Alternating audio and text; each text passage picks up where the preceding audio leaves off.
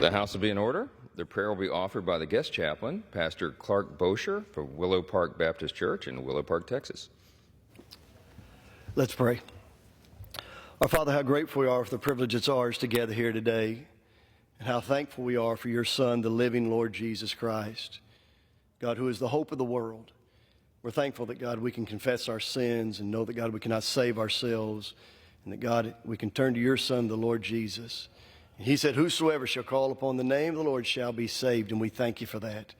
And God, how we thank you for the privilege it's ours to know him as Savior and Lord of our lives, and God, to live in a country where we're free. And God, we're free because of men and women who go around the world and who for freedom, God, fight and live and die so that, God, we can have moments like this in our lives. And God, how I pray today that you'd protect our military. I pray you bless those men and women all around the world, that they'd know your favor, they'd know your blessings. And God, for the men and women who make up our Congress, would you put your hand upon them? You said, if any man lack wisdom, let him ask of God that giveth all men liberally. So God, would you give them wisdom? Would you give them your favor? Would you give them your anointing? God, would you let them know about life and where it begins and where it ends? And God, who's the giver of life? And that would be you. And so God, I pray today that, God, you'd help us to know that your word says, suffer the little children to come unto me, for of such is the kingdom of God. And God, would you remind us of what your word says in 2 Chronicles, where it says, if my people, which are called by my name, shall humble themselves and pray and seek my face and turn from their wicked ways, it says, then will I hear from heaven and will forgive their sin and heal their land. God, remind us that righteousness exalts a nation, but sin is a reproach to any people. So God, put your hand on us today as a nation. God, give us your mercy. God, give us your grace.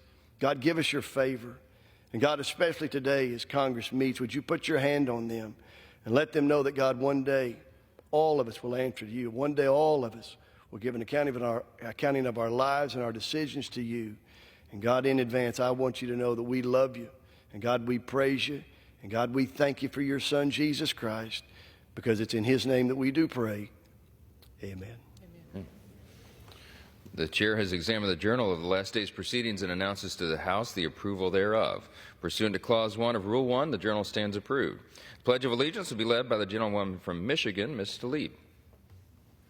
I pledge allegiance to the flag of the United States of America and to the republic for which it stands, one nation, under God, indivisible, with liberty and justice for all.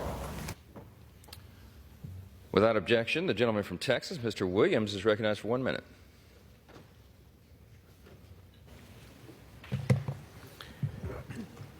Thank you, Mr. Speaker, and I rise today to welcome my dear friend, Pastor Clark Bosher, to our nation's capital for the distinct honor of opening the House floor in prayer.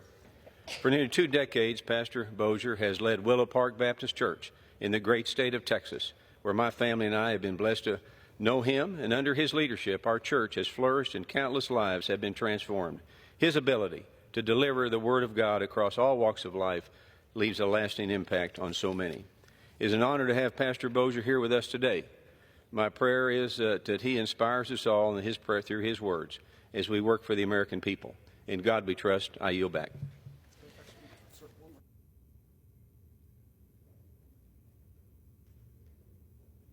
The chair will now entertain up to 5 further requests for 1-minute speeches on each side of the aisle. For what purpose does the gentleman from Pennsylvania seek recognition?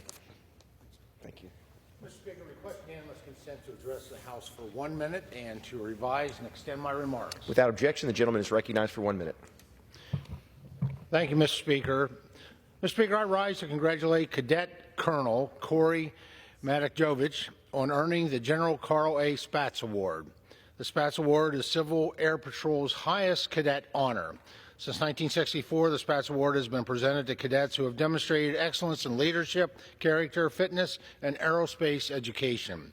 Cadets qualify for this prestigious award after progressing through 16 achievements in the CAP cadet program. Along the way, they develop self-discipline, leadership abilities, and the foundations necessary for pursuing a career in aviation, space, or technology. Recently, Howard native Cadet Colonel Corey Matakjovich earned his Spatz Award. He is among only 2,559 individuals to have achieved this honor. Along with the Spatz Award, Colonel Matajovic is an exceptional student and athlete, ranking in the top % of his class and competing in 3 varsity sports. Mr. Speaker, through the years of hard work, discipline, and leadership, Colonel Matajovic has exemplified the core values of the Civil Air Patrol and inspired those around him. Receiving a Spats Award is no small feat, and I commend Colonel Matajovic for his dedication. Thank you, Mr. Speaker, and I yield back the balance of my time. Gentleman yields. For what purpose does the gentleman from Texas seek recognition? Speaker, I ask for unanimous consent to address the House for 1 minute and your advice to extend my remarks. Without objection, the gentlewoman is recognized for 1 minute. Thank you, Mr. Speaker. Mr. Speaker, last week we learned that the Port of Houston will receive more than $25 million in a grant to support critical infrastructure improvements. This funding will enhance export capacity, reduce emissions, and create good-paying jobs across the Houston region. This is more than just a grant. It's a commitment to the safety, sustainability, and economic strength of Houston and its surrounding communities. Mr. Speaker, this milestone was made possible by the bipartisan infrastructure law, which marks its 3rd anniversary last week. Thank you, Mr. President. When we passed that law, we responded to the call of Americans who are ready to get back to work. They were ready to invest in communities and neighborhoods all across the nation.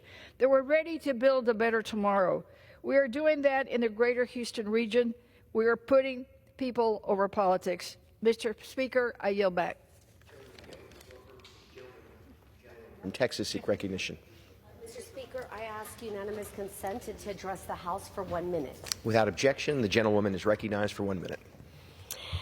I rise today with immense pride to honor the incredible achievement of Ernest Cervantes and David Kirkland, the talented owners of Burnt Bean Company, a barbecue restaurant in Seguin, Texas.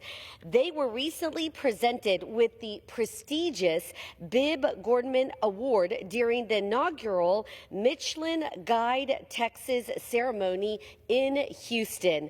This recognition places Burnt Bean Company among an elite group of 45 distinguished establishments across Texas.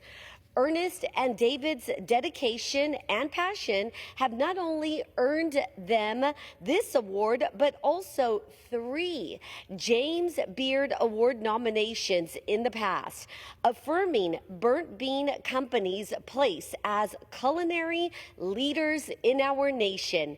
Today, we celebrate Burnt Bean Company as a beacon of hard work, creativity, and excellence that continues to put Seguin and Texas on the map.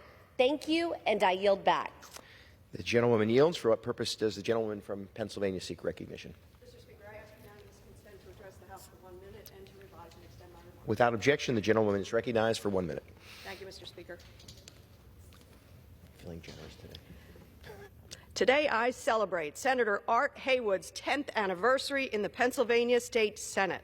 Senator Haywood is not only my former colleague, but also a longtime friend and neighbor. In fact, we both have the privilege of representing Pennsylvania's 4th Congressional District, he in Harrisburg and I in Washington. Ignited by President Obama's 2008 campaign and aided by a savvy friend, Senator Haywood got in the arena. He became one of the first of 2 African-American township commissioners on the Cheltenham Board of Commissioners in 2009, eventually serving as board president. As state senator, Art dutifully serves Abington, Cheltenham, Jenkintown, Rockledge, and Springfield in our shared Montgomery County, as well as Mount Airy, Germantown, West Oak Lane, Logan, and Chestnut Hill in Philadelphia. In Harrisburg, Art tackles issues at the heart of his communities: voting rights, gun violence, homelessness, poverty, including his years-long advocacy to raise the minimum wage. When he's not fighting for us, you might find Art riding his bike and connecting with neighbors. Together with his wife, Julie, co-chair of the Cheltenham School District, the Haywoods are community time leaders. has expired. Congratulations, Art. I yield back. Gentleman yields. For what purpose does the gentleman from Florida seek recognition? Speaker, I ask for unanimous unanimous consent to address the House and to, for 1 minute, to revise and extend my Without objection, the gentleman is recognized for 1 minute. Thank you, Mr. Speaker. I rise today to celebrate National Apprenticeship Week, a time to recognize the value of hands-on training and the incredible opportunities of apprenticeships that are offered to American workers and businesses. As a strong believer in the dignity of hard work and the power of education, I know that apprenticeships serve as a vital bridge between learning and earning. They empower individuals to gain valuable skills in industries that form the backbone of our American economy, all the while earning a paycheck and building a lifelong career. Whether in AI technology, cybersecurity, construction, or countless other fields, these programs open pathways of success for countless Americans. In South Florida and across the nation, apprenticeships transform lives and strengthen our communities. Apprenticeships are not just investments in the people of our community, they are investments in America's competitiveness on the global stage. On this 10th anniversary of National Apprenticeship Week, let us continue to champion programs that open doors for young people and working families so that we can build a stronger, more skilled workforce for generations to come. Thank you, Mr. Speaker, and I yield back. The gentleman yields. For what purpose does the gentlewoman from Michigan seek recognition? Without objection, the gentlewoman is recognized for 1 minute. Mr. Speaker, it is an honor to present the City of Livonia in the beautiful 12th Congressional District with $1.25 million in community project funding for their new Senior Wellness Center. There are 30,000 seniors who are 60 or older living in the City of Livonia, and this facility will provide them with better quality of life, as also providing accessible resources and services and programs. Earlier this year, I was honored to attend the groundbreaking with the new project with Mayor Brosnan and a number of other elected officials. Our seniors have played a vital role in shaping our communities, especially communities like Livonia. And it is our responsibility to ensure that they retire with dignity, respect, and access to the resources they need. To all my seasoned residents in Livonia and throughout the Michigan 12th Congressional District, I'm honored to be able to fight for you in Congress. We'll continue to always have your back. I yield. Yields. For what purpose does the gentlewoman from New York seek recognition? I seek unanimous consent to address the House for 1 minute and to revise and extend my remarks. The gentlewoman is recognized for 1 minute without objection. Thank you, Mr. Speaker. New York has a long and distinguished history of supporting our service members and veterans, from the battlefields of the Revolutionary War to those serving today at Fort Drum, Niagara Falls Air Reserve Station. It is our duty to honor these courageous individuals in New York 24. We especially remember the members of our armed services who have been wounded in combat and awarded the Purple Heart, a symbol of the highest form of service and sacrifice to our country. The Purple Heart Memorial in Niagara County and the Purple Heart municipalities along the New York State Purple Heart Trail help ensure that their bravery is recognized and preserved for generations. Today, I rise to advance these efforts by officially proclaiming New York's 24th Congressional District as a Purple Heart Congressional District. This designation will place New York 24 on the New York State Purple Heart Trail, preserving the legacy of Purple Heart recipients for generations. It is a tribute to the exceptional men and women who have sacrificed for our nation and a reminder to never forget the true cost of freedom. With that, Mr. Speaker, I yield. Gentlewoman yields. For what purpose does the gentleman from Washington seek recognition? Ask unanimous consent to address the House for 1 minute. Without objection, the gentleman is recognized for 1 minute. Thank you, Mr. Speaker. Mr. Speaker, today I rise to honor and remember Lieutenant Commander Lindsay Miley Evans and Lieutenant Serena Doug Weilman, two naval aviators who died during a routine training flight near Mount Rainier on October 15th. Lieutenant Commander Evans and Lieutenant Weilman were exemplary leaders who deeply believed in their country, their mission, and their fellow naval aviators.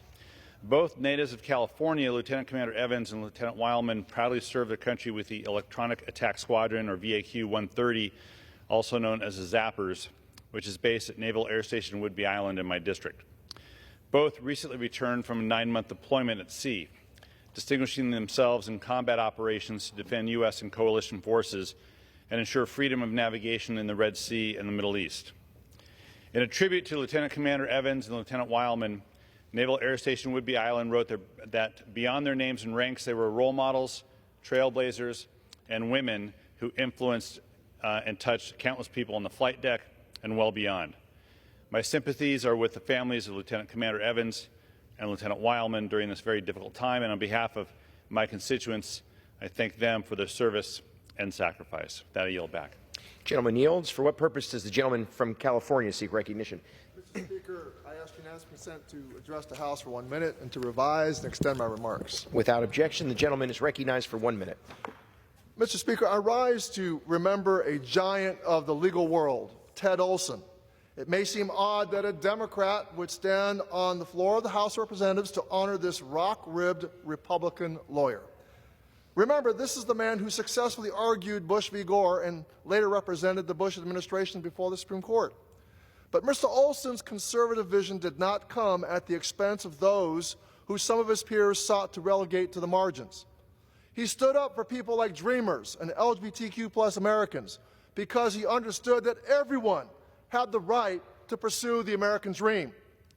I'm personally grateful that he took up and won Hollingsworth v. Perry, the case that overturned California's Proposition 8 and restored marriage equality to my home state of California. As we honor Mr. Olson, I remain hopeful that my Republican friends will honor his vision for conservatism, one that brings people together and not divides them. Thank you, and I yield back. Gentleman yields. For what purpose does the gentleman from Missouri seek recognition? Mr. Speaker, pursuant to House Resolution 1576, I call up the bill H.R. 9495, the Stop Terror Financing and Tax Penalties on American Hostages Act, and ask for its immediate consideration in the House. The clerk will report the title of the bill. Union Calendar Number 616, H.R. 9495, a bill to amend the Internal Revenue Code of 1986 to postpone tax deadlines and reimburse paid late fees for United States nationals who are unlawfully or wrongfully detained or held hostage abroad, to terminate the tax-exempt status of terrorist-supporting organizations and for other purposes. Pursuant to House Resolution 1576, the amendment in the nature of a substitute recommended by the Committee on Ways and Means printed in the bill is adopted, and the bill as amended is considered read. The bill as amended shall be debatable for 1 hour, equally divided and controlled by the chair and ranking minority member of the Committee on Ways and Means or their respective designees. The gentleman from Missouri, Mr. Smith, and the gentleman from Texas, Mr. Doggett, each will control 30 minutes. The chair now recognizes the gentleman from Missouri, Mr. Smith. Mr. Speaker, I ask unanimous consent that all members have 5 legislative days to revise and extend their remarks and submit extraneous material on the bill under consideration. Without objection.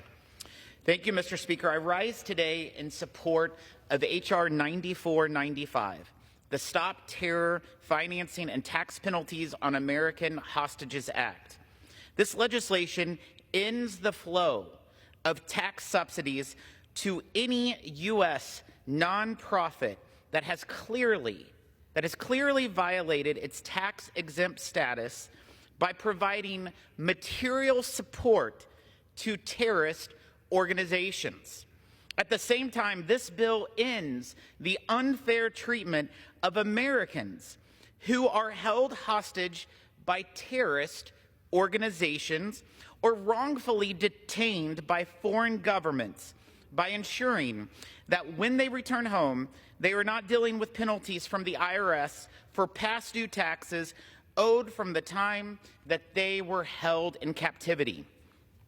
To be clear, we were here just last week to consider the same piece of legislation.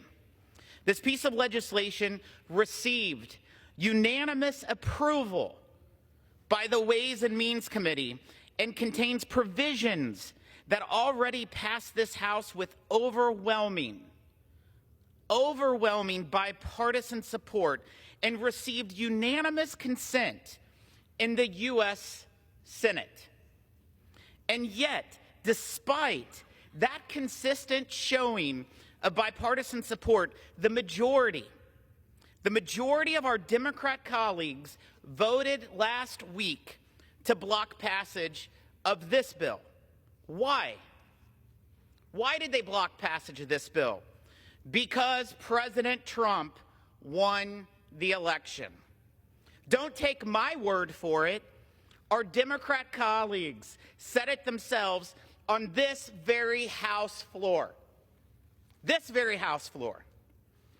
Nevertheless, we are back here today to consider this bill under a rule so that we can advance this common sense policy despite the partisan antics we witnessed last week. Those who opposed this legislation last week invented all sorts of excuses.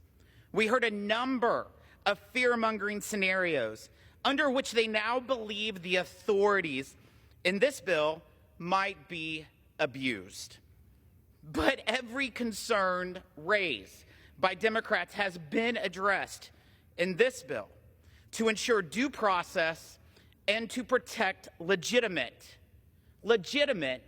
nonprofits.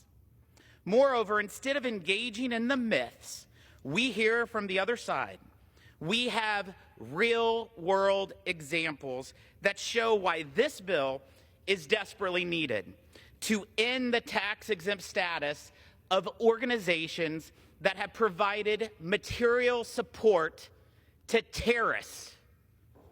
As I noted last week, we have evidence of a U.S.-based tax-exempt entity that helped fund the hiring of a so-called journalist whose real day job was working for Hamas and holding Israeli hostages in his home.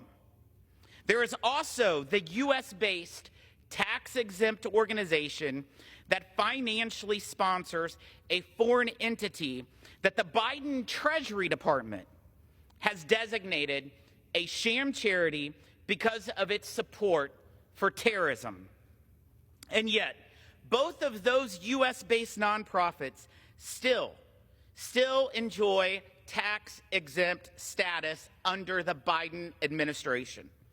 In fact, this week, I once again called on the IRS to revoke the tax-exempt status of the organization supporting that fake charity because the Biden administration has yet to do so. In no circumstances, not one circumstance, should the U.S. taxpayer be asked to subsidize this activity by allowing such organizations to retain their tax-exempt preferential status. Unlike the made-up stories our colleagues told last week, and that they will no doubt continue to tell this week, this is the reality. And there is absolutely no excuse for it, Mr. Speaker. Congress must act to stop the abuse of our tax code that is funding terrorism around the world. We must act to end the unfair tax treatment of Americans who have already suffered enough and whose families have suffered enough from being held hostage or wrongfully detained abroad.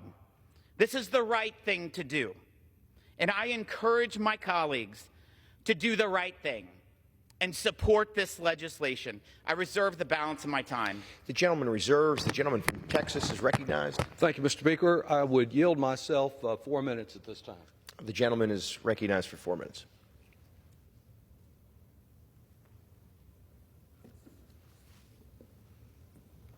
This is the death penalty bill that we're considering today, the bill that empowers Donald Trump to extinguish the life of any nonprofit, of any civic society group which happens to be on his enemies list. Authoritarianism is not born overnight. It creeps in. It erodes our freedoms. A tyrant tightens his grip, not just by seizing power, but when he demands new powers and those who can stop him willingly cede and bend to his will. Opposing terrorism and hostage taxation, truly, those are not even issues this morning. But fascism is. And today we must show that we are more than a speed bump on the path, on the march to fascism. Of course we oppose terrorism and all who support terrorists. That's why it's already a federal criminal offense to provide material support for terrorism or foreign entities that are supporting or engaged in terrorism. Tax-exempt organizations are already prohibited from engaging in illegal activity. What current law does not prohibit, however, is the type of sweeping power advocated today to enact a revenge campaign and silence any nonprofit or public media outlet that may criticize Donald Trump, assist the many innocent people he demonizes, or those who simply don't offer enough support to satisfy him. There are so many groups in America, almost 300, that have expressed their concern about this bill and their opposition to it. Nor does anyone who oppose protection of American hostages from tax penalties. The chairman is absolutely correct about one tiny thing. A part of this bill has been approved by unanimous consent by the United States Senate. That's the part that he won't let us consider today as a freestanding bill, which as late as Monday we tried again to have presented here because we could have unanimous consent here to protect those hostages. No, what he is doing is holding the hostage tax provision hostage in order to provide more power to Donald Trump. And Chairman Smith did not bother to disclose to this House that on October 1st of this year, the Internal Revenue Service renewed relief for taxpayers affected by terrorist attacks, postponing the hostages' tax filings and payment deadlines. Without our approving even the legislation we support, hostages would not face penalties or interest costs. As to the over 290 groups that are opposing this legislation and calling for a no vote, they recognize the danger that it poses. Today, colleagues, what I would do is urge you to believe more in Donald Trump. Believe what he says. Listen when he says the press is the enemy of the people. Listen to him when he declares, "I am your justice, I am your retribution." Listen to him when he says he will be a dictator on day one.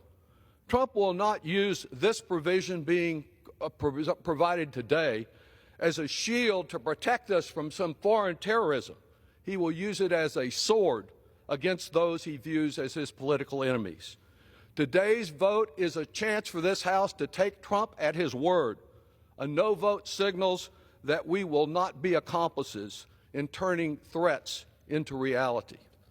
If this bill were to become law, we would hand him a bludgeon for a crusade against those who he deems the greatest danger to America, what he calls the enemy within. A unilateral designation by the President-elect through his Treasury Secretary would mean immediate revocation. The gentleman's time has expired. I yield myself an additional 1 minute. The gentleman is recognized for an additional minute. Through the Treasury Secretary, he would be given the power to have immediate revocation of the tax-exempt status, an effective death penalty for nonprofits. An appeal after the tax-exempt status is taken away is no relief at all. The President would not be required to provide the reasons for the decision or the evidence upon which he relied. And it is not just Trump imposing a death sentence that should concern us, but it is his power to intimidate, to threaten to eliminate a hospital, to eliminate a community nonprofit press entity, to eliminate those who give aid to immigrants. The fear of that removal, that death penalty, that intimidation is what would do great damage to American civil society. Clearly, the bill would have a chilling effect on any group that has the audacity to criticize his dark vision. So surely the first rule of confronting a wannabe tyrant is not to provide him more tools to achieve that tyranny. I yield back. I reserve the balance of my time. The chair would remind members, despite the passion with which we might use to debate an important piece of legislation, that we are to refrain from engaging in personalities towards the president and president-elect, suggesting dictatorship or the elimination of human lives should be considered seriously. The gentleman reserves. The gentleman from Missouri is recognized. Sorry. Thank you, Mr. Speaker. I'd just like to point out that the reason why this chamber cannot take up the bill that was passed by the United States Senate to make sure there's not penalties for hostages is because of a thing called the U.S. Constitution. It's called Article 1, Section 7, that says all revenue measures must come from the House of Representatives. So that is why we are doing this piece of legislation. I yield as much time as she may consume to the gentle lady from New York, Miss Tinney. The gentlewoman from New York is recognized. Thank you, Mr. Speaker. I rise in support of my bill, H.R. 9495, the Stop Terror Financing and Tax Penalties on American Hostages Act, which has been the subject of political hysteria since the election of President Trump on November 5th. I want to be clear to my Democratic colleagues, most of whom supported Congressman Kustoff's legislation last April, about what this bill actually does. The bill does two things. It allows the IRS to waive penalties for late taxes on Americans held hostage abroad. While the IRS can waive penalties on the back end when the taxpayer returns home, this would allow them to do it on the front end to ensure that returning hostages and their families who have endured unimaginable hardship don't have the burden of having to deal with it upon return. It directs the IRS to revoke the tax-exempt status of a nonprofit found to be providing financial support to a terrorist organization. Right now, an entity must be deemed a terrorist organization itself to lose its tax-exempt status. This bill says that if a nonprofit provides material support to a designated terrorist group, they will also lose that status. This bill and parts of this bill has received strong bipartisan support on multiple occasions from this Congress. H.R. 9495 passed unanimously out of Ways and Means in September by a vote of 38-0, including and with the support of the ranking member, Richie Neal, along with Mr. Doggett.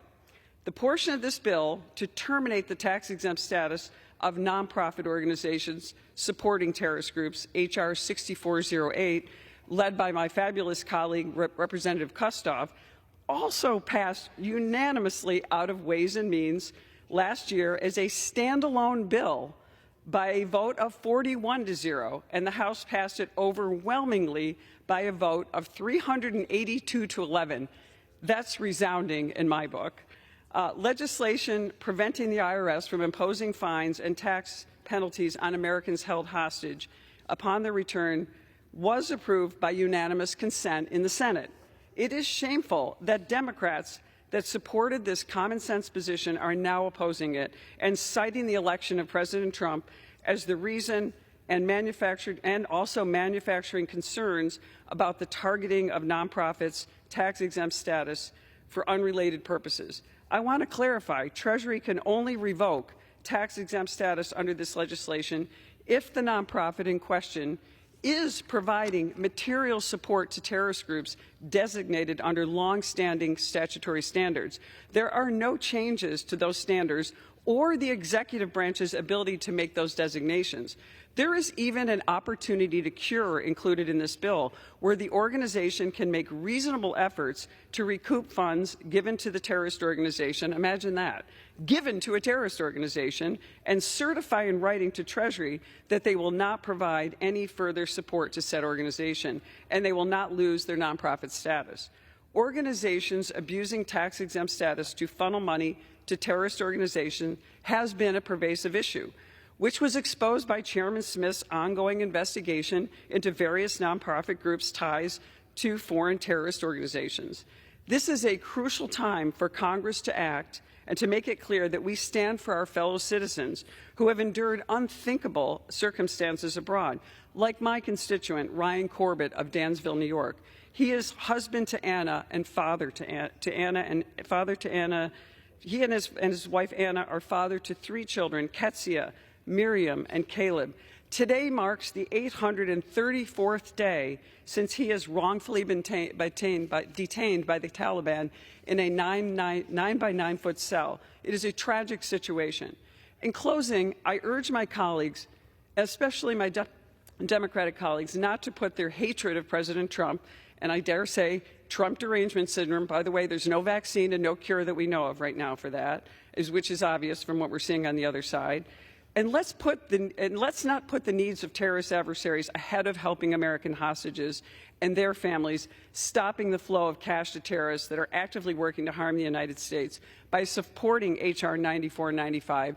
I urge my colleagues to grab some common sense and allow this bill to pass and put some relief finally in the hands of the people who greatly need it, those in harm's way. Thank you, Mr. Speaker.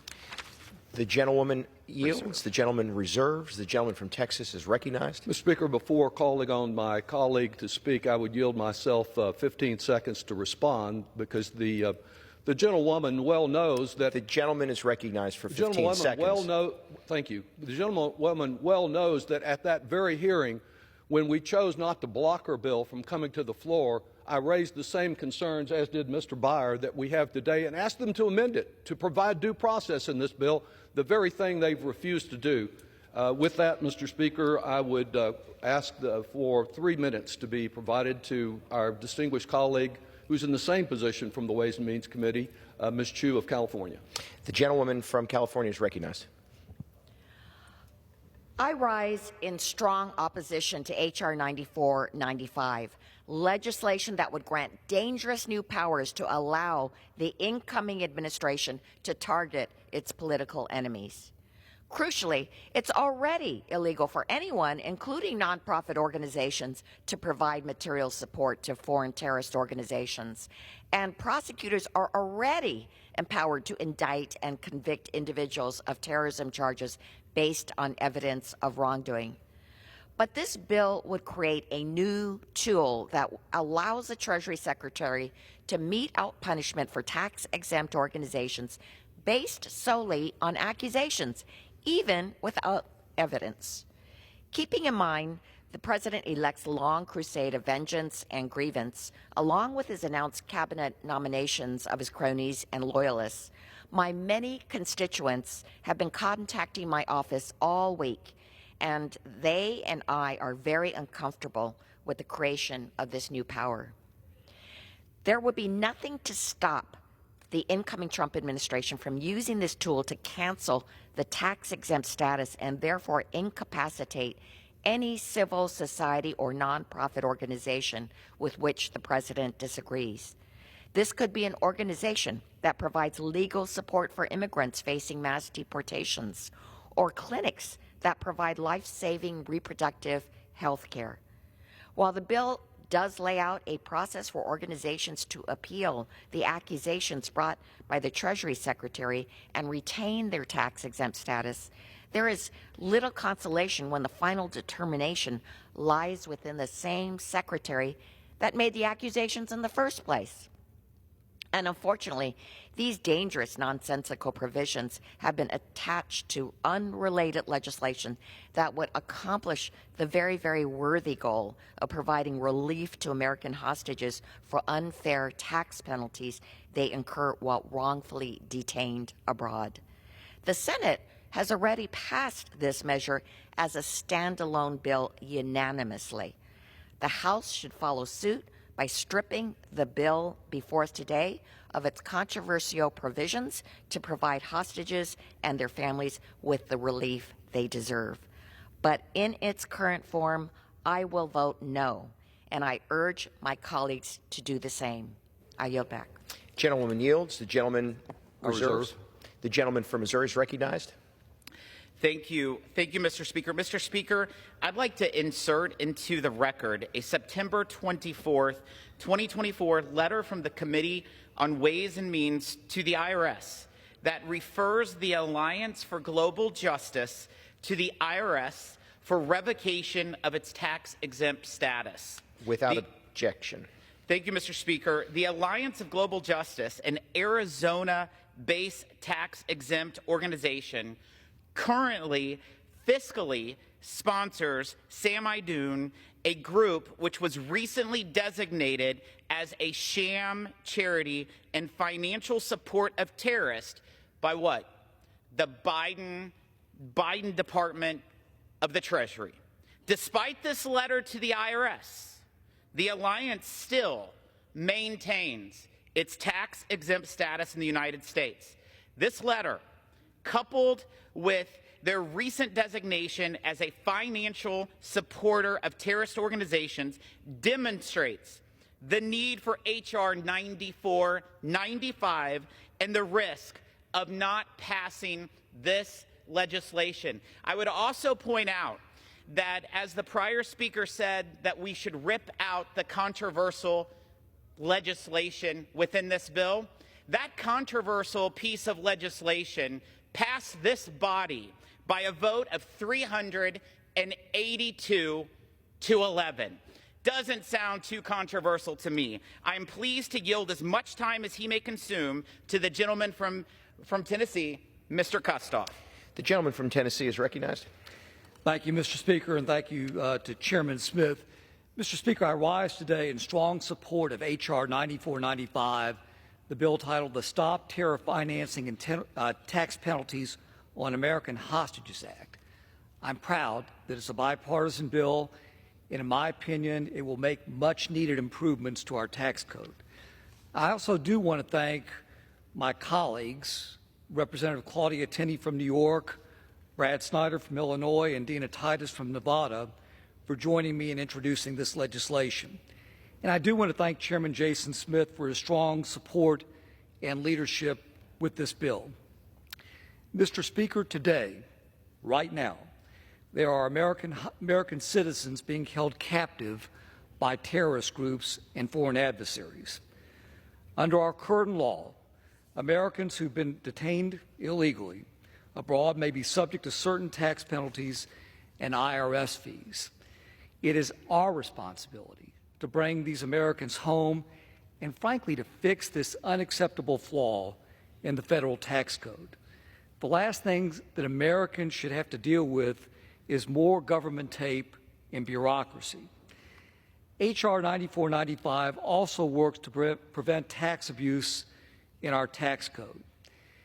Since the horrific attack on Israel by Hamas, the Ways and Means Committee has investigated terror groups and bad actors that threaten the U.S. and our allies.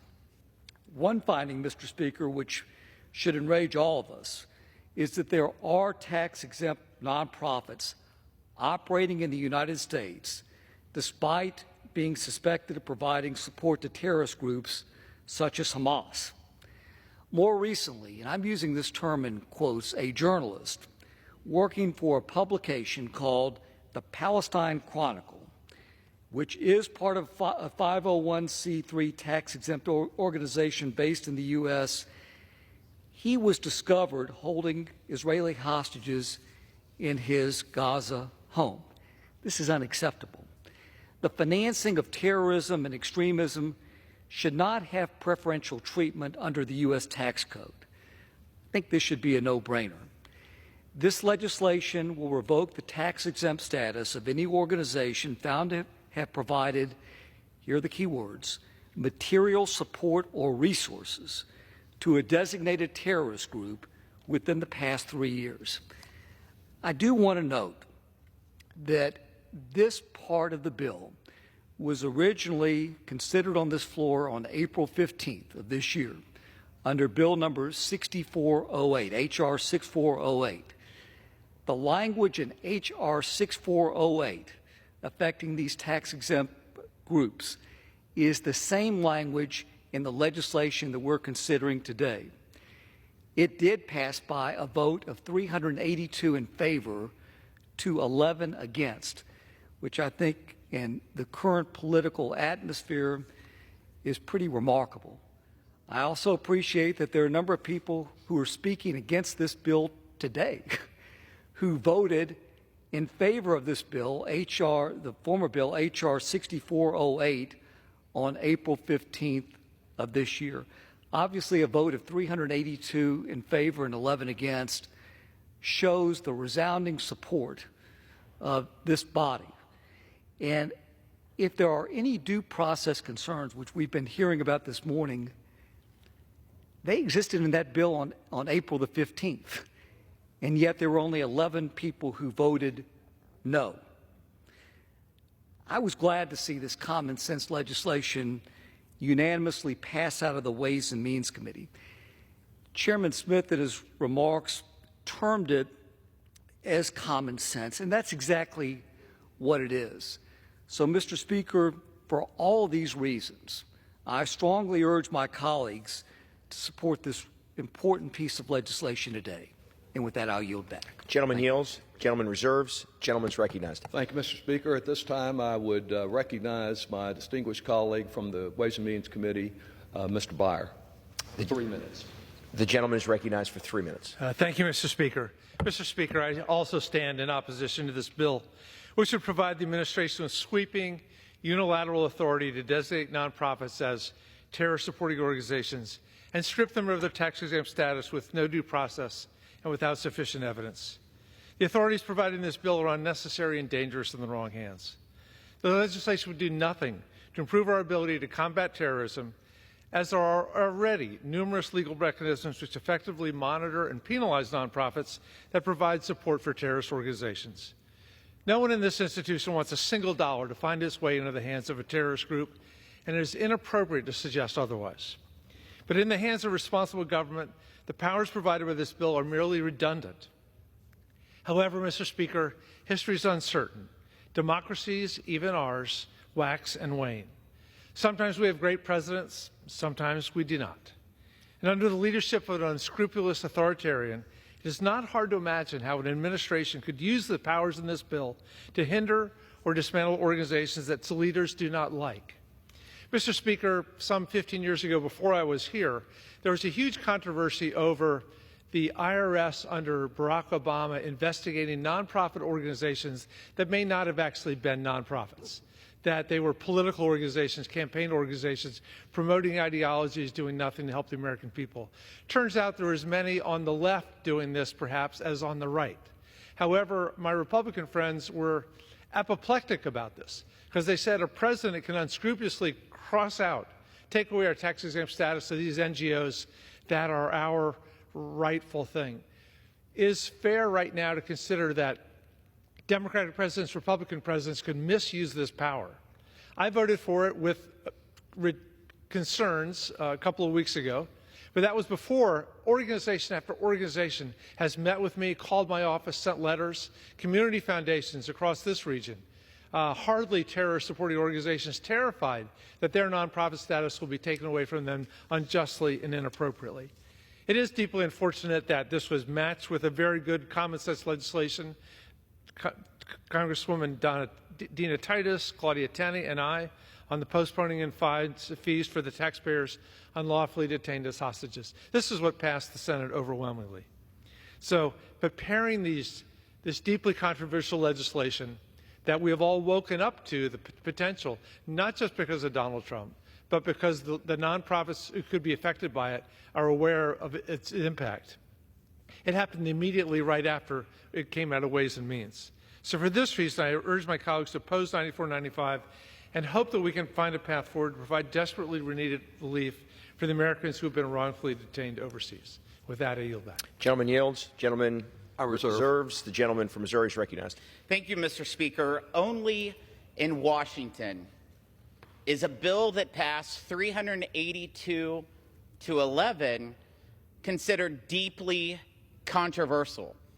A bill that says U.S. tax dollars should not subsidize terrorist organizations.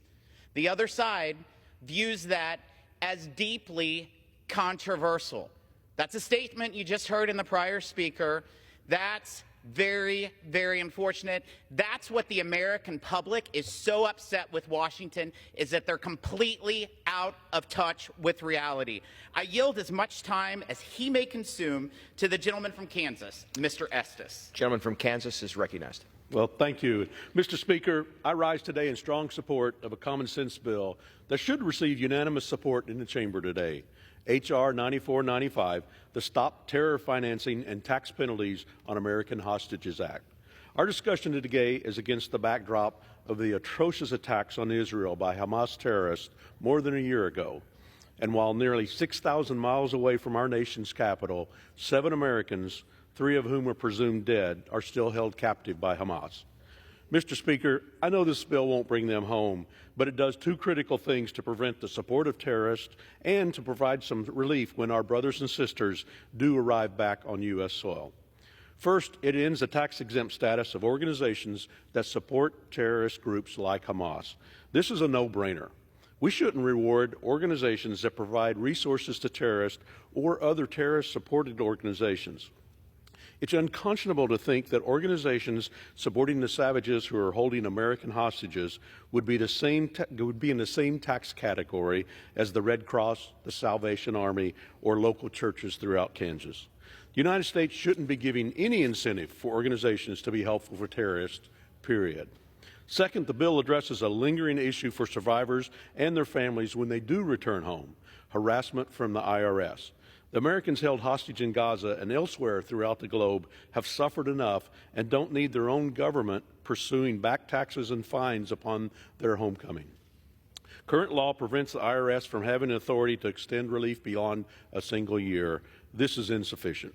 The policies in this bill are common sense and bring some measure of relief to our fellow Americans who are suffering under terrorist restraints, and I urge all members to vote in favor of this bill. And with that, Mr. Speaker, I yield back the balance of my time. Gentleman yields. Gentleman reserves. Gentleman is recognized. Mr. Chairman, I would reiterate that on October 1st, the IRS once again extended for another year the protection that the gentleman says he wants. I'm as opposed to Hamas as he is, but this has nothing to do with that. It has everything to do with what happens within this country. I yield for further explanation of that the distinguished member from Maryland, Mr. Raskin, to tell us a little about what due process means. 4 minutes. The gentleman is recognized for 4 minutes. Thank you, Mr. Speaker, and thank you to the distinguished gentleman from Texas. I had a law professor who once asked the class, what are the two most beautiful words in the English language? And he said, due process. I thought the answer might be free speech, but all four of these words are ravaged and devoured by H.R. 9495, which is truly a werewolf in sheep's clothing. Look, it's a federal felony crime today to provide any material support to terrorist groups. If your not-for-profit does that, you're going to prison for at least 10 years, maybe the rest of your life.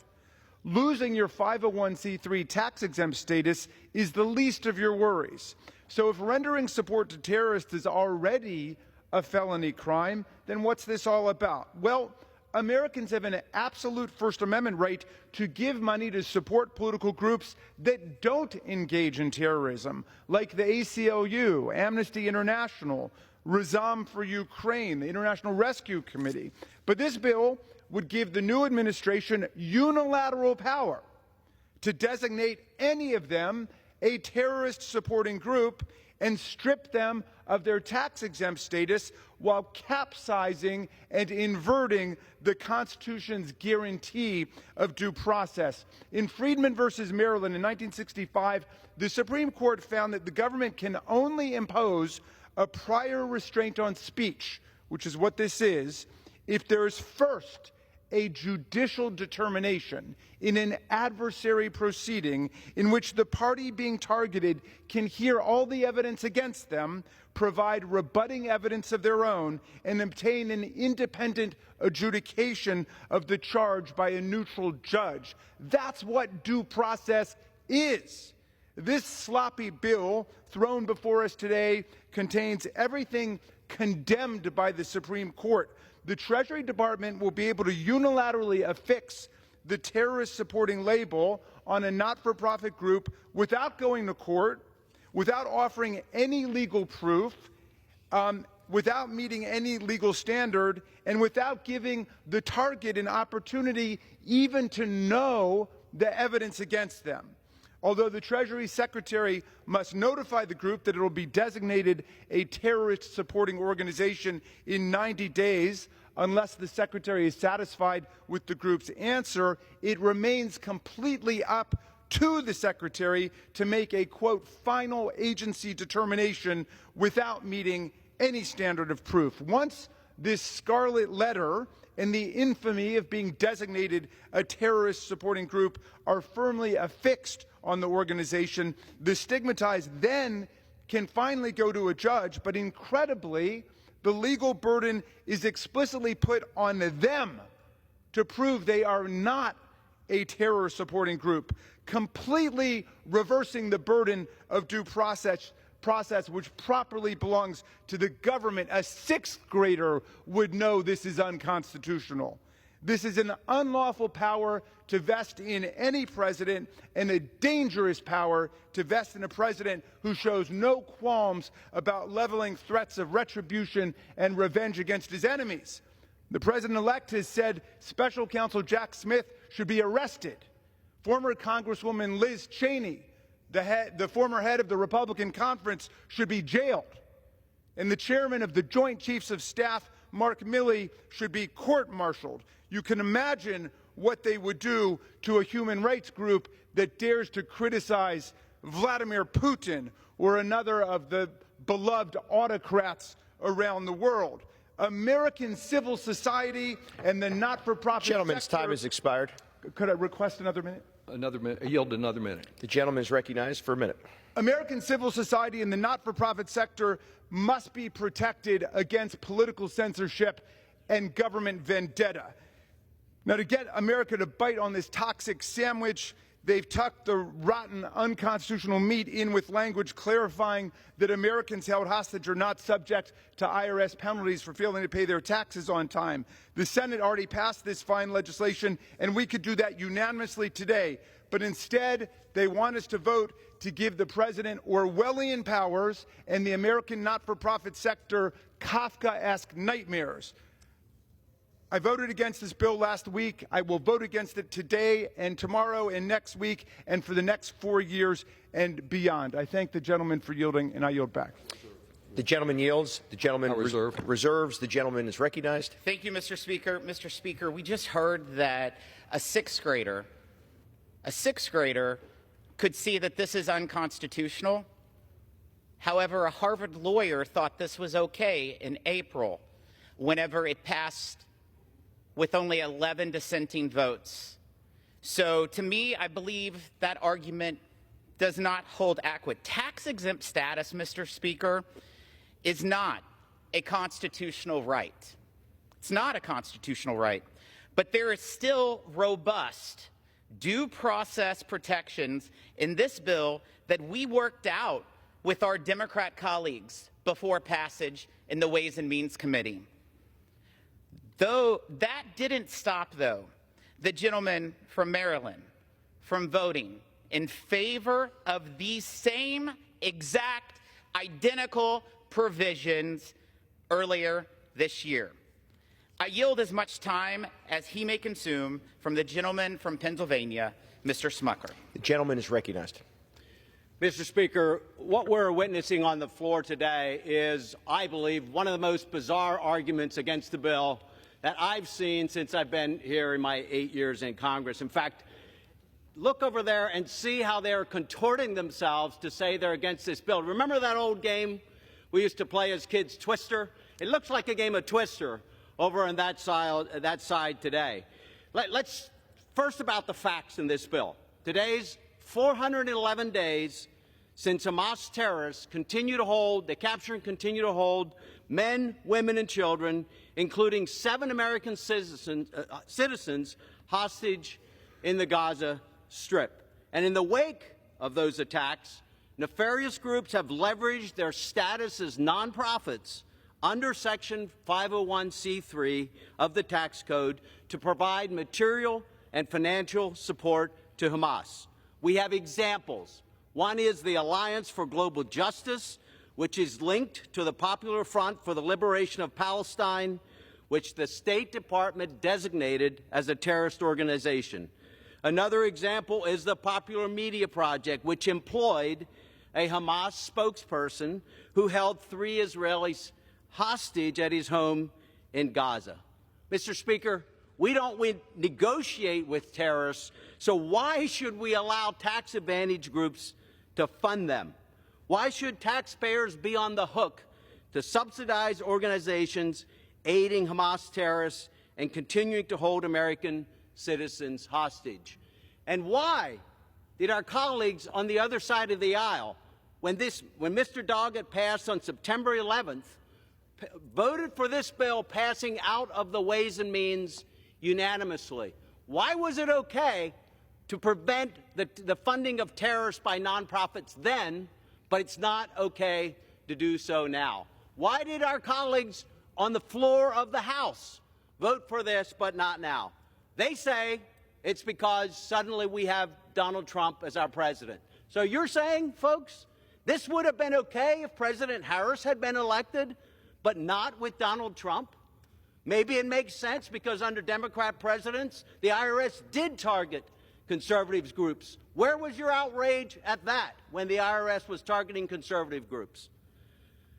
And do you know that President Trump won the election by a wide margin? He has a mandate by the American people. He won the popular vote. He won 312 electoral votes. The American people believe that Donald Trump will save this country, will put this country on the right path. They don't believe that he's a fascist. They don't believe that he's the kind of dictator that you think he will be.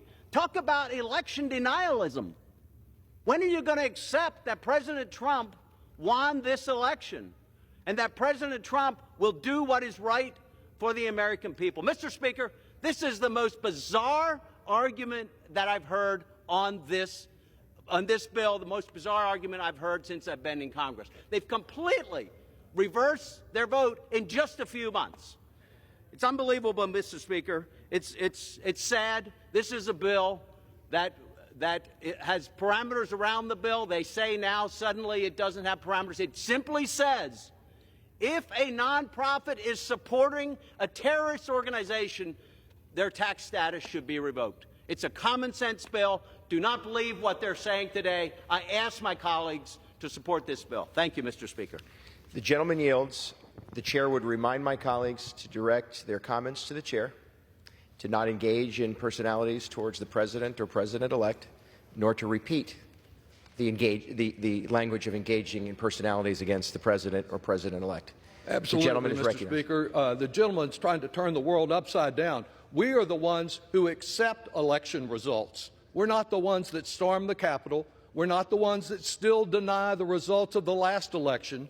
We believe in democracy and the will of the people and the responsibility of the members of this body to stand up and exercise effective checks and balances. With that, Mr. Speaker, I would ask for 2 minutes for the distinguished ranking member of the Veterans Affairs Committee, Mr. Takano, who was here with me last week to oppose this very bad bill.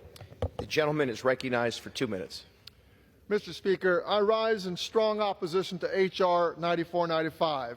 As members of Congress, it is our duty to stand against terrorism and stand up for our common values. But this bill does neither. What does it do? What it does is grant sweeping, draconian powers to the executive branch to essentially shut down any nonprofit. And on what basis would future administrations, Democrat or Republicans, be able to exercise such power? On a mere accusation. I repeat, an accusation.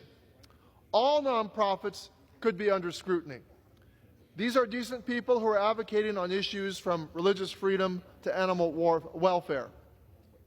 Now, why would conservatives, the very same people who gnash their teeth at executive overreach, support such a measure? Why would they suddenly about face and sacrifice the values they claim to stand for? Because this is a gift to the president-elect, Mr. Trump, wrapped up in a bow right before the holidays. On the campaign trail, he has made no secret of who he would seek to go after. But this is bigger than the president-elect, because now every president who would be king would be free to seek vengeance on their political opponents for every perceived slight. I caution my colleagues to consider how far-reaching the consequences of this bill would be. This bill would apply to all future presidents. At a time when we should be strengthening our checks and balances and shoring up our guardrails, this legislation would do the opposite. So in the strongest possible terms, I urge my colleagues to vote against this executive branch power grab, and I yield back. I reserve. The gentleman yields. And I the reserve. Gentleman reserves. I reserve. Thank you. The gentleman from Missouri is recognized. Thank you, Mr. Speaker. One of the speakers on the other side who had previously voted in support of this bill said last week when explaining his new opposition, quote, "With Trump's election, the conditions have changed." We just heard that from the prior speaker. as well. If they thought Ms. Harris would have been the president-elect, they would still be supporting this bill. Terrorism exists regardless who's president of the United States, and we as members of Congress have the duty to make sure that taxpayers are not subsidizing terrorism. It's very, very simple. I'm pleased to yield 2 minutes to the gentleman from Florida, Mr. Bean. And from Florida is recognized for 2 minutes. Thank you very much, Mr. Chairman. Mr. Speaker, common sense will tell you that an American held hostage overseas probably is not going to get a chance to file their taxes. Common sense, Mr. Speaker, will tell you that they probably won't even get a chance to file an extension. So, Mr. Speaker, you would think that that hostage being held, American being held hostage overseas should not be subject to penalties and interest on taxes that went unpaid during their captivity. But, Mr. Speaker, that's not the case in Crazy Town. Mr. Speaker, you would also think that American tax dollars should not be used to subsidize groups supporting terrorist activities. But remember, this is Crazy Town. Mr. Speaker, it's time to bring common sense back to Crazy Town, and that's why we need H.R. 9495, the Stop Terror Financing and Tax Penalties on American Hostages Act. The bill would bring common sense and allow the IRS to waive penalties for late taxes for Americans held hostages overseas, and would direct the IRS to revoke the tax-exempt status of a nonprofit found providing financial support to a terrorist organization. Mr. Speaker, it's just common sense. I yield back. Gentleman yields. Gentleman reserves. Gentleman from Texas is recognized. Thank you, Mr. Speaker. At this time, I would yield 1 minute to the gentlelady from Michigan, Ms. Tlaib. The gentlewoman is recognized for 1 minute. This is going to be my third time voting against this bill because I don't care who the President of the United States is. This is a dangerous and an unconstitutional bill that would allow unchecked power to target nonprofit organizations as political enemies and shut them down without due process. If you really truly cared about the hostages or Americans being held captive, the Stop Tax Penalties for Hostages is already here as a standalone bill that passed out of the Senate. So let's not make it about that. This legislation is part of a broader assault on our civil liberties, including our right to dissent in our country. It aims to criminalize the very social justice movements fighting for justice at peace here at home as well as abroad. Make no mistake, this bill is not only, and I constantly have said this to folks, this is not just about Palestinian human rights advocacy organizations. This is about the NAACP, the ACLU, Planned Parenthood, folks that have been trying to make it safe for our kids to go to school away from gun crisis and violence.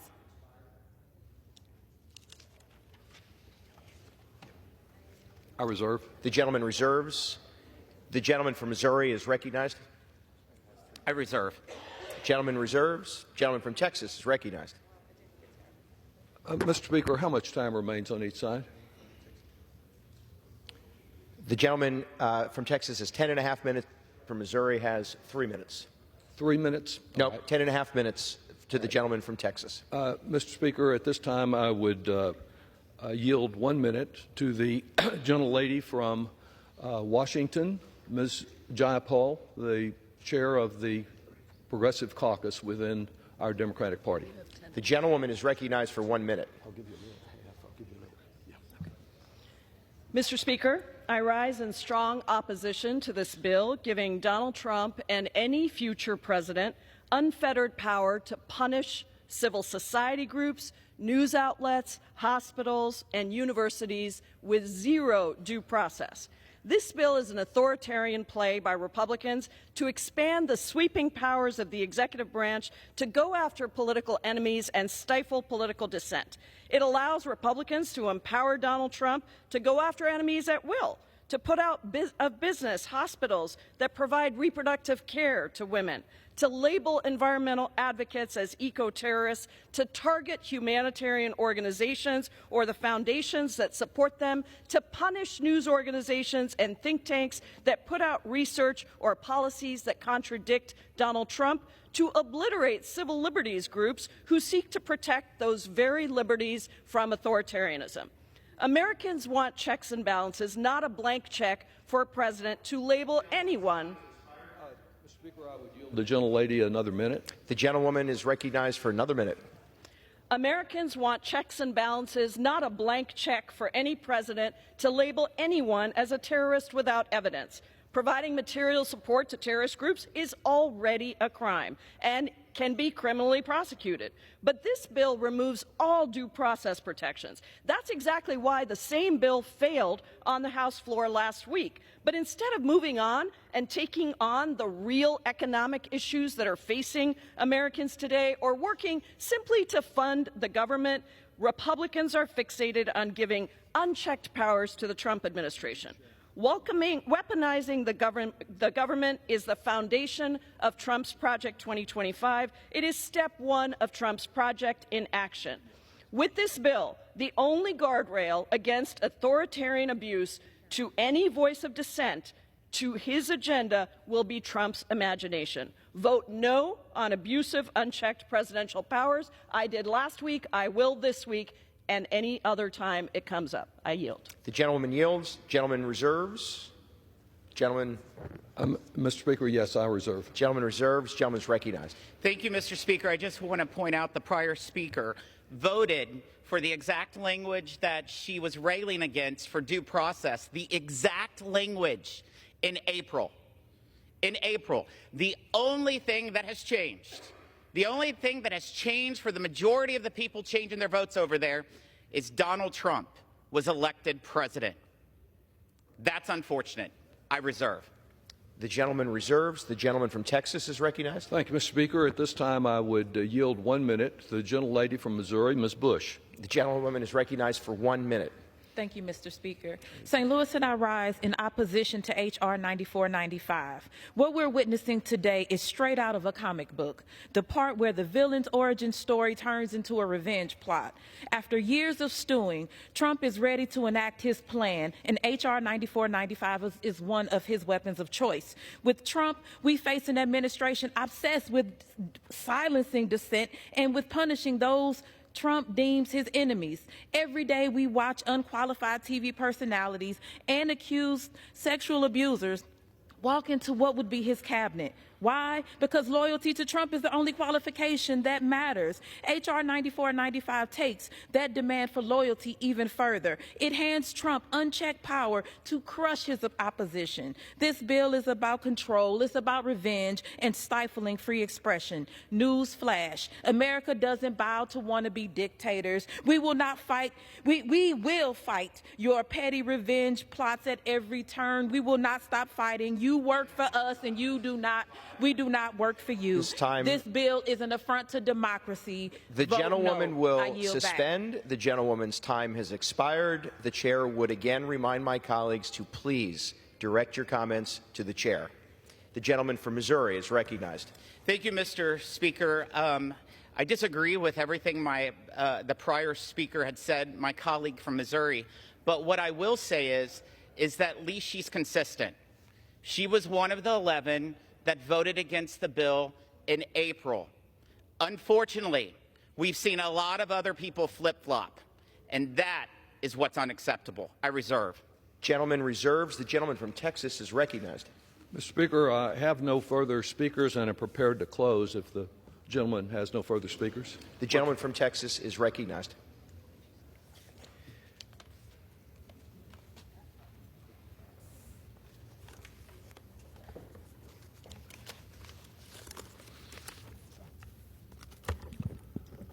Mr. Speaker, let me reiterate what is not at stake today. That is tax relief for the hostages. The IRS issued an order on October 1st, as it had issued an order previously. If we pass no legislation, they have protection. That's never been denied here. And indeed, we offered other protection. The Constitution was used as an argument against our approving that very relief. Mr. Byer, others have a bill here that could easily have been taken up here in the House, but no, they want to hold the hostage tax bill hostage for their other unfortunate purposes. And the second thing that is not at stake is our opposition to terrorism. Everyone, Republican and Democrat, oppose terrorists, want to do all that we can to prevent terrorists from affecting this country, affecting Israel, the Middle East, any other part of the world. And we have laws on the books today to do just that. They've been used against terrorist organizations. They've been used against those who support terrorist organizations, but they have been used with regard to due process. And the only reason they have this bill up here is to empower future presidents to ignore those two vital words of due process. Let's talk a little about what is at stake here. Mr. Smith presented to this body a letter that he sent the IRS on September the 24th. I have that letter here. It was one of 9 letters he sent to the IRS on 24th, and he is complaining that less than 2 months later, they have not acted on all 9 of his letters. He says that he is only interested in protecting legitimate nonprofits, not any illegitimate nonprofits. Well, if we look at his letters as I have, we find out what he considers to be material support to terrorism that he wants to prohibit, and it is the very kind of thing that is at stake in this bill that a future president, our president-elect, could use to undermine civic organizations all over this country. One of the organizations that he wants to deny, wants to terminate their nonprofit status, the material support that they provided to terrorism was that they had a protest, and they engaged in civic disobedience. And surprisingly, I would say, the same organization that he complains about has protested one of my speeches. I believe America is stronger when we permit dissent in all its forms, as long as it is done in a proper way. And let's think a little bit about civil disobedience. There are today 151 members of this Congress who are women. Does anyone think they would be here if the suffragettes had not had the willingness to engage in civic disobedience and be taken to jail from out in front of the White House? We have 64 African American members in this Congress today. Does anyone think that had it not been for the Freedom Riders, for those who put their lives on the line to protect the right to vote, who engaged in civil disobedience and did not obey the laws of Mississippi and Alabama and Texas, does anyone think we would have moved our country as far as it has, despite its many successes, its many shortcomings? We've made some progress, and those who are willing to put their lives on the line and, yes, engage in civil disobedience, they have contributed on the whole to this being a fairer and more just country. And to deny, to terminate the life of a civic organization because they choose to engage and face the penalties of civil disobedience, but not the elimination of their right to exist as a nonprofit organization. Protests are inconvenient. The one I had was inconvenient. Sometimes they're misconceived, they get out of hand, but over our nation's history, nonviolent protests and acts of civil disobedience have made this a more equal country. We all live in a better nation today because people and civic organizations have stood up for our democratic values and our fundamental freedoms, even when we found their conduct to be most disagreeable. Now, there has been much made in this debate of the fact that some of us have switched our positions. We've been called flip-floppers. I voted for this part of this legislation 3 times, including the times in committee, though I did ask in committee that it be amended to address the very concerns I'm raising today. But what's the answer to those who may change their vote today, as many will, and vote no?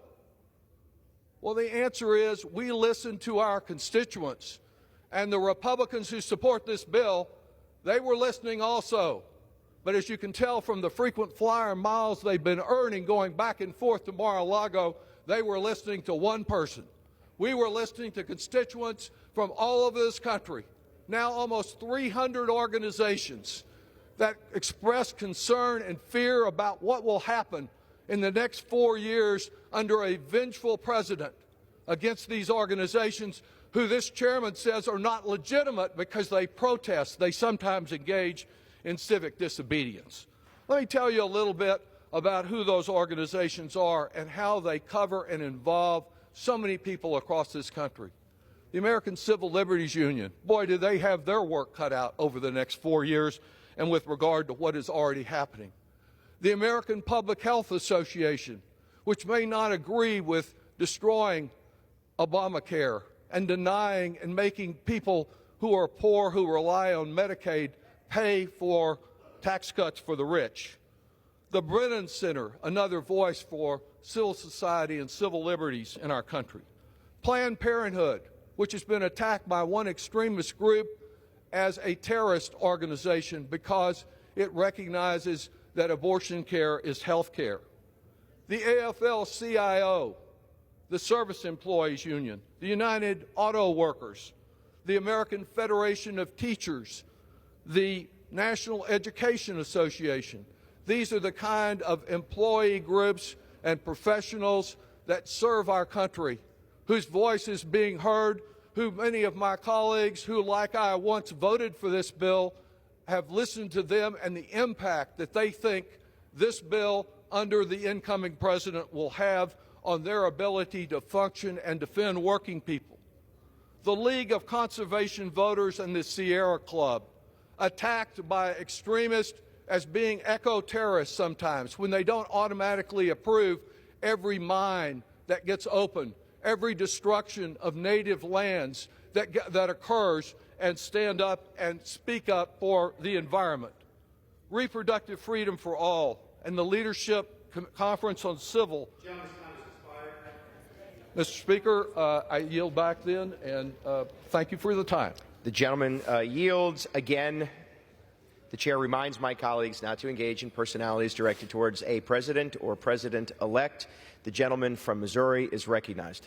Thank you, Mr. Speaker. I am extremely grateful that the American people has been able to watch the debate of this piece of legislation today, because they have seen with their own eyes the differences between the House Republicans and the House Democrats, and the insanity that just in April, 382 individuals in this chamber and 11 voted against. 382 for, 11 against. The provisions are the same. The only thing that has changed, Mr. Speaker, according to their quotes on the floor, is Donald Trump was elected president. That's the only thing changed. This bill is very simple. Very simple. If a nonprofit organization is funding terrorism, you lose your tax-exempt status. If we're truly against terrorism, our actions will speak louder, and we will vote for this legislation. But we'll see. We'll see who's brave on the other side, who wants to stand with real America and not woke policies. I yield back. The gentleman yields. All time for debate has expired. Pursuant to House Resolution 1576, the previous question is ordered on the bill as amended. The question is on engrossment and third reading of the bill. Those in favor say aye. Those opposed, no. The ayes have it. Third reading. A bill to amend the Internal Revenue Code of 1986 to postpone tax deadlines and reimburse paid late fees for United States nationals who are unlawfully or wrongfully detained or held hostage abroad, to terminate the tax-exempt status of terrorist-supporting organizations and for other purposes. The question is on passage of the bill. Those in favor say aye. Those opposed say no. The ayes have it. The bill is passed. And for what purpose does the gentleman from Missouri seek recognition? Mr. Speaker, on that I demand the yeas and nays. The ayes and nays are requested. Those favoring a vote by the ayes and nays will rise. A sufficient number having risen, the ayes and nays are ordered. Members will record their votes by electronic device. Pursuant to Clause 9 of Rule 20, this 15-minute vote on passage of H.R. 9495 will be followed by a 5-minute vote on the motion to suspend the rules and agree to House Resolution 915. This is a 15-minute vote.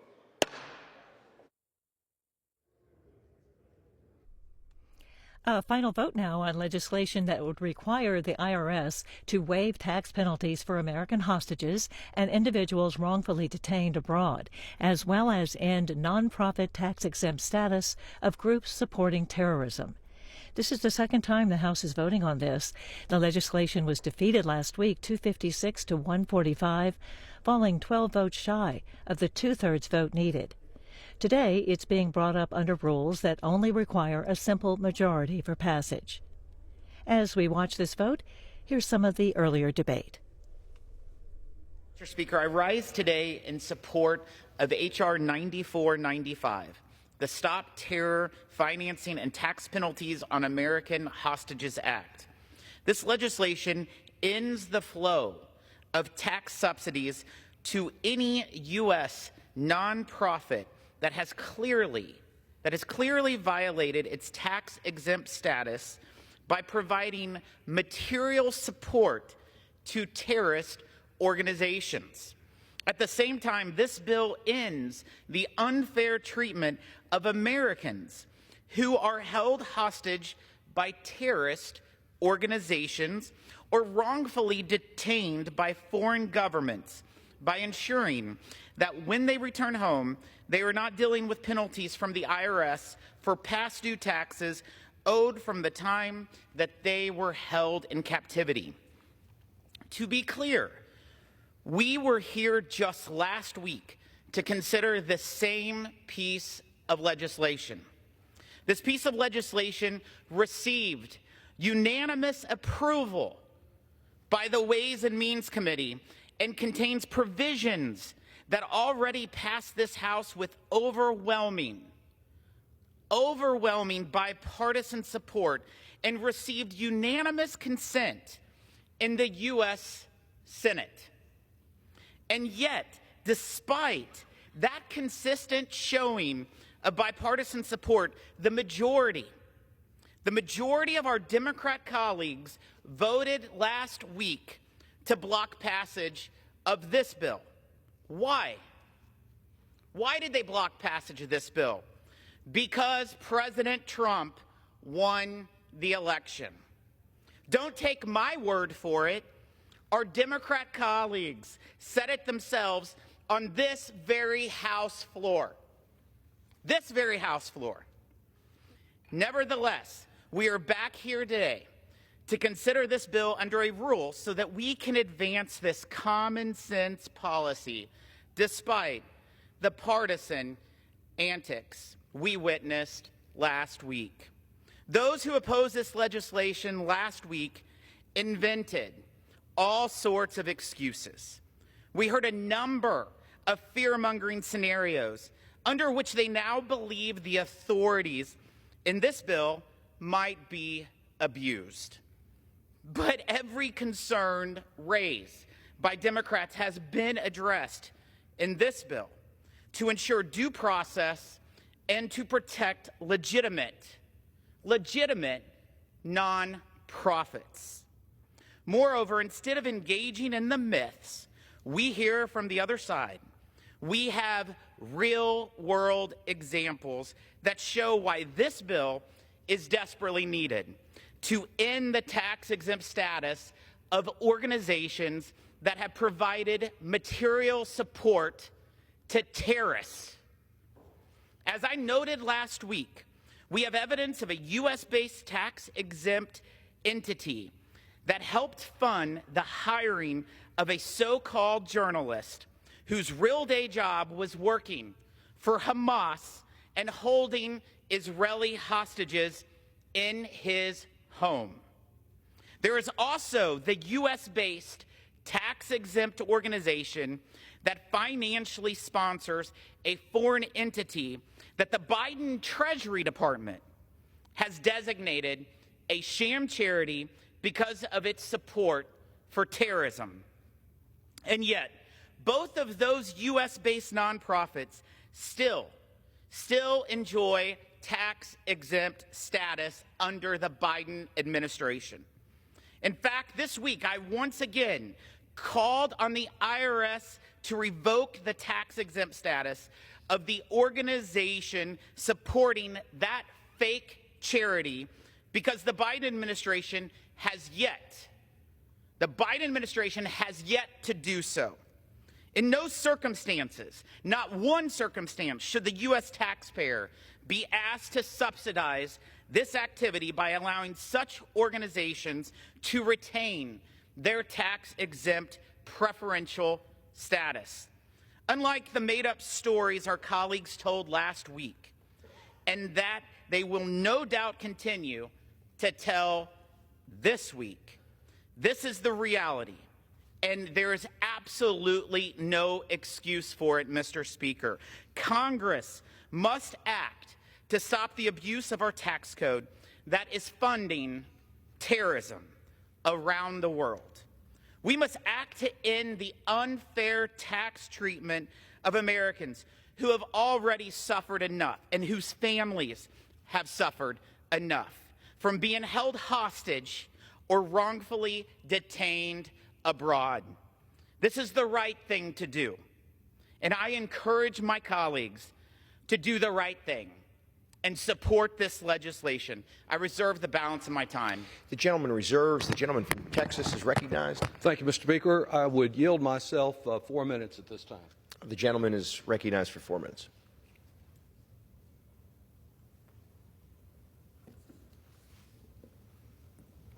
This is the death penalty bill that we're considering today, the bill that empowers Donald Trump to extinguish the life of any nonprofit, of any civic society group, which happens to be on his enemies list.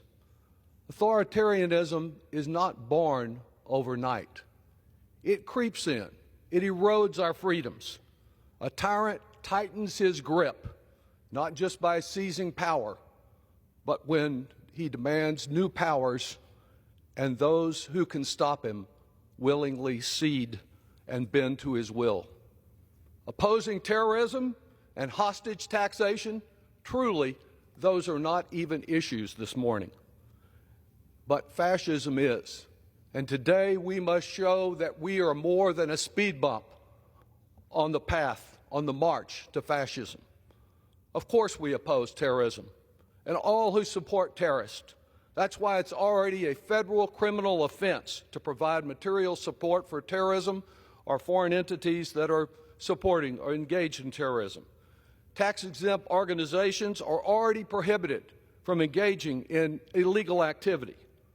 What current law does not prohibit, however, is the type of sweeping power advocated today to enact a revenge campaign and silence any nonprofit or public media outlet that may criticize Donald Trump, assist the many innocent people he demonizes, or those who simply don't offer enough support to satisfy him. There are so many groups in America, almost 300, that have expressed their concern about this bill and their opposition to it. Nor does anyone who oppose protection of American hostages from tax penalties. The chairman is absolutely correct about one tiny thing. A part of this bill has been approved by unanimous consent by the United States Senate. That's the part that he won't let us consider today as a freestanding bill, which as late as Monday we tried again to have presented here because we could have unanimous consent here to protect those hostages. No, what he is doing is holding the hostage tax provision hostage in order to provide more power to Donald Trump. And Chairman Smith did not bother to disclose to this House that on October 1st of this year, the Internal Revenue Service renewed relief for taxpayers affected by terrorist attacks, postponing the hostages' tax filings and payment deadlines. Without our approving even the legislation we support, hostages would not face penalties or interest costs. As to the over 290 groups that are opposing this legislation and calling for a no vote, They recognize the danger that it poses. Today, colleagues, what I would do is urge you to believe more in Donald Trump. Believe what he says. Listen when he says the press is the enemy of the people. Listen to him when he declares, I am your justice, I am your retribution. Listen to him when he says he will be a dictator on day one. Trump will not use this provision being provided today as a shield to protect us from some foreign terrorism. He will use it as a sword against those he views as his political enemies. Today's vote is a chance for this House to take Trump at his word. A no vote signals that we will not be accomplices in turning threats into reality. If this bill were to become law, we would hand him a bludgeon for a crusade against those who he deems the greatest danger to America, what he calls the enemy within. A unilateral designation by the President-elect through his Treasury Secretary would mean immediate revocation. The gentleman's time has expired. I yield myself an additional 1 minute. The gentleman is recognized for an additional minute. Through the Treasury Secretary, he would be given the power to have immediate revocation of the tax-exempt status, an effective death penalty for nonprofits. An appeal after the tax-exempt status is taken away is no relief at all. The President would not be required to provide the reasons for the decision or the evidence upon which he relied. And it is not just Trump imposing a death sentence that should concern us, but it is his power to intimidate, to threaten to eliminate a hospital, to eliminate a community nonprofit press entity, to eliminate those who give aid to immigrants. The fear of that removal, that death penalty, that intimidation is what would do great damage to American civil society. Clearly, the bill would have a chilling effect on any group that has the audacity to criticize his dark vision. So surely the first rule of confronting a wannabe tyrant is not to provide him more tools to achieve that tyranny. I yield back. I reserve the balance of my time. The chair would remind members, despite the passion with which we might use to debate an important piece of legislation, that we are to refrain from engaging in personalities towards the President and President-elect, suggesting dictatorship or the elimination of human lives should be considered seriously. The gentleman reserves. The gentleman from Missouri is recognized. Sorry. Thank you, Mr. Speaker. I'd just like to point out that the reason why this chamber cannot take up the bill that was passed by the United States Senate to make sure there's not penalties for hostages is because of a thing called the U.S. Constitution. It's called Article 1, Section 7, that says all revenue measures must come from the House of Representatives. So that is why we are doing this piece of legislation. I yield as much time as she may consume to the gentle lady from New York, Miss Tenney. The gentlewoman from New York is recognized. Thank you, Mr. Speaker. I rise in support of my bill, H.R. 9495, the Stop Terror Financing and Tax Penalties on American Hostages Act, which has been the subject of political hysteria since the election of President Trump on November 5th. I want to be clear to my Democratic colleagues, most of whom supported Congressman Kustoff's legislation last April, about what this bill actually does. The bill does two things. It allows the IRS to waive penalties for late taxes on Americans held hostage abroad. While the IRS can waive penalties on the back end when the taxpayer returns home, this would allow them to do it on the front end to ensure that returning hostages and their families who have endured unimaginable hardship don't have the burden of having to deal with it upon return. It directs the IRS to revoke the tax-exempt status of a nonprofit found to be providing financial support to a terrorist organization. Right now, an entity must be deemed a terrorist organization itself to lose its tax-exempt status. This bill says that if a nonprofit provides material support to a designated terrorist group, they will also lose that status. This bill and parts of this bill has received strong bipartisan support on multiple occasions from this Congress. H.R. 9495 passed unanimously unanimously out of Ways and Means in September by a vote of 38-0, including and with the support of the ranking member, Richie Neal, along with Mr. Doggett. The portion of this bill to terminate the tax-exempt status of nonprofit organizations supporting terrorist groups, H.R. 6408, led by my fabulous colleague, Representative Kustoff, also passed unanimously out of Ways and Means last year as a standalone bill by a vote of 41-0, and the House passed it overwhelmingly by a vote of 382-11. That's resounding in my book. Legislation preventing the IRS from imposing fines and tax penalties on Americans held hostage upon their return was approved by unanimous consent in the Senate.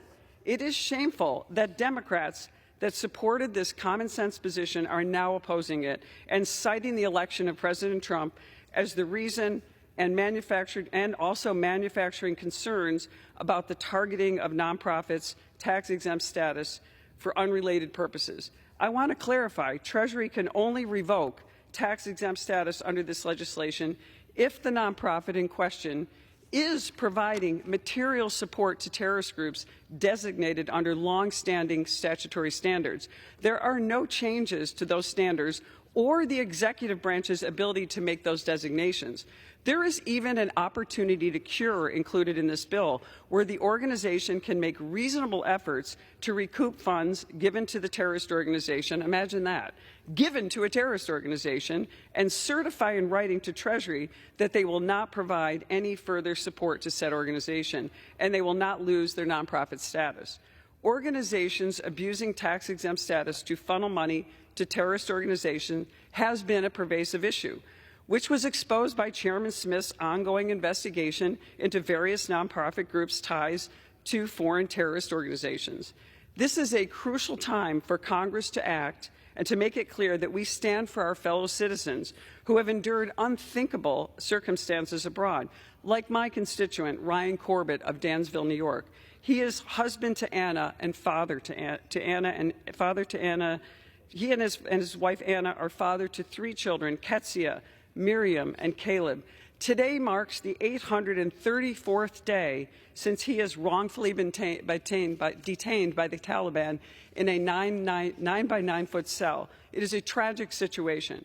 In closing, I urge my colleagues, especially my Democratic colleagues, not to put their hatred of President Trump, and I dare say Trump derangement syndrome, by the way, there's no vaccine and no cure that we know of right now for that, which is obvious from what we're seeing on the other side. And let's not put the needs of terrorist adversaries ahead of helping American hostages and their families, stopping the flow of cash to terrorists that are actively working to harm the United States by supporting H.R. 9495. I urge my colleagues to grab some common sense and allow this bill to pass and put some relief finally in the hands of the people who greatly need it, those in harm's way. Thank you, Mr. Speaker. The gentlewoman yields. The gentleman reserves. The gentleman from Texas is recognized. Mr. Speaker, before calling on my colleague to speak, I would yield myself 15 seconds to respond, because the gentlewoman well knows that the gentleman is recognized for 15 seconds. Thank you. The gentlewoman well knows that at that very hearing, when we chose not to block her bill from coming to the floor, I raised the same concerns as did Mr. Byer that we have today and asked them to amend it to provide due process in this bill, the very thing they've refused to do. With that, Mr. Speaker, I would ask for 3 minutes to be provided to our distinguished colleague who's in the same position from the Ways and Means Committee, Ms. Chu of California. The gentlewoman from California is recognized. I rise in strong opposition to H.R. 9495, legislation that would grant dangerous new powers to allow the incoming administration to target its political enemies. Crucially, it's already illegal for anyone, including nonprofit organizations, to provide material support to foreign terrorist organizations. And prosecutors are already empowered to indict and convict individuals of terrorism charges based on evidence of wrongdoing. But this bill would create a new tool that allows the Treasury Secretary to mete out punishment for tax-exempt organizations based solely on accusations, even without evidence. Keeping in mind the President-elect's long crusade of vengeance and grievance, along with his announced cabinet nominations of his cronies and loyalists, my many constituents have been contacting my office all week, and they and I are very uncomfortable with the creation of this new power. There would be nothing to stop the incoming Trump administration from using this tool to cancel the tax-exempt status and therefore incapacitate any civil society or nonprofit organization with which the president disagrees. This could be an organization that provides legal support for immigrants facing mass deportations, or clinics that provide life-saving reproductive health care. While the bill does lay out a process for organizations to appeal the accusations brought by the Treasury Secretary and retain their tax-exempt status, there is little consolation when the final determination lies within the same secretary that made the accusations in the first place. And unfortunately, these dangerous, nonsensical provisions have been attached to unrelated legislation that would accomplish the very, very worthy goal of providing relief to American hostages for unfair tax penalties they incur while wrongfully detained abroad. The Senate has already passed this measure as a standalone bill unanimously. The House should follow suit by stripping the bill before us today of its controversial provisions to provide hostages and their families with the relief they deserve. But in its current form, I will vote no, and I urge my colleagues to do the same. I yield back. Gentlewoman yields. The gentleman reserves. The gentleman from Missouri is recognized. Thank you, Mr. Speaker. Mr. Speaker, I'd like to insert into the record a September 24th, 2024 letter from the Committee on Ways and Means to the IRS that refers the Alliance for Global Justice to the IRS for revocation of its tax-exempt status. Without objection. Thank you, Mr. Speaker. The Alliance of Global Justice, an Arizona-based tax-exempt organization, currently fiscally sponsors Sam Idun, a group which was recently designated as a sham charity and financial support of terrorists by what? The Biden Department of the Treasury. Despite this letter to the IRS, the Alliance still maintains its tax-exempt status in the United States. This letter, coupled with their recent designation as a financial supporter of terrorist organizations, demonstrates the need for H.R. 9495 and the risk of not passing this legislation. I would also point out that, as the prior speaker said, that we should rip out the controversial legislation within this bill. That controversial piece of legislation passed this body by a vote of 382 to 11. Doesn't sound too controversial to me. I'm pleased to yield as much time as he may consume to the gentleman from Tennessee. Ayes are 183. The bill is passed.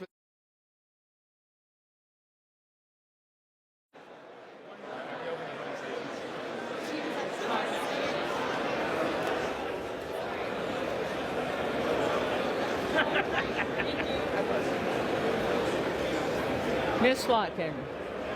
Ms. Slotkin votes no.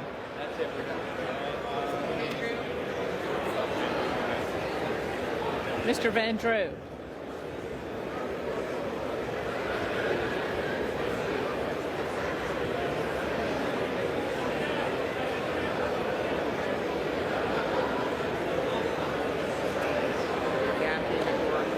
Mr. Van Drew votes aye.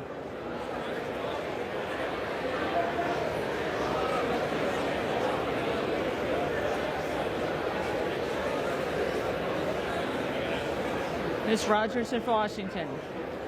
Ms. Rogers of Washington voted aye.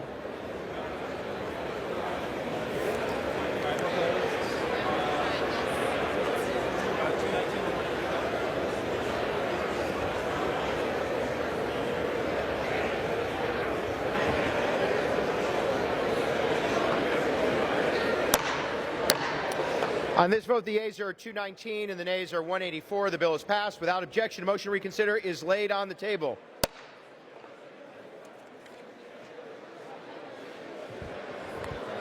Pursuant to Clause 8 of Rule 20, the unfinished business is the vote on the motion of the gentleman from Guam, Mr. Moylan, to suspend the rules and agree to House Resolution 915, on which the yeas and yeas are ordered.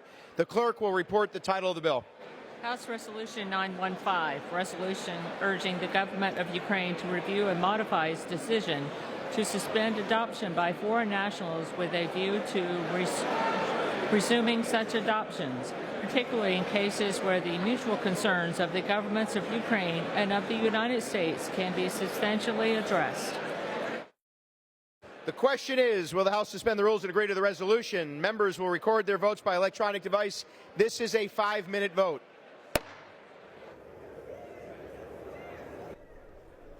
Members are voting on a bill debated yesterday from the Foreign Affairs Committee, urging the government of Ukraine to change its decision to suspend adoption by foreign nationals.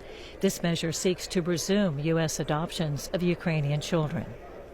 Yesterday, a House Appropriations Subcommittee held a hearing to address the inadequacies in investigating missing and murdered Indigenous women and girls in Indian American communities. Witnesses gave emotional testimony on how they and their communities have not had the resources to investigate these crimes. You can watch that entire hearing at cspan.org. Right now, we'll hear from Eugenia Charles Newton, a Navajo Nation Council member, on her experience. I grappled with the idea of sharing this story, but I feel like it needs to be said now. When I was 17 years old, I took a Coke from a man, and I woke up in his shack, tied up. I couldn't see. I couldn't see him. I was in his shack for about maybe seven to 9 days, tied up. He raped me repeatedly. He beat me. He broke my ribs, broke my cheekbones. He tried to carve his initials into my pubic area. I was 17 years old. I had just graduated from high school. And because they didn't know, because I didn't know where I was being kept, where the shed was located, they could never identify the jurisdiction. And the man who I knew this man. I said his name. They never prosecuted him. I was 17 years old. And the worst part, I think, of this story is today I represent this man in my community. And this man has reached out to me on 2 occasions, asking me for help. Now, you guys are elected officials. You know that we have a responsibility to the people who have elected us. We have a responsibility to all of our people. And when we're talking about the jurisdictional issues, I think back, because I repressed that memory for over 20 years. I never talked about it because I was told you don't talk about those things. I never said anything. I never, shared my story with people. But I've gone back and I've questioned, was it the jurisdictional issue? Because I remember they kept asking me, where is this shed located? I don't know where it was located. I was tied up. I didn't know what was happening. I didn't know, I just remember falling in and out of consciousness. That's all I remember. I remember the smell of mulch. I remember Red Hot Chili Peppers being played in the background, which to this day I can't stand Red Hot Chili Peppers or the smell of mulch. But I don't know why my case was never prosecuted. I don't, I wish I could say that this was why it was never, they never communicated with me. When I asked for a copy of the police report, they never did. I was missing for over 7 days and nobody came looking for me. Nobody asked where I was at. In my community, with my family, with my parents, they trusted the police. And when the police told them that maybe I just wanted to just get up and just leave, they believed them. They believed that there was no missing person. They didn't believe, that I was taken or that anything bad was happening to me, because they trusted them. And in many of our Indian communities, that's how many of our elders are. They trust the police because that's what we're taught. That's what we're told. We're told to trust the government, to trust those in leadership who are making decisions for us. So the question that you asked about jurisdiction, what I can say is that a lot of cases they don't ever get to see justice because nobody wants to work the cases. Everybody wants to say it belongs to somebody else, or it's their problem, or it's just a case that just, you get to say that it's been closed. So I think, to answer your question, I wish we had law enforcement where everybody took their job seriously. I wish we had people who cared.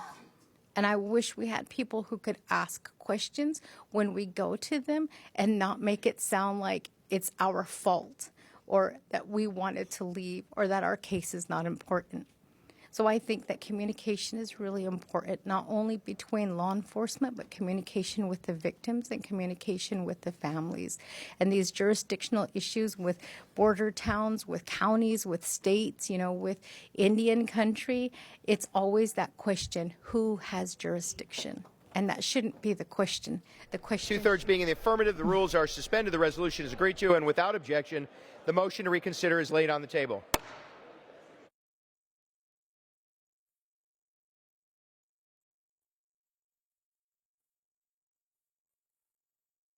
The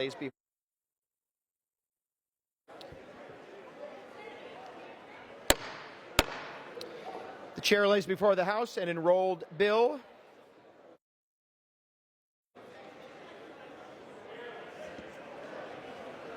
H.R. 3728, an act to designate the facility of the United States Postal Service located at 25 Dorchester Avenue, Room 1 in Boston, Massachusetts as the Caroline Chain Post Office.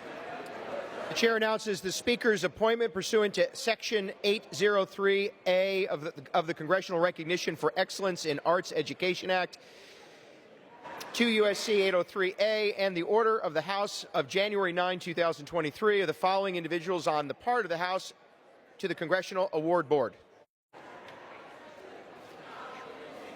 Ms. Brenda Larson Becker of Alexandria, Virginia. Ms. Susan Bracken Hirschman of Alexandria, Virginia. Ms. Selby Legree Willamette, Illinois. The chair lays before the House a communication. The Speaker's Rooms, Washington, D.C., November 21st, 2024. I hereby designate the period from Thursday, November 21st, 2024 through Monday, December 2nd, 2024 as a district work period under Section 3Z of House Resolution 5. Signed sincerely, Mike Johnson, Speaker of the House of Representatives.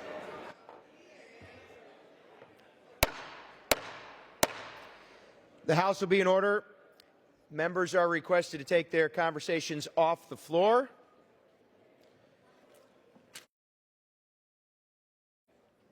The chair will now entertain requests for 1-minute speeches. What purpose does the gentlewoman from Virginia seek recognition? Mr. Chair, I request unanimous consent to address the House floor for 1 minute to revise and extend my remarks. Without objection, the gentlewoman from Virginia is recognized for 1 minute. Mr. Speaker, I rise today as a co-chair of the Assisting Caregivers Today, or ACT caucus, to recognize National Family Caregivers Month. Every November, we bring awareness to the people who dedicate their time, money, and efforts to care for their loved ones. There are roughly 48 million family caregivers in the United States who give around-the-clock care for their family members. On average, caregivers across the country provide nearly $600 billion in unpaid labor annually. In addition to providing these essential services unpaid, more than 3 in 4 family caregivers spend their own hard-earned money to take care of their loved ones. These sacrifices often go unrecognized, so it is important that we, as members of Congress, do what we can to recognize their commitment and ensure they have the resources they need. As the only geriatric nurse practitioner in Congress, I have seen firsthand the challenges they face and the vital services they provide. I'm proud to advocate for caregivers and policies that would make their already difficult situation easier to navigate. Today and every day, we thank those who dedicate their lives to caring for their parents, children, spouses, and other loved ones. Thank you, and I yield back. The gentlewoman yields. The House will be in order. Members are requested to take their conversations off the floor. For what purpose does the gentleman from North Carolina seek recognition? Without objection, the gentleman is recognized. Gentleman will suspend. The House will be in order. Members are requested to take their conversations off the floor. The gentleman from North Carolina is recognized for 1 minute. Mr. Speaker, I rise to honor the teachers, education support professionals, family, volunteers, and above all, learners at all levels. As we celebrate American Education Week, it's essential to reflect on how education shapes our future. Education is the lifeline, especially in Eastern North Carolina. Our commitments demonstrate enormous resilience and a deep commitment to the success of learners. Educators work tirelessly to create an environment where every learner can live the American dream. And Mr. Speaker, as we celebrate American Education Week in Eastern North Carolina, we're so excited to break ground today for the East Carolina University Center for Medical Education building. Indeed, education is a pathway to personal success and building a stronger economy. We must continue to support and uplift education in America. Thank you, Mr. Speaker. I yield back. For what purpose does the gentlewoman from Arizona seek recognition? Seek unanimous consent to address the House for 1 minute. Without objection, the gentlewoman is recognized for 1 minute. Thank you, Madam Speaker. I rise today to recognize the person that helps my world go around, my Deputy Chief of Staff, Brendan Gallo. Brendan is a dedicated staffer who works tirelessly to ensure our office runs smoothly each and every day. He is committed to serving me and the constituents of Arizona's 8th Congressional District. Whether it's a meeting in our office, a Capitol tour, or a visit to the White House, Brendan is the guy you call to get the job done. A graduate of NYU and a Pennsylvania native, Brendan joined my team in 2020 and has shown his commitment to public service throughout his tenure. I cannot thank him enough for his dedication to me, our district, the state of Arizona, and the nation. As I leave Congress, I have no doubt Brendan will go on to do great things as he continues his public service. I wish him nothing but the best in all of his future endeavors. I'm going to miss you, Brendan. God bless you. Madam Speaker, I yield back. For what purpose does the gentlewoman from Oregon seek recognition? Without objection, the gentlewoman is recognized for 1 minute. Madam Speaker, I rise today to recognize National Rural Health Day.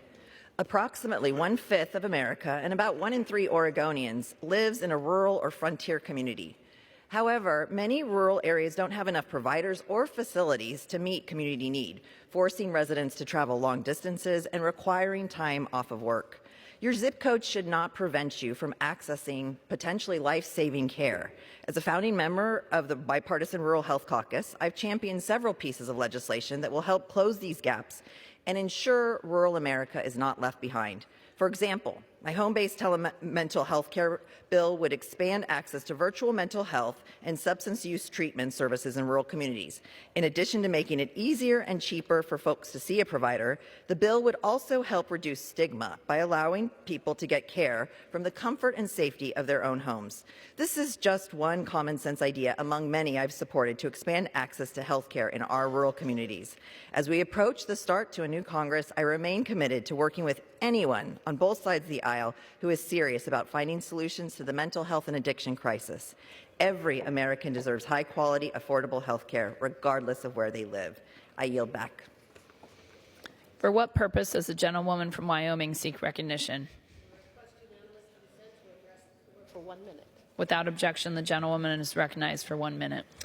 Madam Speaker, I rise today to recognize the life and legacy of Desi Bebout. Born as the fourth of 9 children and raised in the small town of Hudson, Wyoming, love and family and community quickly became guiding principles that steered the course of Desi's life of unending service. Following the 1941 attack on Pearl Harbor, Desi was one of the first women to join the war effort under the newly established Women Accepted for Volunteer Emergency Service program, where she took part in recording and tracking the arrival and departure of sailors to and from the Pacific Fleet throughout the war. Despite her excelling in this role and later being presented with the opportunity to participate in officer training school, Desi chose to return to Wyoming with the love of her life, Herbert Hugh Bebout, after getting married while they were both on leave. However, it was in 1962 that Desi began her notable 13-year-long career at the Shoshone Post Office, where she would serve as the postmaster with great distinction, and upon her retirement, received the Order of the Vest, the highest and most prestigious recognition given to postmasters. Desi peacefully passed away in May 2023 at the age of 102 after living a remarkable life rooted in public service. I also would like to give a special shout out to my mother today for her birthday. She is 101 years young. So happy birthday to Marion Hageman.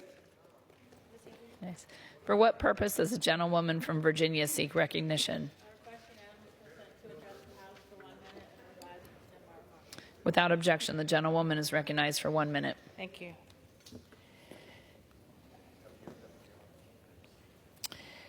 Madam Speaker, the Commonwealth of Virginia is home to 7 federally recognized Indian tribes, including the Chickahominy tribe in my district. But in addition, we have 4 state-recognized tribes, one of which is the Nottoway Indian Tribe of Virginia, which received state recognition in 2010. During the October recess, I had the opportunity to visit the tribe's Community House and Interpretive Center in Southampton County, where I met with Chief Lynette Allison and Tribal Chair Denise Walters to discuss their rich history. The Nottoway people first appear in the written record in 1650 when merchant and colonist Edward Bland encountered 2 Nottoway towns on the Nottoway River.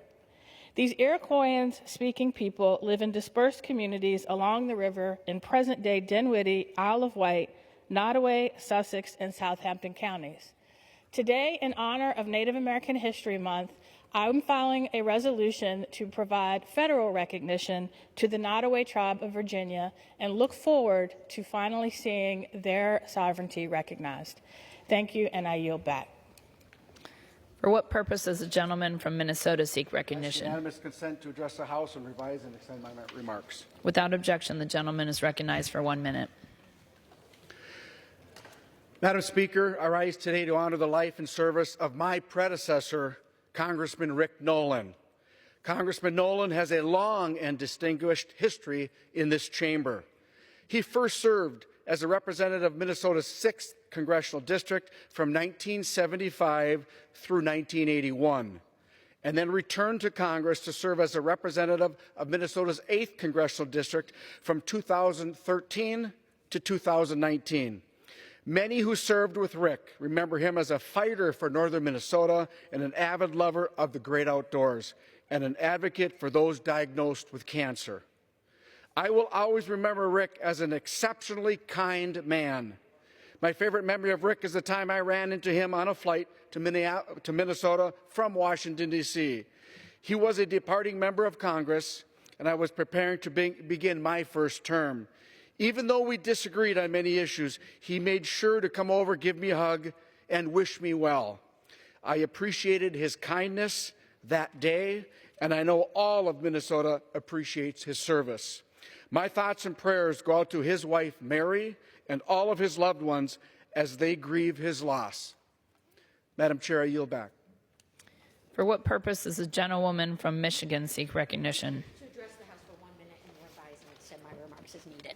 Without objection, the gentlewoman is recognized for 1 minute. Thank you, Madam Speaker. I rise today to recognize the honorable life of Thomas Violante, an incredible business owner from Royal Oak, Michigan, who inspired many through his pursuit of the American dream and service to others. Mr. Violante was born in 1929 to a working-class family. His father ran a small market, and he gained a passion for supporting his community through entrepreneurship. This passion solidified in 1951 when Thomas and his wife Janet purchased a small specialty store for just a pack of cigarettes and a six-pack of beer. It would become the holiday market of Royal Oak. Thomas Violante's business was more than just a grocery store, though. It was the embodiment of his values. He empowered his employees to be creative, to work hard, and to achieve their dreams. Mr. Violante passed away on his 95th birthday last month.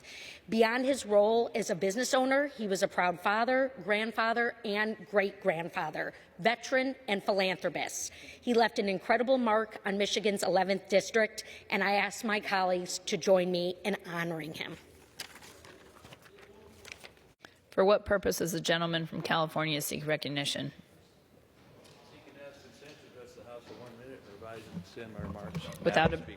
Without objection, the gentleman is recognized for 1 minute.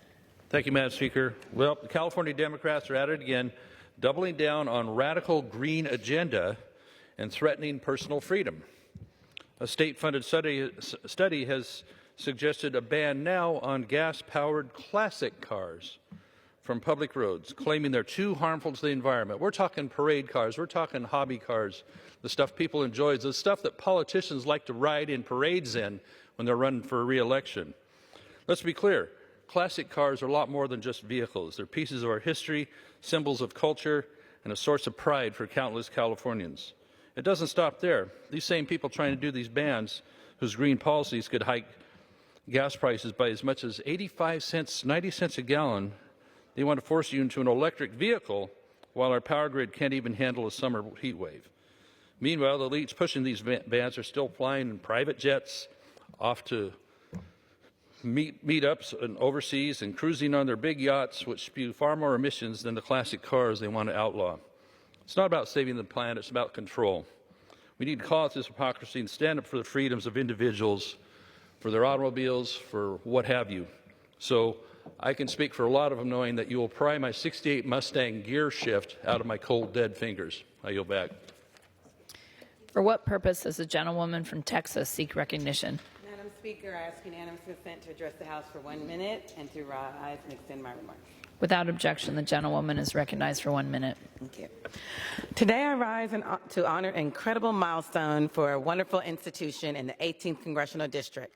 The Community of Faith Church, which was founded after the vestiges of slavery, is celebrating 150 years of faith, service, and community impact.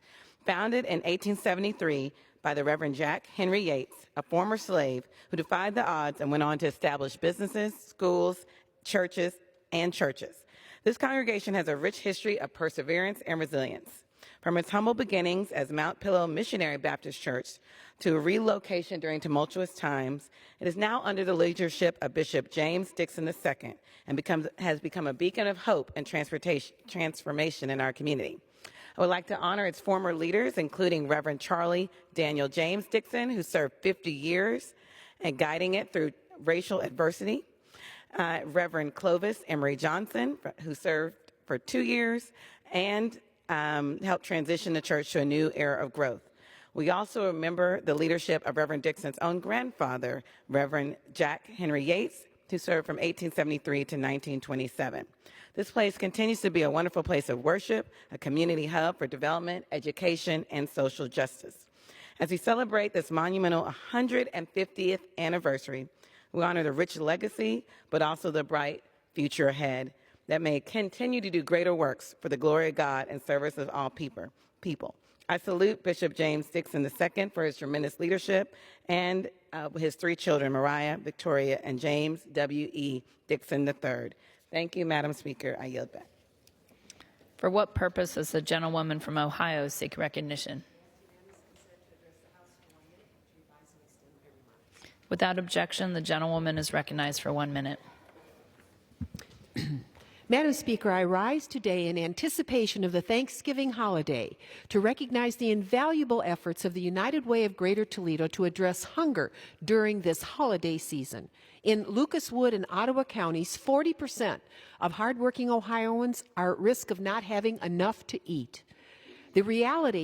This reality highlights the critical importance of community-driven initiatives. Partnering with multiple nonprofit organizations, the United for the Holidays program brings the Northwest Ohio community together to create more than 500 holiday boxes filled with 2 weeks' worth of food for families in need.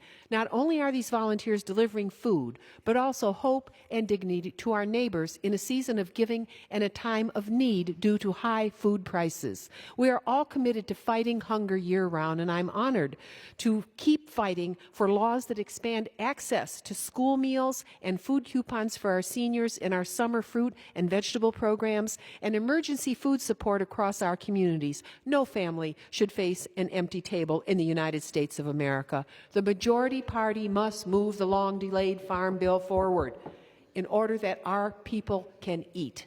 And we must build strong support systems to ensure that every Ohioan has access to nutritious, reliable meals. Again, I thank the United Way of Greater Toledo for leading the way with love for this vital effort at this season of Thanksgiving. Thank you, Madam Speaker, and I yield back. For what purpose does the gentleman from California seek recognition? I ask unanimous consent to address the House for 1 minute and revise and extend my remarks. Without objection, the gentleman is recognized for 1 minute. Thank you, Madam Speaker. Madam Speaker, I rise today to recognize the life and work of Norma Griffin. Norma was a devoted educator, deeply committed to her community and empowering young people. She was a native New Yorker who settled in Concord, California with her husband, Ralph, and their 2 sons, Ralph and Stephen. She worked for over 3 decades in education, teaching in New York Public School System, the Oakland Unified School District, and the Mount Diablo Unified School District, and overseas in Japan and France. On top of teaching, Norma was a founding member of the Black Families Association of Contra Costa County in the Bay Area. She was a member of the Oakland Symphony Choir and served as president of the American Association of University Women's local chapter. For her work, Norma was recognized in 1995 as Teacher of the Year and as Woman of the Year for the State Assembly District 11 in the California Legislature in 2008. Sadly, Norma has passed away, and our hearts are with her friends and family. Norma will be remembered for her kindness, determination, and courage. Please join me in honoring Norma Griffin for her incredible impact on our community and on this country. Thank you, Madam Speaker, and I yield back. Under the Speaker's announced policy of January 9th, 2023, the gentleman from North Carolina, Mr. Nickel, is recognized for 60 minutes as the designee of the Minority Leader. Thank you, Madam Speaker. I rise today to discuss the urgent need for Congress to act to end partisan gerrymandering in the United States. The Fair Maps Act is a bill I've authored. I'm going to talk about that today. But this is a huge problem for the U.S. Congress. Glad to have the chance to speak about this today.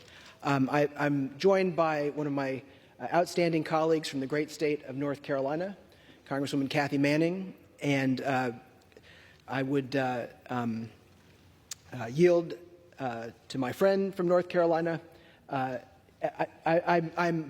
Speaker, I'm going to yield to my friend and colleague from the great state of Ohio, to speak on this issue. And I yield her as much time as she may consume. I thank the gentleman for yielding to me and really want to thank him, first of all, for his Fair Maps legislation. Ohio is the poster child for unfair maps. And if you look at a state that voted twice for President-elect Trump and twice for President Obama. You would think that, for example, if the state has 15 members, that it would be 8 and 7. You sort of try to divide it equally because we have 15 members of Congress from Ohio, and what's fair is fair. But what's happened in Ohio, because of a veto-proof legislature due to gerrymandering in Ohio, in both chambers, what happens is that out of 15 seats, our side of the aisle in Columbus, what they did down there, we have only 5 Democrats out of 15, only 33%, not 50% out of the 15. You say, well, to be fair, if you have 15 seats, maybe it should be 8 and 7, you know, but to give us equal voice based on the public's right to full representation. So Ohio is really the poster child for radical gerrymandering. Recently, the polls showed that 3/4 of the people of Ohio wanted reform, and they wanted to set up a special independent commission to draw the districts in Ohio. So the vast majority of people wanted change. But what happened? In Ohio, that issue was put on the ballot, but the Secretary of State, who's been part of this veto-proof one-party rule in Ohio that has become corrupt, actually. Ohio is an extremely corrupt state right now, I'm sad to say. People have gone to prison, and more will go to prison because of absolute power corrupts absolutely, including in gerrymandering. So there was this initiative that was placed on the ballot, that the people voted to put on the ballot. But what did the Secretary of State and Attorney General in Ohio do? They wrote a gerrymandering proposition that was placed on the ballot that took up 3 pages. And when the people went in to vote, just reading that on these computers that we vote on now took so much effort, the measure failed by a small margin because they were afraid. They didn't know what it was exactly, and it was made so complicated. So in Ohio, study Ohio as a classic case of hurting the people and not giving fair representation. So I just wanted to place that on the record so that those who are listening across this chamber, across the intelligent media in our country, and the people of Ohio could hear this, because they are not being represented fairly and voices are being suppressed. And that really goes against the very principle of one person, one vote, one person, one mind, to be able to have all of those views properly reflected. So I want to thank the Congressman for introducing the Fair Maps initiative and focusing on this really critical matter of democratic voice for the people of the United States of America. I yield back my time, but I can't compliment you enough. I'm proud of your work, and thank you for doing this. I'm grateful to my colleague from the great state of Ohio, a true champion for Ohio families. And Madam Speaker, I'm going to talk about this a lot today, but in 1984, we had 190 members elected to Congress in split-ticket districts. These are districts that voted for a president of one party and a member of Congress for another. This election, it looks like we're just down to 13. Representative Capter was one of those and has a great story to tell. And now I'm very glad to yield to my friend from North Carolina, and I yield the distinguished gentlelady from North Carolina as much time as she may consume. Thank you so much. I want to thank my good friend from North Carolina, Representative Wiley Nickel, for holding this special order hour so that we can talk about such an important issue. The issue that strikes at the very heart of our democracy, and that is gerrymandering. Last year, in my state of North Carolina, the Republican-led General Assembly passed blatantly gerrymandered congressional districts engineered with one clear purpose: to reduce the number of Democrats in Congress. These new maps deliberately distort the will of the people, systematically diluting the votes of Democratic-leaning areas, like my district. Communities of interest were split, districts were manipulated with surgical precision, leaving many voters voiceless in the very communities they call home. In my own 6th district, the city of Greensboro was a city of 300,000 people, was split into 3 parts, each piece combined with far-flung ruby red rural districts.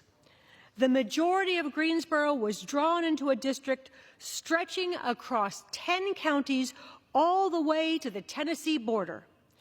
In doing so, the new maps also separate the heart of Greensboro from High Point and from Winston-Salem, effectively dismantling a triad district, a community of interest that deserves cohesive representation.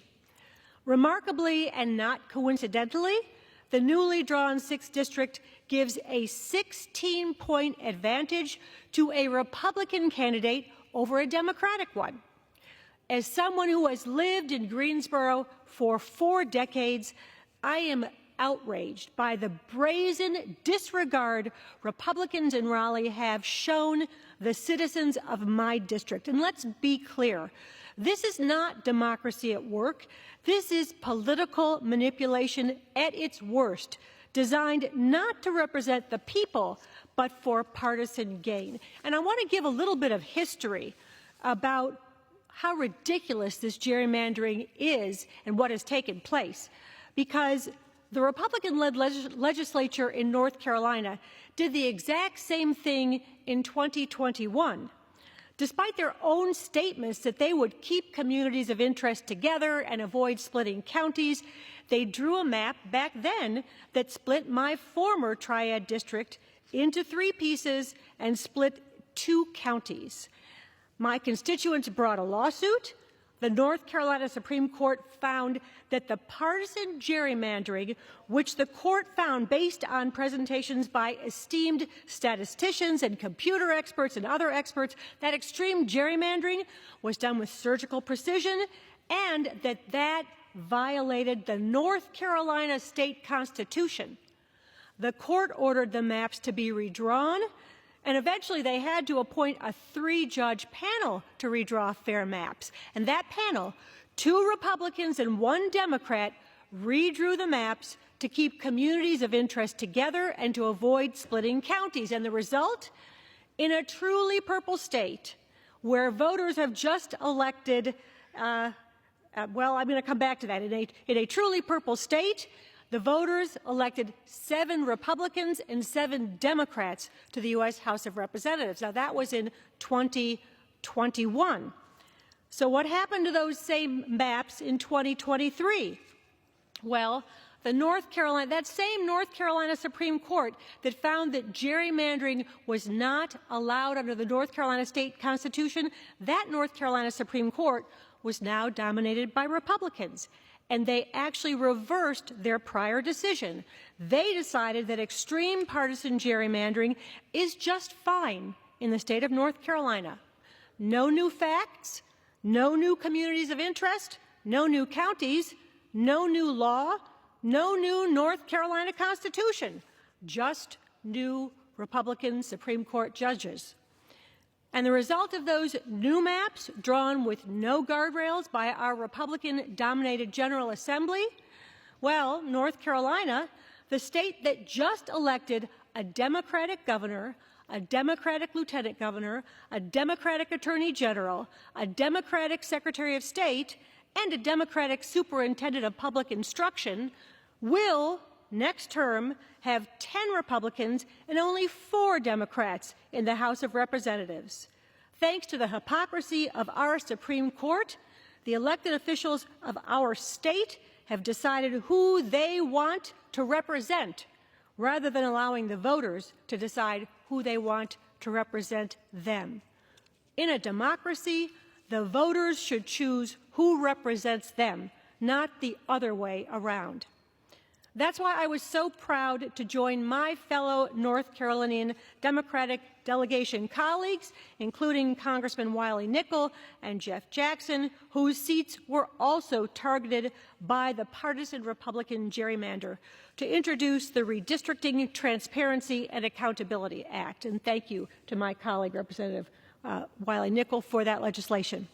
The legislation goes after the partisan, secretive redistricting process which in North Carolina Republicans used to overhaul the balanced fair maps that I described earlier that were in place for the 2022 election by enhancing public input and increasing transparency in the map drawing process. The maps this time around were drawn in secret with no legitimate public input. Additionally, I'm proud to co-sponsor the Freedom to Vote Act, which seeks to put an end to partisan gerrymandering once and for all. This critical legislation will ensure that all North Carolinians, Republicans and Democrats alike, have the right to fair representation.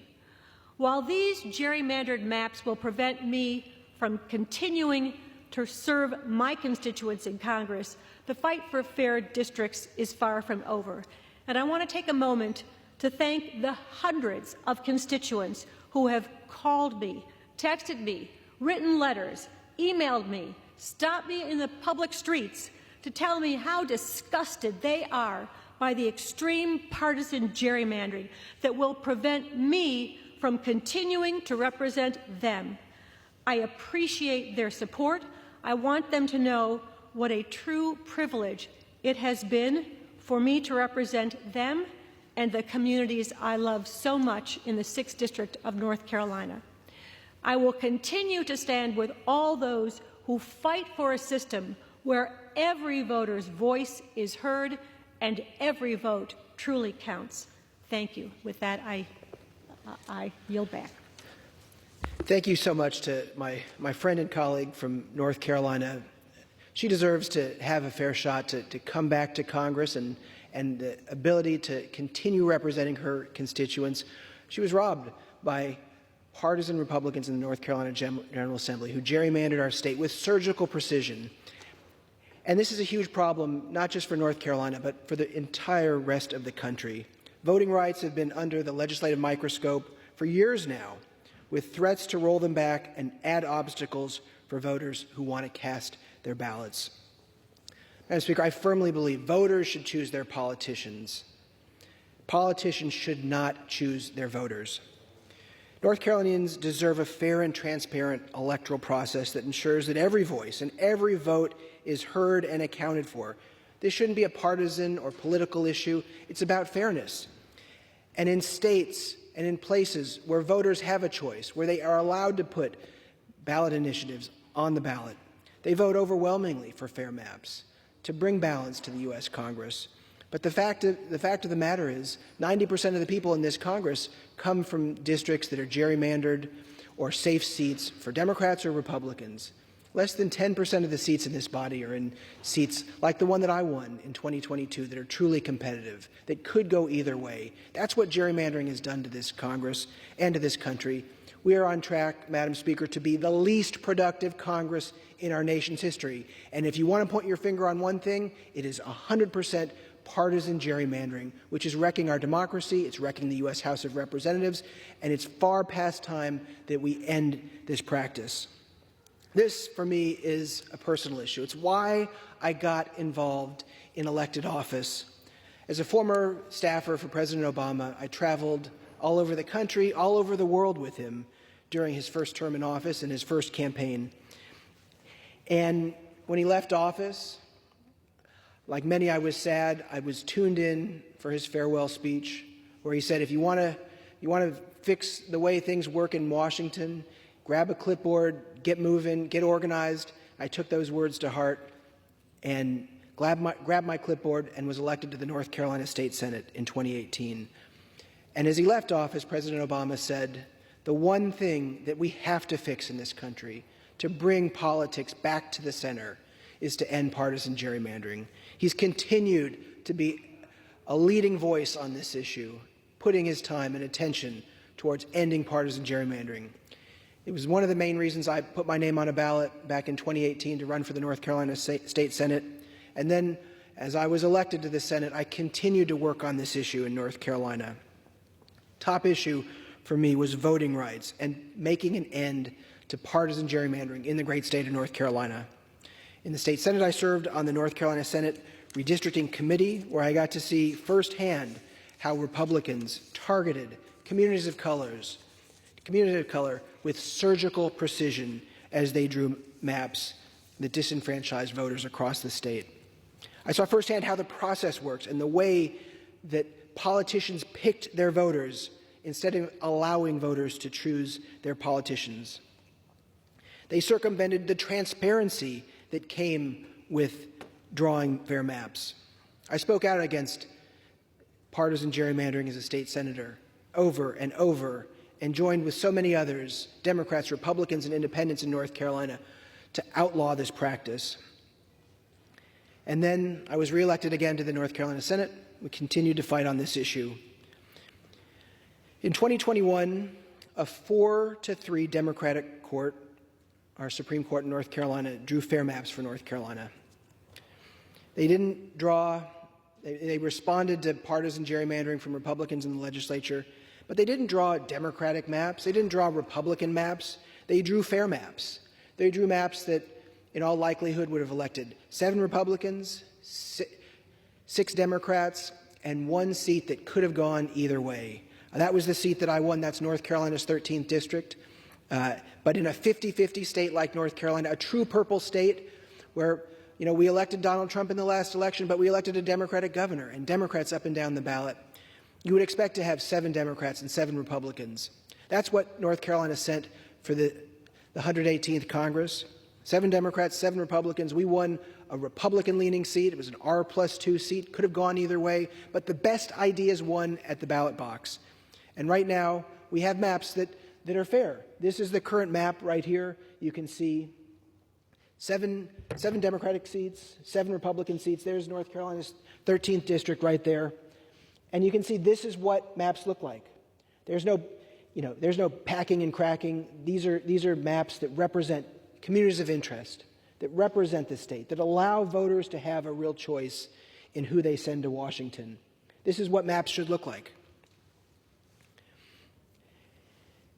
Again, this North Carolina's 13th district, by some accounts, was exactly in the middle of the U.S. Congress, one of the most fair districts in the country, a competitive district where every vote was critical to our election. We won by 10,000 votes. It was a close election, but we were able to do it in a fair map. And again, we got to have a real debate over the best ideas. Whose party had the best ideas? And the best ideas won. And in the same election, when I won this district, North Carolina, by a small margin, flipped 2 seats on the Supreme Court from Democrat to Republican, taking the court from 4-3 for Democrats to 5-2 for Republicans. And they have proven over and over again, this extreme partisan MAGA court, that they are nothing more than rubber stamps for a MAGA Republican legislature. In February, after the 2022 election, the North Carolina Supreme Court relied on a rarely used procedural rule to rehear the 2022 partisan gerrymandering case, Harper v. Hall. And they took the incredibly unprecedented step of reversing its prior ruling on April 28th. The dissenting opinion authored by Justice Michael Morgan charged the majority with improper motivations and willful blindness.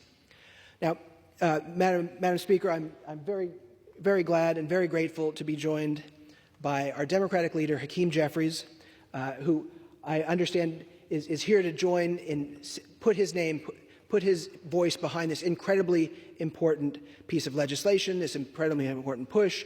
And as I yield my distinguished colleague from North Carolina as much time as he may consume, I will just say this. It looks like we are on track to have a 220 to 215 Congress.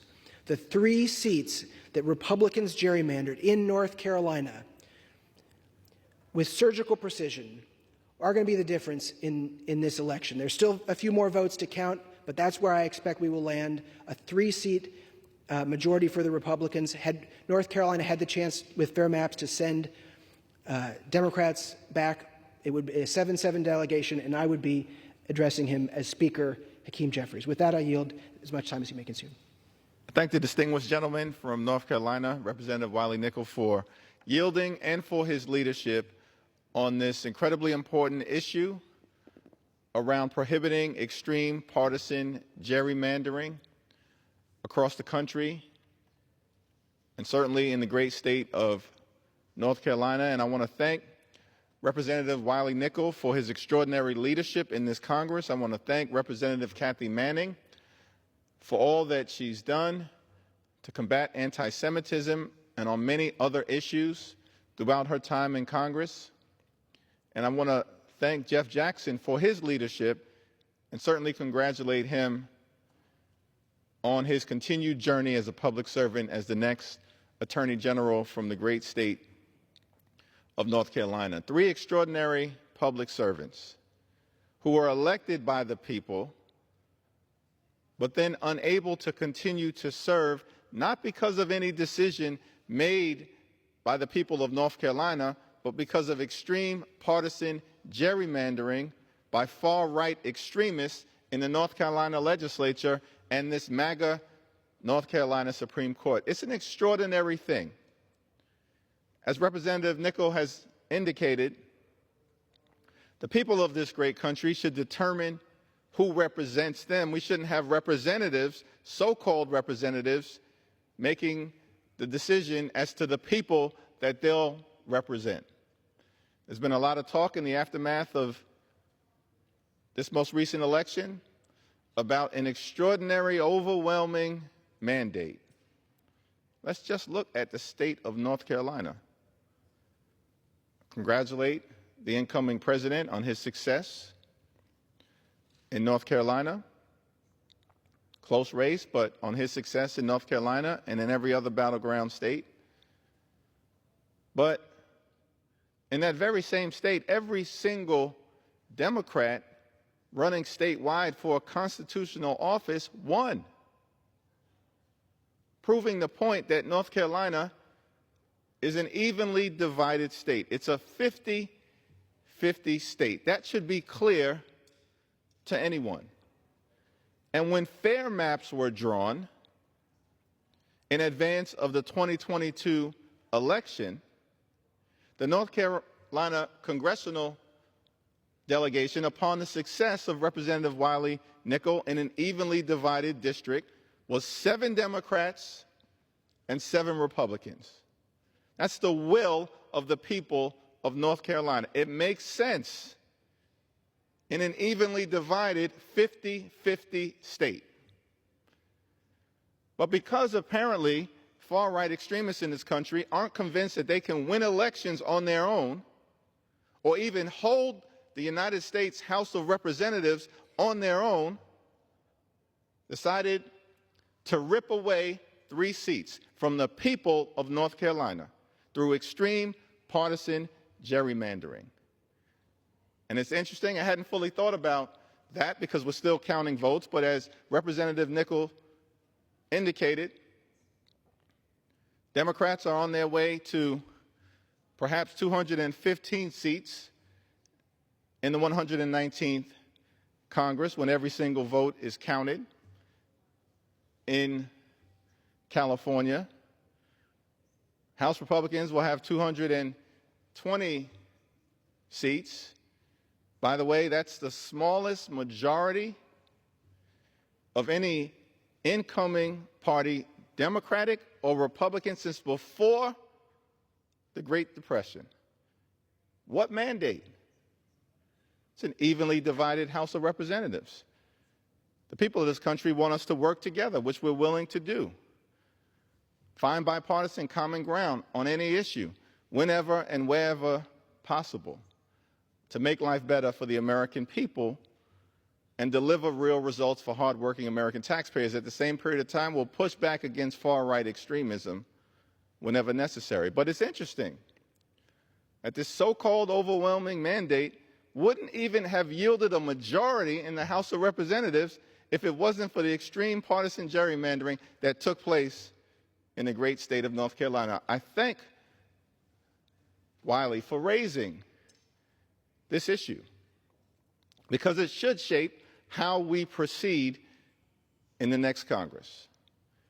Find bipartisan common ground together to get things done, because there is no mandate to enact far-right extremist policies in the United States House of Representatives, or, by the way, anywhere in this country. That's the reality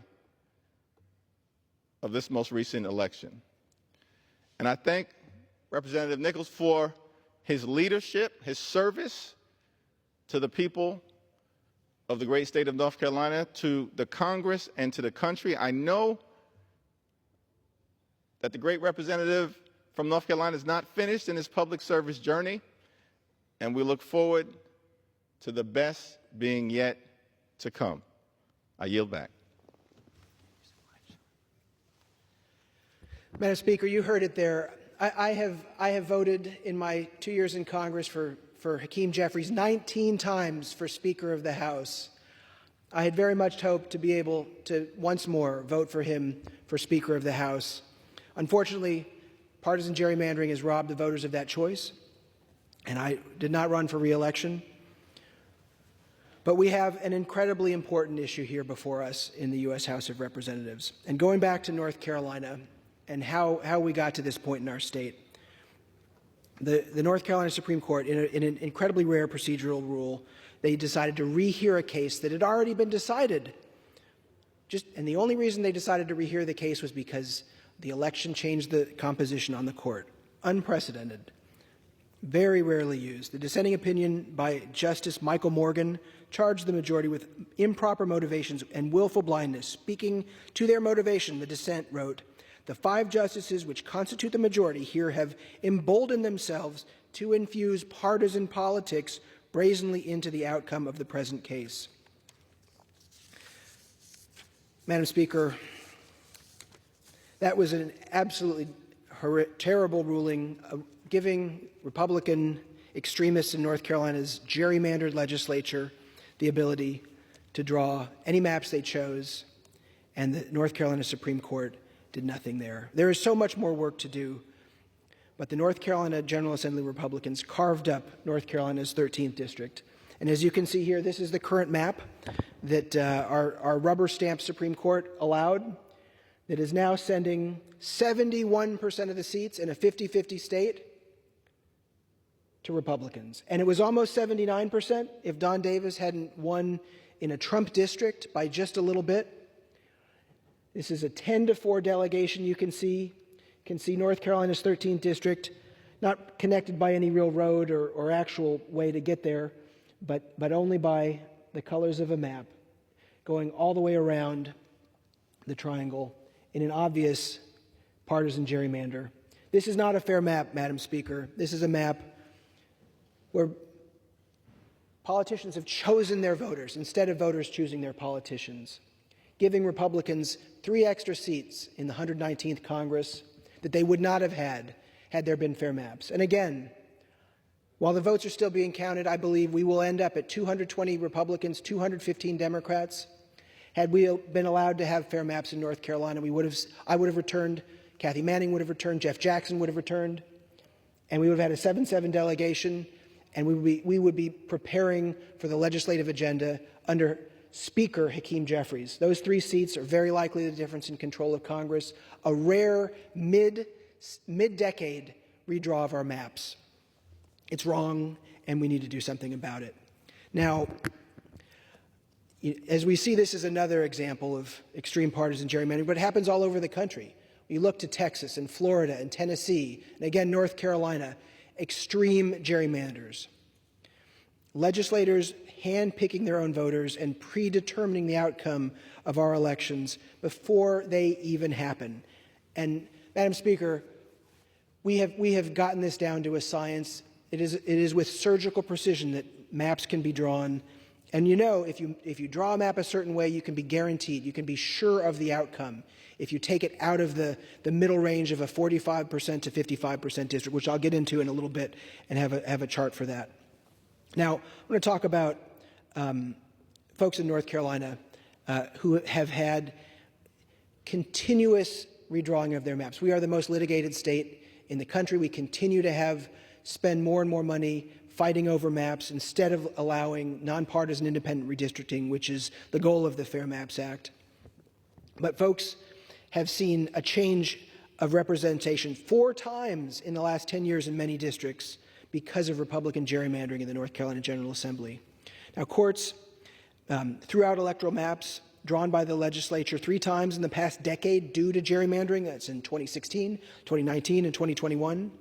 But again, North Carolina is a 50-50 state. It is not fair to force a 10-4 map on the voters. And again, this very easily could have been 11-3. If Don Davis hadn't run such a tough campaign, that would be 79% of the seats for Republicans, again in a 50-50 state, which you heard before. North Carolina in the last election, it gave its electoral college votes to Donald Trump, but it gave Democrats votes for the North Carolina Supreme Court, for Superintendent of Public Instruction, for Secretary of State, for Attorney General, for Lieutenant Governor, and for Governor. We are a true 50-50 state. We deserve to have fair maps. And these maps that you see here target African American voters with surgical precision to diminish their voting power. They're clearly unconstitutional. We have lawsuits going on right now. We have seen success in southern states on racial gerrymandering. I expect and hope that this map will be changed because it is not a constitutional map. It is not a fair map. And those lawsuits are ongoing. We're going to fight for fair maps. We're going to continue fighting to end partisan gerrymandering and to protect the right to vote for every single North Carolinian. Now, gerrymandering in nearly every state, partisan gerrymandering has been a tool used by politicians to manipulate the outcomes of election. It doesn't matter who's doing it. If partisan gerrymandering is wrong, whether it's Democrats doing it or it's Republicans doing it, it's bad for our democracy. It's bad for the United States Congress. And there are some states, not many, where Democrats gerrymander with surgical precision. It leads to hyperpartisanship, increased polarization, and it disenfranchises voters. We need to end the practice. We need to put in place nonpartisan and independent redistricting commissions. And we can do that by removing the ability of politicians to draw lines in their favor. We can restore fairness and ensure that voters are the ones choosing their politicians and not the other way around. Now, I have in front of us here a map, a chart with 140 dots. We've got 14 congressional districts in North Carolina. We are an even 50-50 state, 50% Democrats, 50% Republicans in terms of this map right here. And if you have the power to decide how you draw the maps, you can do it any way you want. We can easily see here a map where you give 4 of the blue dots to Democrats, 6 to Republicans. It's a pretty safe Republican seat. You do it again here, again, 6 to 4. Again, you do it here with this one here, and then we got this one here, and then this one here, 6 to 4. Again, then you want to draw a Democratic seat, packing and cracking. You go 2 of the red dots, 8 of the blue dots. And you do this over and over, and you get a map that would send 4 Democrats, 10 Republicans to the U.S. Congress. Again, 6 and 4. 6 and 4. 6 and 4. And again, you can do it over and over, and the outcome will be the same. If you have the ability to do it, you can predetermine the outcomes. Next chart. And again, you can see it right here. This is what it looks like, 4 to 10. And this last one here could have gone either way. And so how does that work? What does that look like when you draw a map a certain way? From what we've seen here, this is what North Carolina looks like in the congressional elections that just happened. You see 10 safe Republican seats outside of this middle competitive zone that I want to talk about. 3 Democratic seats accomplished through packing as many Democrats as possible into 3 congressional districts. And then another one that was a 50-50 seat. This is Don Davis. It's a district that Donald Trump won, we believe. The votes are still being finalized. This is a 50-50 seat. Could have gone either way. This allows 71% of the seats for Republicans. Could have been 79% if Don Davis hadn't won by just a little bit. But when you put a district, Madam Speaker, outside of this middle competitive range, we kind of call it the 45 to 55% range, but to be even more precise, we have 46.5 to 53.5%. That's the range of districts where anybody has a decent chance of flipping a seat from red to blue or from blue to red. When you draw it outside of this range, outside of 55%, the chances are minuscule. You're looking at less than 1% that any of these seats could ever flip, maybe in a tsunami year, maybe with a candidate that does something absolutely horrific. But when you draw a map and you put it in this area, you know that it's virtually impossible to flip. And again, here you see 3 Democratic seats. Incredibly safe. They put as many Democrats as possible. This is the place right here, Madam Speaker, where we need to have many, many more congressional districts. I sent a survey to all of my constituents to ask how they felt about gerrymandering. I got over 1,300 answers. Here are some of the quotes from my constituents, and here's what they said. Quote unquote, "I feel like my vote doesn't count the way both sides use the maps." Another constituent said, "I haven't moved in 20 years, but have been in 3 or 4 different congressional districts." Another constituent said, "It's hard to have a relationship when they keep changing because the district keeps being changed." Another constituent said, "Since moving to North Carolina in 2015, I believe we have been in at least 3 different congressional districts. It has become frustrating and confusing." Another constituent said, "I don't feel like I'm accurately represented." Another said, "Having my district number change is confusing." Another said, "Makes me feel distrustful of my representatives." Another said, "Not sure what's going on. We need transparency." Another said, "It decreases trust that representatives have citizens as their top priority." Another said, "It adds to the dirty politics stereotype." And another said, "Political races have become very non-competitive." Certainly have if you're outside of that range. Another said, "Once elected, they only care what their party wants." And lastly, another said, "It makes me feel like my vote doesn't matter and reduces a desire to engage with elected officials since I don't feel like my representatives truly represent me." They used words including distrust, confusion, unrepresentative, and extreme over and over and over as you see the word cloud of the responses from my constituents who wrote in about their thoughts on this. Now, I think it's important as we're talking about North Carolina to explain where we are as a state. In order to change our Constitution to require fair maps, there's no way that, that citizens can put something on the ballot. The only way to get something on the ballot is to have 60% of the State House and the State Senate agree to put an initiative on the ballot. And when you have partisan gerrymandering, extreme partisan gerrymandering legislative districts as well as congressional districts, it's virtually impossible to ever allow Democrats to get to 60% under these partisan gerrymandered maps. So we can't put anything on the ballot. The only choice we have is the Supreme Court. We have Democrats in North Carolina have shown repeatedly they're willing to draw fair maps, to push for the fact that our state constitution says we should have free and fair elections. Right now, it's 2 Democrats to 5 Republicans on the North Carolina Supreme Court. We just elected Justice Allison Riggs by just a few hundred votes recently, but she won. In the next election, we'll have one seat on the ballot. The next election after that, there will be 3 seats on the ballot.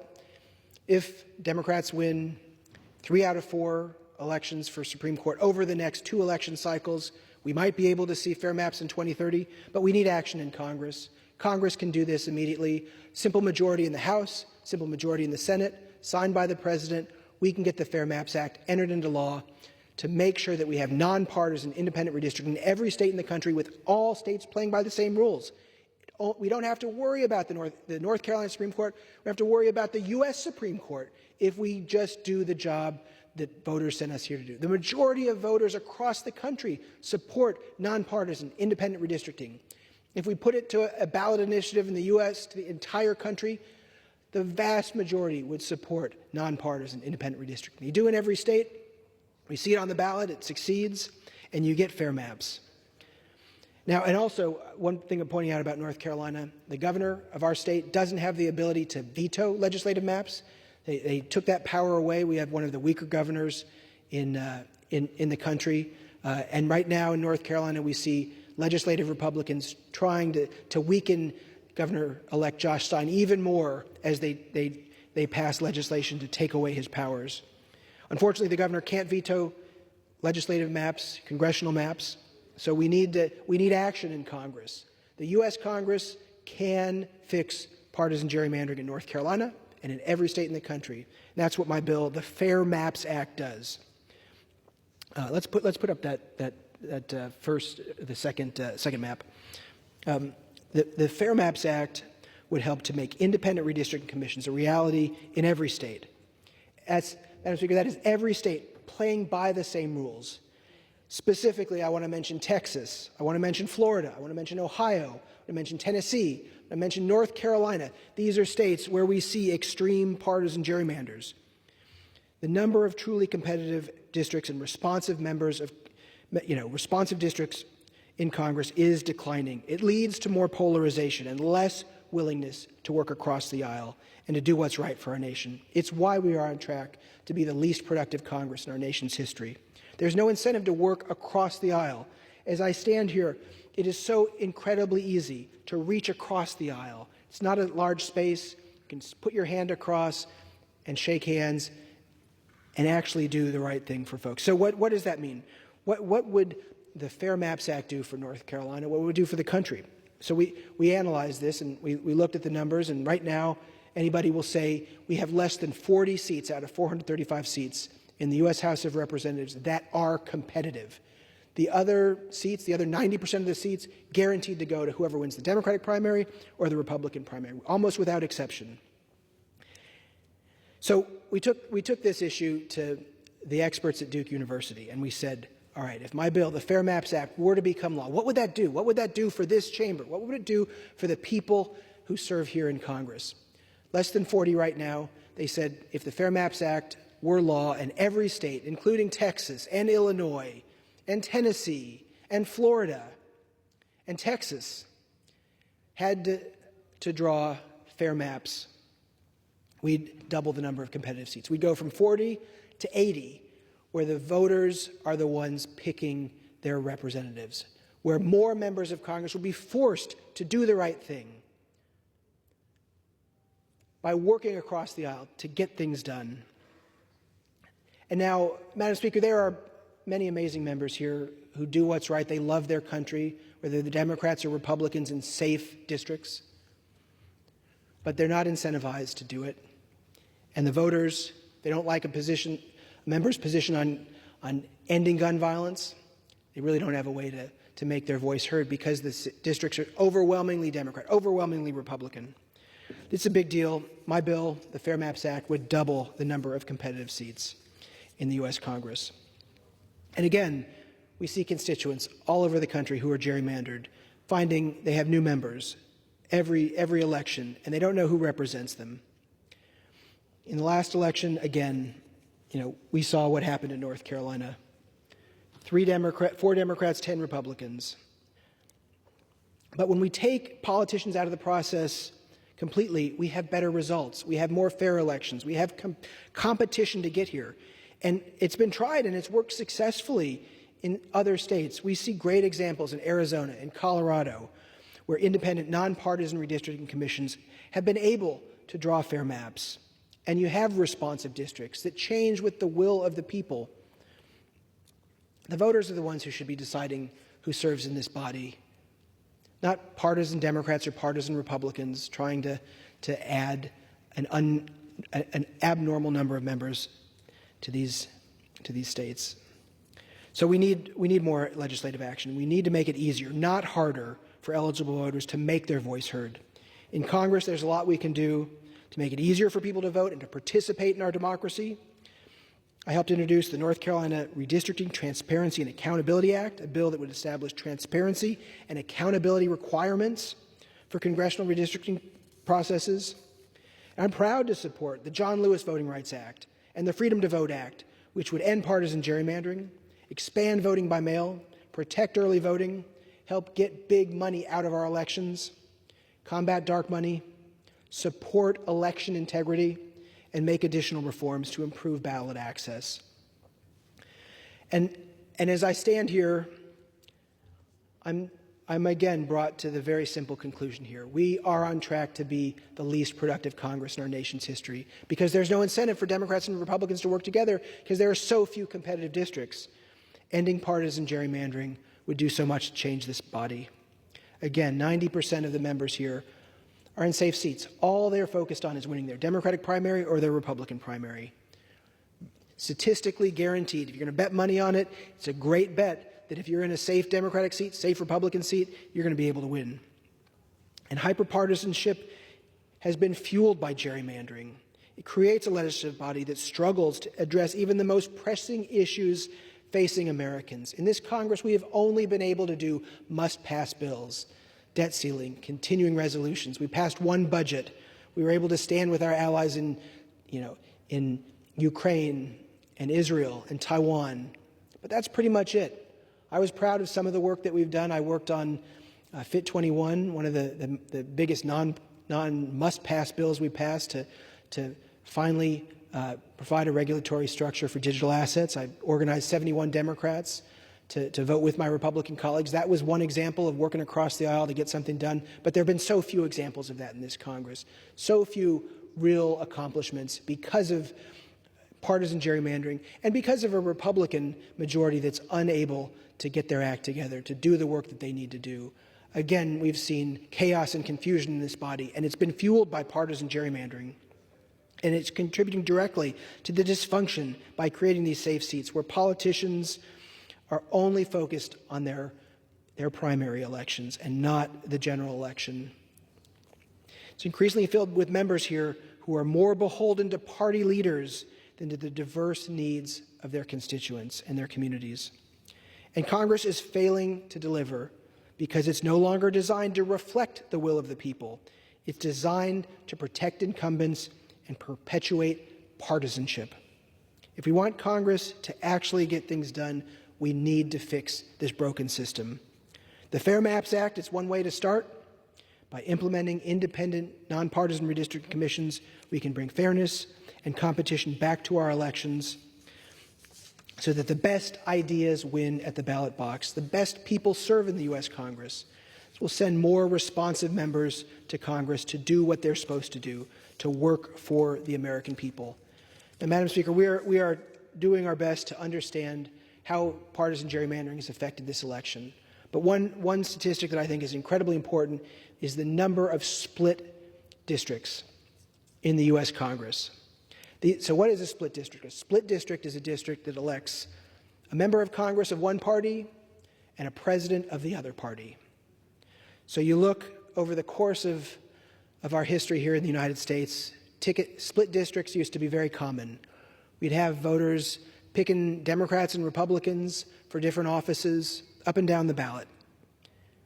But that middle, those folks in the center have continued to decline, in part because of partisan gerrymandering and the extremism it's brought to the U.S. Congress. So in 1984, there were 190 members of this body who came to Washington in districts that elected a president of one party and a member of Congress of the other. So in this election, it's members who vote in districts that voted for Kamala Harris for president and a Republican for the House, or districts that voted for a Democrat for Congress and Donald Trump for president. So 1984, 190 split tickets districts. 2004, 20 years later, we're down to just 58 split ticket districts in the U.S. House of Representatives. My election, 2022, just 23 members of Congress from split ticket districts. 17 Republicans, 6 Democrats. That's what we have in the 118th Congress. Now, With this last election, we are down to what looks to be, and again, votes are still being counted, looks to be just 13 members of the U.S. House of Representatives from split-ticket districts. I know for sure that's Don Bacon and Brian Fitzpatrick. From Don Bacon and Fitzpatrick, those are two districts where voters sent a Republican to Congress, but Kamala Harris as their choice for the White House, and then Democratic districts were the rest, including members like Jared Golden, Marie Klausenkamp-Perez, Tom Suozzi, Don Davis, and others. But just 13. 190 40 years ago, down to 13 now. So you know, if you draw a congressional district that Kamala Harris won or that Donald Trump won, you can be almost certain that they are going to send a Democrat or a Republican to the U.S. House of Representatives. That's why gerrymandering is wrong. That's why we have to fix it. The time for action is now. This is the most pressing need of this Congress. And as I close out my time, I want to leave this body with this incredibly important thought. You heard it from Leader Hakeem Jeffries. We are very likely to see a Congress decided by North Carolina partisan gerrymandering, a mid-census, mid-decade redraw of our maps. This wasn't the 10-year draw. This was something that partisan Republicans in our legislature did, sending 10 Republicans, 4 Democrats, a net gain of 3 for Republicans, and those 3 seats were not even close. That's going to be this.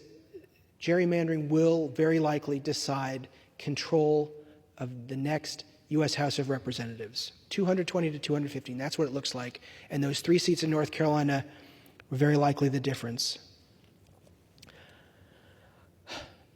Thanks again for taking the time to be here on this incredibly important discussion. And while my name won't be on the ballot and wasn't on the ballot this year, I'm not giving up or going out quietly in the fight for fair maps or an end to partisan gerrymandering. Firmly believe that voters should choose their politicians. Politicians should not choose their voters. And right now, democracy is on the line, and North Carolina and all the other states in this country are worth fighting for to get this right, to end partisan gerrymandering. We've got a bill to do that, the Fair Maps Act, which I've talked about at length. And it just takes a majority of the House, a majority in the Senate, and we'd have districts that allow folks to have a real choice at the ballot box in November. To continue to fight with every ounce of my energy for fair maps, an end to partisan gerrymandering, and to protect the right to vote for every single North Carolinian. This is the biggest issue for this Congress. It's one that we need to address. And it would bring balance to the House. It would allow for more bipartisan legislation. It would require folks to know that if you don't work across the aisle, if you don't reach your hand across that aisle to the opposing party, the voters are going to send you home because it's a district that could go either way. That's what we need more of. That's what my bill would do. And that's why I'm going to continue pushing to end partisan gerrymandering so we don't have states that look like North Carolina. Thank you, Madam Speaker, and I yield back. The chair would ask members to observe proper decorum in the use of exhibits in debate. Under the Speaker's announced policy of January 9th, 2023, the gentleman from Wisconsin, Mr. Grothman, is recognized for 60 minutes as the designee of the Majority Leader.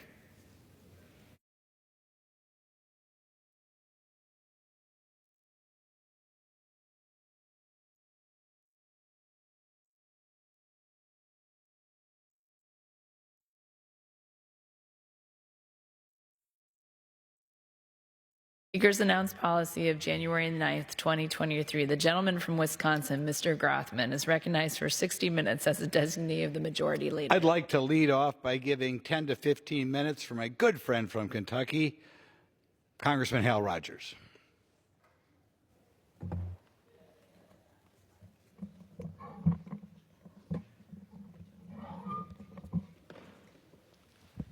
First off, I want to thank the gentleman for yielding me this time. Madam Speaker, I rise today to recognize Neil Middleton for his distinguished and award-winning career in journalism as a longtime trusted news broadcaster and vice president of WYMT-TV a CBS affiliate in Hazard, Kentucky. Broadcasting from the heart of Kentucky's Appalachian region, the station's call letters stand for We're Your Mountain Television, WYMT. It's much more than an acronym. It's the station's mission. WYMT TV has become synonymous with the very region it serves to serve, thanks in large part to the leadership and journalistic integrity of Neil Middleton and those who blazed a trail for news coverage and weather alerts in one of the most rural areas of the United States. In an expansive region separated by mountainous terrain, national media outlets have only made their way to Appalachia after major disasters, while others have blistered our communities by dredging up negative stereotypes that have misrepresented our beloved hometowns that are filled with hardworking, innovative, and extremely talented people. As both well-known and unknown reporters from around the country have breezed in and out of our region for 15 seconds of fame, it's YMT that has earned the trust of southern and eastern Kentuckians since the station first signed on the air in 1985. They've not only provided life-saving weather alerts during catastrophic floods and tornadoes, but they've also followed their news coverage with fundraising telethons using the power of the airwaves to collect vital donations to help our communities recover in the wake of disaster. WYMT has also built a reputation for holding local, state, and federal leaders accountable in the public eye, while not only providing critical news to the region in every newscast, but also celebrating our victories in regional development and success. Thanks to their central location in the region, mountain student athletes have had an exclusive highlight reel on the station's Sports Overtime program, swelling up pride through every rural county for student athletes who get little notoriety elsewhere. In fact, that's where Neil Middleton started his broadcast television news career in 1987, driving across the mountains from Harlan County every day to cover news and sports in southeastern Kentucky for WYMT and WKYT TV in Lexington. Starting out as a radio DJ in high school, Neil worked his way up the ranks as a broadcaster, eventually taking over the helm of WYMT as vice president and general manager. Under his leadership, WYMT achieved a record-breaking growth in advertising sales, expanded newscasts, sports and weather, developed new digital media assets, and earned countless accolades, including regional Emmy Awards. The Associated Press has also recognized Neil's personal excellence in journalism with numerous awards throughout his career. His same passion and work for the region has also been recognized by the Kentucky National Guard, local chambers of commerce, and many others. Over the last 4 decades, Neil's passion to serve Kentucky's Appalachian region has reached far beyond the news desk. He has served as a board member for several organizations in the region, including the Center for Rural Development, One East Kentucky, Alice Lloyd College, Eastern Kentucky Pride, East Kentucky Leadership Foundation, the Challenger Learning Center of Kentucky, and the Kentucky Associated Press, among others. As Neil closes the chapter of his career at WYMT, I want to express my deepest gratitude for his unwavering commitment and loyalty to Kentucky's Appalachian region. With every breath, he has advocated for growth and development in the mountains, understanding the value of every investment here, and likewise, the pain of every opportunity set away from Central Appalachia. It's been an honor to work in tandem with Neil on many projects, including a hard-fought battle to add WYMT to satellite broadcasts in select areas to ensure local people have access to news and weather alerts close to home. Neil should take great pride in his efforts to make southern and eastern Kentucky a better place to live. Thank you. I yield back.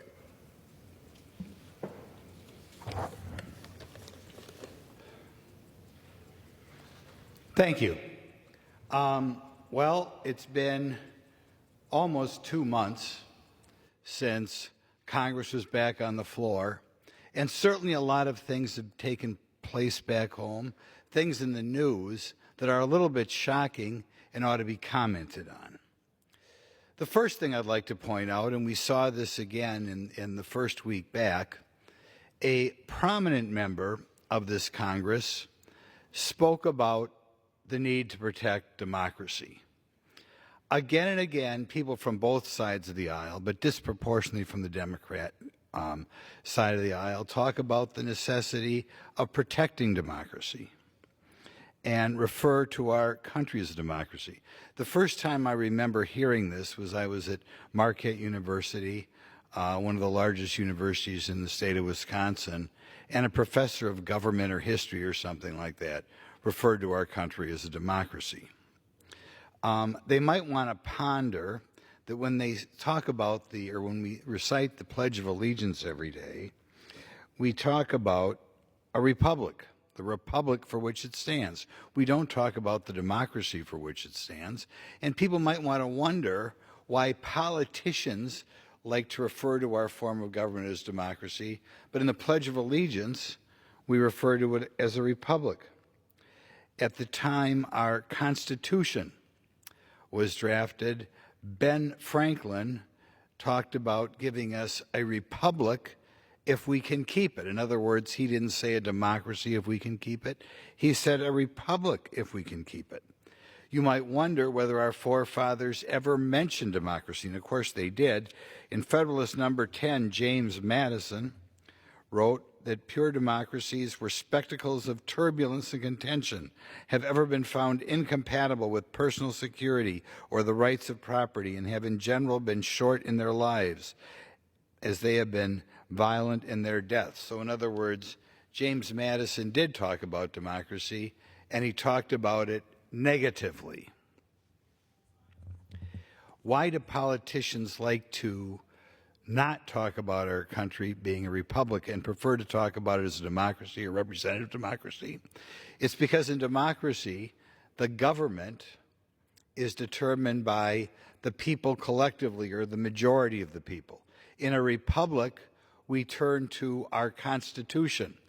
There may at any given time be a majority of people in this body or a majority of people in this country who don't like a given religion or want to feel we can confiscate people's property, or because there's been a shooting on the news the night before, they want to ignore the Second Amendment, and therefore they like to believe, or they may not like certain religions, and they might want to suppress that religion. They might not like certain ideas, and they want to say, I was elected here so I can suppress those ideas. There are two examples I'd like to leave this body of, or like to share with this body. There was a bill called the McCain-Feingold bill that was passed by two popular congressmen around the year 2000. and they wanted to restrict what people could say or how much time people could buy in an election. In other words, they wanted to restrict the freedom of speech. And I'm sure both politicians at that time felt we are very popular. We've been elected several times. We have the right to trample on somebody's free speech. And I certainly in election season would like there to be less, or would prefer there be less advertisements, less mailing going on. But the Supreme Court at the time had to lecture, and their McCain-Feingold bill passed. They had to lecture, in essence, Senator Feingold and Senator McCain, that we do not live in a democracy. We don't care whether you got 60 or 65% of the vote in your district. You do not have the right to say certain people cannot buy time on television or send out mailings. Another example, there was a time, I think very highly of the man, a very popular governor in the state of Wisconsin who wanted to say, if you have property along a state highway, we can restrict what you can do on that property because someday we might want to buy that property when this highway goes from a 2 to a 4-lane highway, and therefore we're going to make your front 50 feet or 60 feet along the highway less valuable because, after all, we represent the government. We've been elected overwhelmingly, the implication being this is a democracy, and we can take your property from you. And again, the state Supreme Court had to say, hey, wait a minute, we don't have a democracy here. We have a republic. We don't care how popular you are. You cannot interfere with what people can do with their land along a highway. Another example in which politicians wished we had a democracy or a representative democracy so they could tell you what you can do with your property. But in fact, our Constitution stood tall and said, hey, wait a minute, we don't care how you were elected, how many people voted for you. We will not allow you to take people's property. And I believe that's why politicians like to talk about democracy. They like to believe because they got 70% or 51% around here, they can determine what you can and cannot say. So let us all try, as we continue throughout this biennium, to no longer refer to our form of government as a democracy. Let's refer to it what James Madison or Ben Franklin would have liked to have us refer to it as. What they gave us was a republic under our wonderful great Constitution, and even though our Constitution prevents people or allows people to say some things we might disagree with, even though our Constitution allows us to quote our wonderful Holy Bible, even though our Constitution prevents people, the government, from taking people's property without Constitution, even though our Constitution allows the carrying or owning of firearms when a lot of people around here don't think we should have the right to carry those firearms, let us stand with our republic and bravely, just like when we say the Pledge of Allegiance, bravely describe our country as a republic, not a democracy, which, again, James Madison, democracies are spectacles of turbulence and contention, have been found incompatible with personal security or the rights of property, and have generally been short in their lives. Now, I think during the month and a half or whatever it was, we were not in Washington, a couple of prominent Americans took aim at our Constitution, and I'm saying particular, they didn't like the First Amendment. They didn't like that people were out there saying things that they disagreed with. And these former politicians both almost became the President of the United States, which shows how precarious our hold on our great republic is. I'm talking in part of Hillary Clinton, former First Lady, but even worse, former Secretary of State who almost became President of the United States. She talked about social media companies and saying they must moderate content on their platforms or we lose total control. In other words, Hillary Clinton, felt that the government should control our lives, and they didn't like social media companies allowing things to seep out into the Zeitgeist, and maybe those things were hostile to what Hillary felt. Kind of hard to believe she almost became president, but she should always be remembered as someone who felt the First Amendment caused the government to lose control. Another person, while we were out on recess, John Kerry, another man who almost became President of the United States, called the First Amendment a major block in combating misinformation and fighting climate control. Now, of course, there's a disagreement with regard to climate change, where it comes from, if it's happening. But John Kerry felt the way to deal with this issue was apparently to deal with the First Amendment. And what he was doing here was he was talking to the World Economic Forum in a panel on green energy. So John Kerry was not only trying to trample on the First Amendment rights of Americans, he wanted this idea to spread without the world. Can you imagine if he had ever become President of the United States, a man who called the First Amendment a major block? My goodness. But this is what's going on, and the American public has to wake up. During this time, there was also a letter made public by Mark Zuckerberg, one of the wealthiest men in America. You would think the wealthiest people in America, above all, would have the freedom to exercise their First Amendment rights, but apparently no. It came out the Biden administration weighed in with Mark Zuckerberg, and they didn't like it that people out there had different opinions about COVID and how to address it and what was appropriate. And the Biden administration apparently contacted Mark Zuckerberg and his group, saying that maybe there were things that the American public shouldn't know. In other words, rather than having a free exchange ideas on the value of the vaccine or the value of social distancing or whatever, we shouldn't have open exchange of ideas. It would be better if we didn't have that pesky First Amendment. It would be better if the people who know best, Anthony Fauci or Pfizer, say, that we should just defer to them, because we all know how important Pfizer is, and they certainly give a lot of campaign contributions, which we politicians like, and therefore we should weigh in on the social media platforms and say there's some things that are inconvenient to the country. So I hope when we return, we do something to put a little more energy in that First Amendment, and above all, educate the American public that there are politicians out there like Hillary Clinton or John Kerry or apparently Joe Biden who view the First Amendment as an obstacle in their expansion of government. And I think this is to a certain extent be commented on, but not commented on enough, because too many important people, and here we're talking about one president and two almost presidents, wanted to end people's First Amendment rights.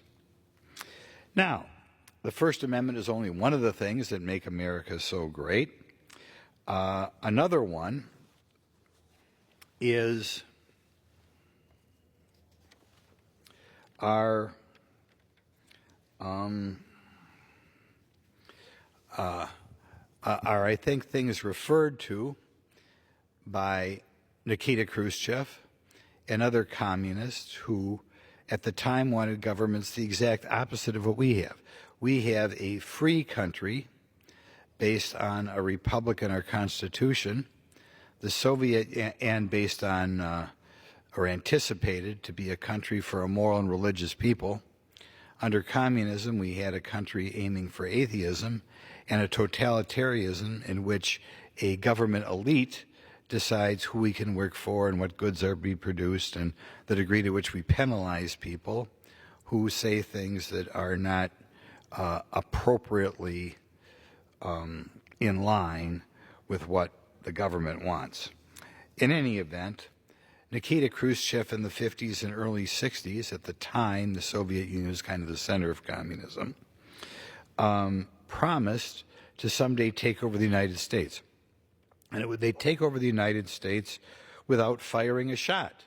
Now, we spend a great deal around here on munitions, on submarines, on tanks, on airplanes, but it was interesting that at one time, the communists, and I think Nikita Khrushchev was speaking for the communists, felt we would take over this country without firing a shot. What evidence is there that they are trying to weaken our country?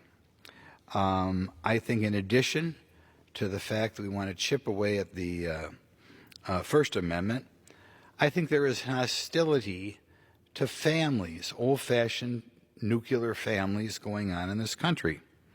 And how are we trying to chip away at the families? Because after all, people like Karl Marx did not like the family. One way to look at it is there are currently over 90 programs in the United States in which the benefits of those programs depend on something referred to as percent of poverty. And a percent of poverty calculation penalizes two-parent families, or at least it penalizes two-parent families if at least one of them is working a full-time job. In other words, it encourages one-parent families. There was a time in this country not too long ago, I and probably most of the people in this institution were around in 1965, in which only 5% of the children born in this country were born to families that did not have both a mother and father at home. After building up over time over 90 programs in which it was difficult for this family to form, or easier, you get more money right away to have a family in which only one parent was there, we've worked our way up to a situation in which over 40% of the families, the child is born without both parents at home. And normally this means it's a fatherless family. So in other words, the government, which is supposed to treat everybody equally, if you have a scale out there, is overwhelmingly trying to create an America in which the old-fashioned family is becoming more obsolete. I should point out that this has gone, like I said, from 5% to 40%. Programs that you are eligible for are things like SNAP, or the food stamp program, the low-income housing program, the earned income tax program, the Medicaid health care program, things like the Pell Grant program, the TANF program, cash assistance, SSI disability program for the children, all are inducements not to form an old-fashioned family. And every biennium, last time Joe Biden's final budget request, usually puts new programs on the heap or adds money to old programs to make the gap between somebody who decides to have both parents in a house compared to somebody who only has one family in the house. One person who wrote very eloquently on this, hasn't been listened to as much as he should. Robert Rector is one, but one is George Gilder, who wrote a bestseller in 1980. And I know there was anticipation that Ronald Reagan would act on this book. He was not able to act on it. My guess is primarily because the Republican House was always in the minority at that time. But George Gilder used to look at what normally are referred to as slums or low-income areas of a city. He focused on Albany, New York, and he followed around a young couple where the young lady was pregnant, and to his surprise, it was not cause of concern like it has been throughout all of history when a young gal gets pregnant and is not married. It was a cause for celebration. As the gleeful new couple went around from the low-income housing people to the food stamp people to the Medicaid people and signed up for all sorts of benefits. At the time, they had something called AFDC cash payments, and it was a cause for celebration because now the young lady would not have to live with her parents anymore. She was getting her own place, and I'm sure the people who devised these programs were primarily a money-oriented group, and they felt that this new program would be more likely to have the young lady live on her own without having to live with her mother or with her parents. So they felt they were doing something good. I think over time, given the hostility of Karl Marx, given the hostility to the radicals even in the 60s and 70s, there were people who knew exactly what they were doing as they destroyed the nuclear family in parts of America. In any event, this is something we've got to look at. When you combine federal programs with state programs, which frequently team up with federal programs, you can have situations in which there are $20,000, $30,000, $35,000 penalties for people who decide to get married rather than have people live with a single mother. It's not like single mothers cannot be very good parents. It is not hard to find people who've been raised in single parent families who are wonderful children. On the other hand, it is tougher. Statistics would show that it's tougher. And in America, where we try to keep everybody equal, we should not continue to have programs which kind of push more and more people into that single family situation. George Gilder also made, George Gilder, I saw him weighing in on a topic just the other day, but like I said, he wrote a great bestseller called Wealth and Poverty in 1980. He is still around, and he made the case that not only is this bad for the children, but it's bad for the men, because you create swaths of society in which men have no purpose, because traditionally the purpose in an old-fashioned nuclear family is to be the breadwinner. Here we have a situation in which he's not going to be able to make enough money in many cases to match the government. And as the result, we have a situation in which the mother marries the government rather than the husband, and in the long run it hurts the husband as well. I hope that this Congress, with such high hopes, works to take away this marriage penalty. Regardless of what Karl Marx would have said, regardless of what certain radical groups would say, we do not want to penalize the father for becoming part of that household. And we know these people are still around. I mentioned again Black Lives Matter, a group which many people in this institution were not afraid to stand with, coming out against the traditional nuclear family, didn't cause people to run away from that group. There are other quotes of radicals, Angela Davis, that crowd, over the last 50 years, which again, hostile to the nuclear family, making fun of the nuclear family, preference of single parenthood. I hope this Congress begins to chip away at that ideal. And we do not want to any longer have people penalized for going down, for getting married and try to form a traditional family. Indeed, we ought to be encouraging that. The next didn't work out as well as people wanted, but the next attack on freedoms that I think our forefathers would not have seen is congressional programs or programs created by Congress or the executive branch trying to treat people differently by sex or race. These are sometimes referred to as affirmative action program, but there are many other ways to refer to the programs.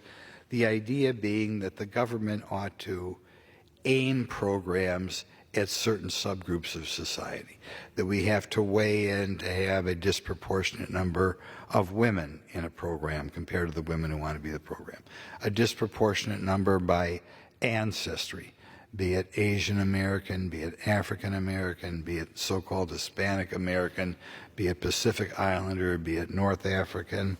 The government should be favoring people by the group that they are from. This is another thing our forefathers would have been opposed to. They wanted to treat all Americans equally.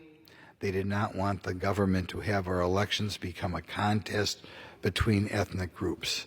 They did not want our government programs to be a contest between men and women, as the government weighs in, as they do today, on who owns companies who get government contracts.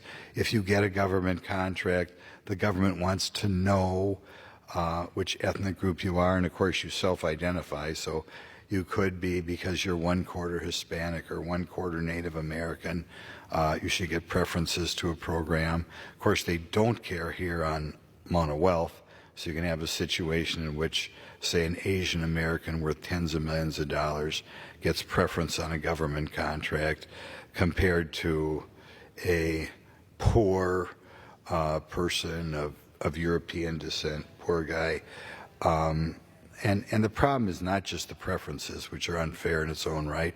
It does result, soon we're going to have a bill around here, a lot more government largesse to take care of the problems caused by the hurricanes. It not just results in additional cost, maybe quality, but certainly cost, depending upon who gets the project, but it creates animosity, okay? It creates America in which people say, not, I want to have the best person for this program. Every government program, every government hiring decision becomes a contest between men and women, or a contest between Hispanic or Asian, or what have you. It's kind of a ridiculous contest because America is so non-racist in the first place, but that is what we have going on in the program. We ought to save some money by getting rid of these bureaucrats, and we ought to realize that the purpose of these programs is to divide America. There's a book out, I don't know that it's okay here to use a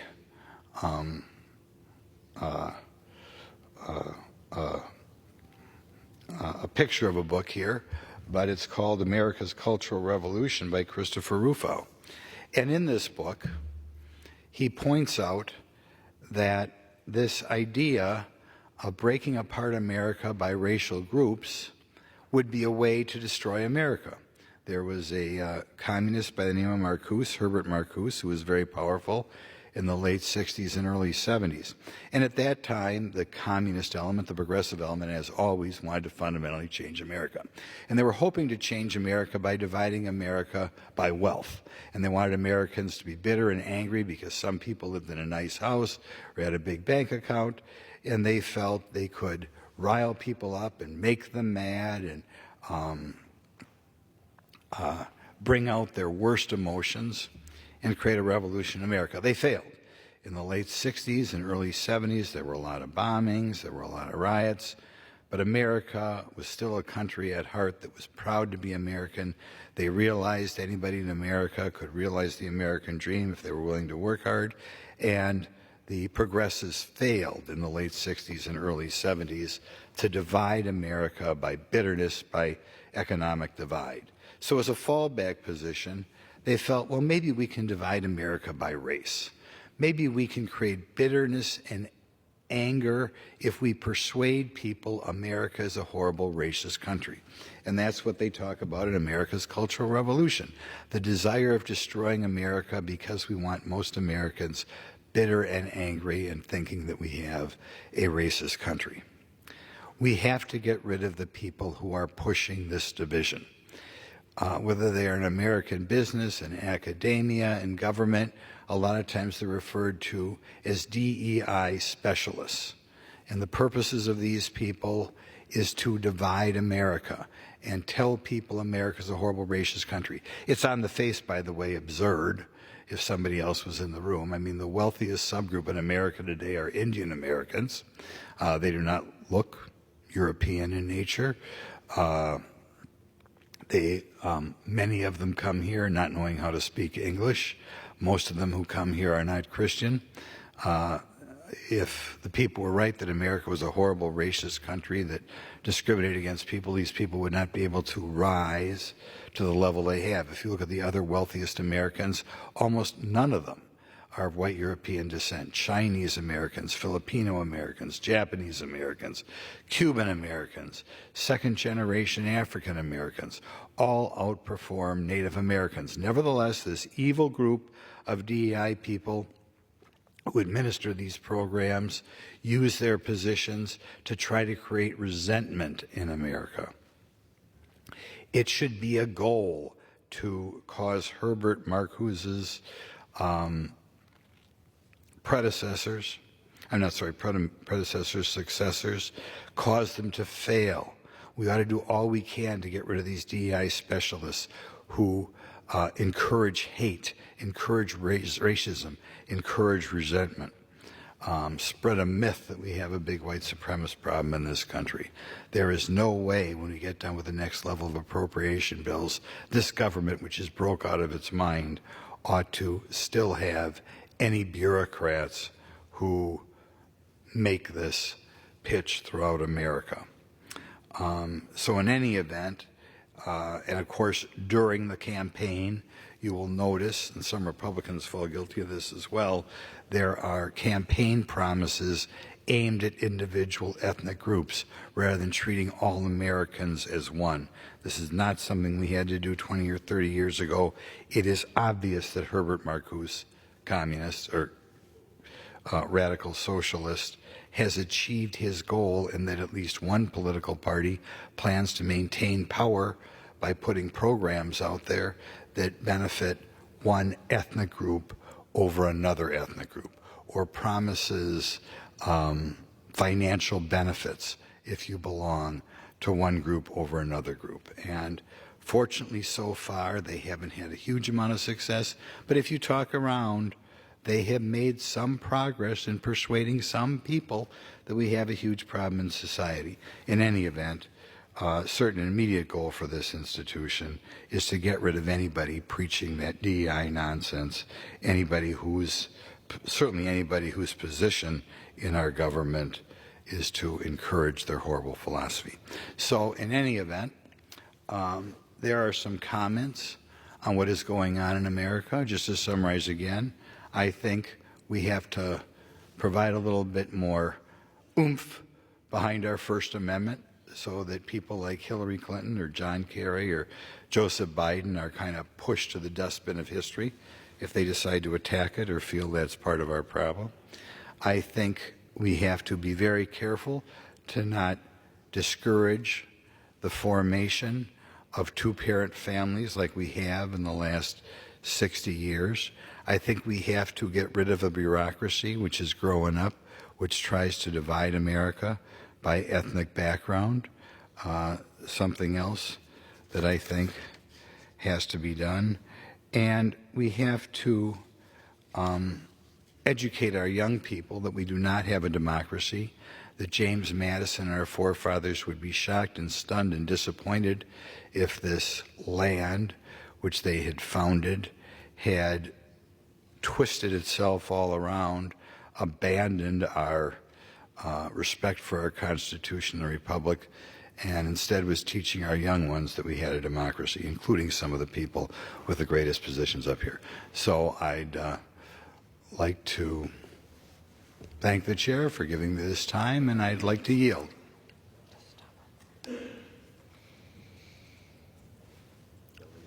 Gentleman yields.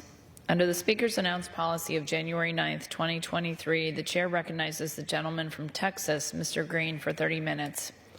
Thank you, Madam Speaker. Madam Speaker, and still I rise, and I rise proud to be a member of this august body, always honored to have the preeminent privilege of standing here or in the well and making statements, hopefully, that can have an impact on society in a very positive way. And I rise today, Madam Speaker, because I'm concerned about the rights of others. I stand with the rights, for the rights of others, notwithstanding who I am. I'm not Asian, but I stand for the rights of Asians. I'm not Palestinian, but I will stand up for Palestinians. I'm not a Muslim, nor am I a person who is from some country that I may not be aware of. I'll still stand up for their rights. I believe that the rights of persons who are Jewish have to be focused on. We have to stand up for them, especially given what is happening with anti-Semitism today. I'm not a member of the LGBTQ+ community, but I stand up for their rights. And today I'm going to take a stand for those persons who are among the trans community, the transgender community. I am not a member of the LGBTQ plus community, as I've indicated, but I still stand up for the rights of people. Doesn't matter what community you're in. If you are being wronged, someone should stand up to make that wrong right. Today, I want to talk about the bathroom issue. But before going there, let me just share this. I'm a son of the segregated South. I know what invidious discrimination looks like, what it smells like, what it sounds like, what it hurts like. I know because I suffered invidious discrimination. In the segregated South, I was not allowed to go into certain places because of the complexion of my skin. In the segregated South, even if I went into certain places, there were certain areas that I could not go into because of the color of my skin. In the segregated South, there were signs on the doors of the necessary facilities, the toilets, that would indicate that they were for white or they were for colored. And I understood, because my parents made it very clear to me, that you should never go into the area for whites because people would harm me. It was their belief that I would be harmed, in fact, that I might even lose my life for simply going into the wrong toilet. So I learned early in life what invidious discrimination was like. And I had no differences with the people who were going into the whites-only facility. I didn't dislike them. I didn't say bad things about them. I didn't try to hurt them in any way. But they chose to keep me out of a certain facility because of who I was, the color of my skin.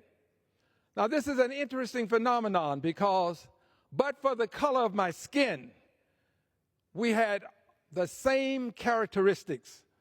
We had the same number of arms and legs and eyes, same characteristics, generally speaking.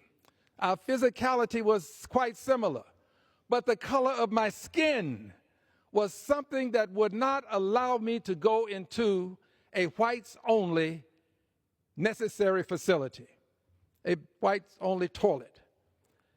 That color of skin made all the difference in the world. When I was within the facility, I used it the same way they would.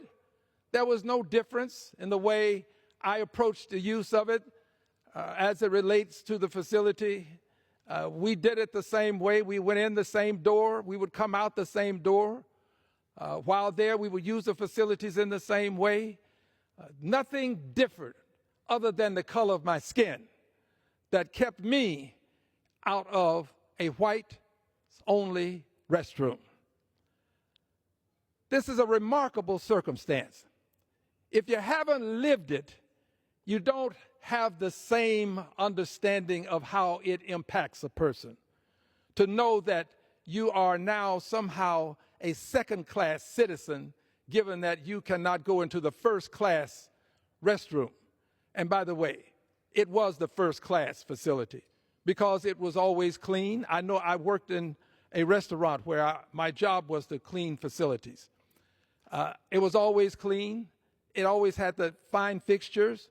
It always had the most room for persons to negotiate their way through the facility. The other restroom for the coloreds was usually one that might have a broken fixture that wouldn't be repaired. It had floors that were not always the same in terms of how they were structured and how they were covered with various types of flooring. They were just different. And that was intentional. There was no desire to improve and have both of them the same. It was separate but equal then, but separate but equal simply meant there's a place for you and there was a place for whites. I mention this, Madam Speaker, because given this circumstance, given the way I have been treated in life, having celebrated my 25th birthday for the third time and now 2 years into my fourth 25th, I cannot, in good conscience, support the segregation of people based upon gender. I cannot support it because I believe that people who are of the transgender have a right to go to the facility that they have now transformed themselves into by virtue of the transformation process that assigns them their gender, their agenda. Their gender. I just believe that I cannot in good conscience decide that I'm going to force them to go to now a facility that does not align with the transformed gender that they now have. I believe that the science is correct. I believe that persons who have this transformation have every right to go into a facility that now aligns with their transformed gender. This is something that I absolutely believe, and because I believe it, it's going to be very difficult for me. In fact, it would be impossible, in my opinion, for me to support a rule or a mandate that would require persons who are of the trans community to go into a facility that they should go into simply because it was the gender at birth that determines the place that you would now use as your necessary facility.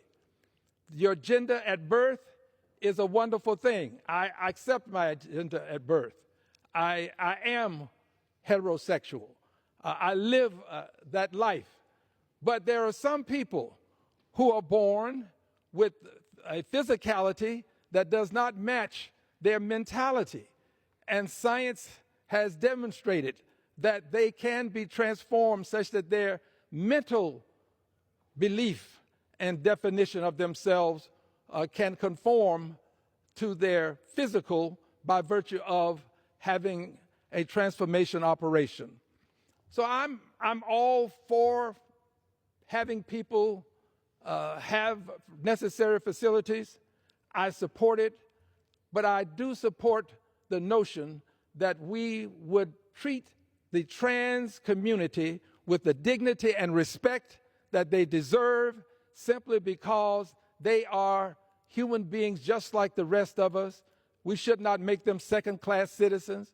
We ought not decide that they can't go into certain facilities that are aligned with the gender that they now have simply because of birth agenda.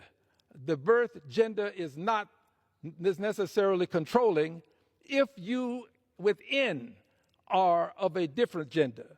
It just cannot control, and I cannot impose this upon people. So having gone now to segregated facilities myself, I see this as a step backwards. I see this as taking us back to a time when we could segregate people. I don't support any form of segregation.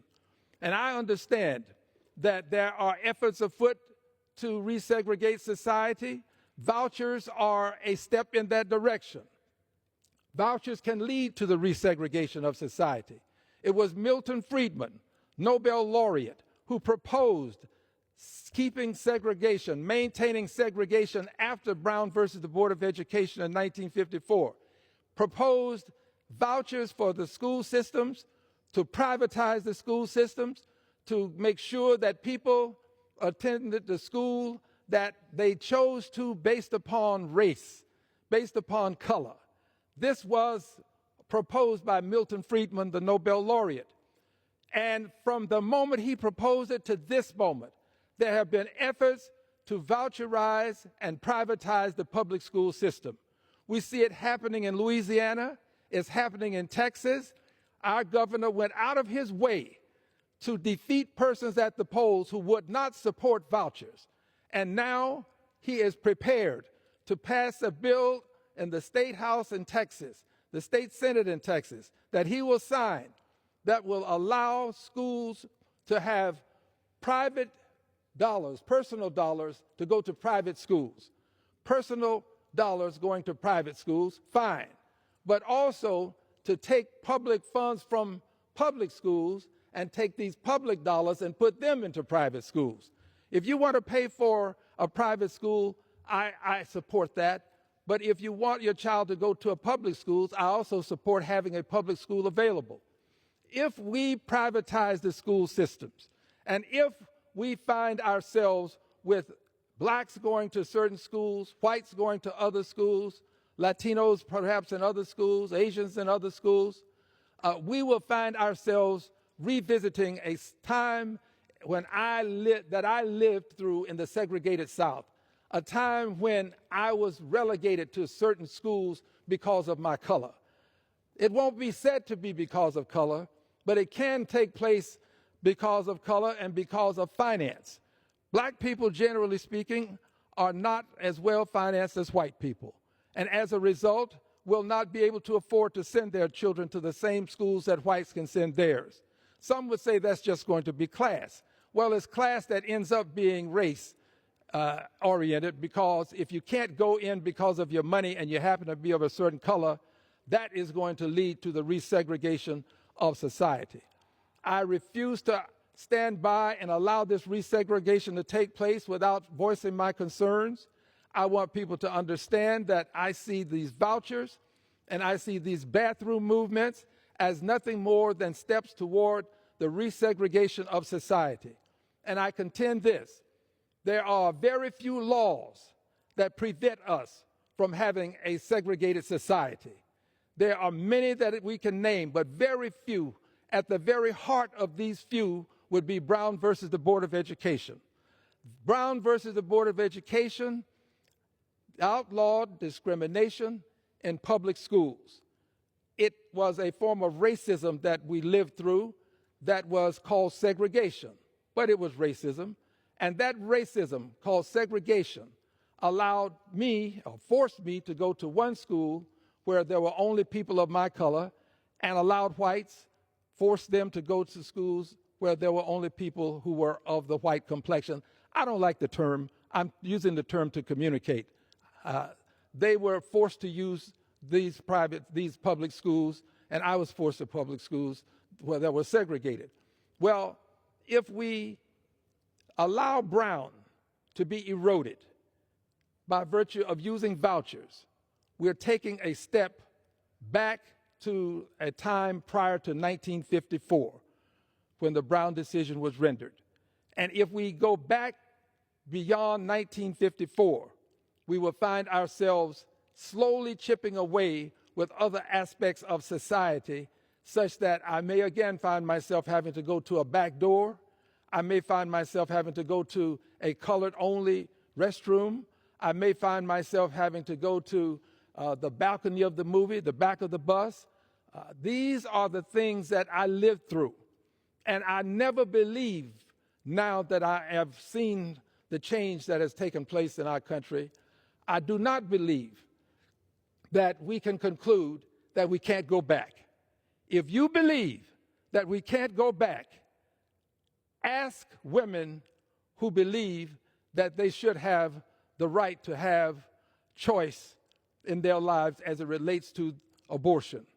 Ask them about what happened to the law that was but 50 years of age.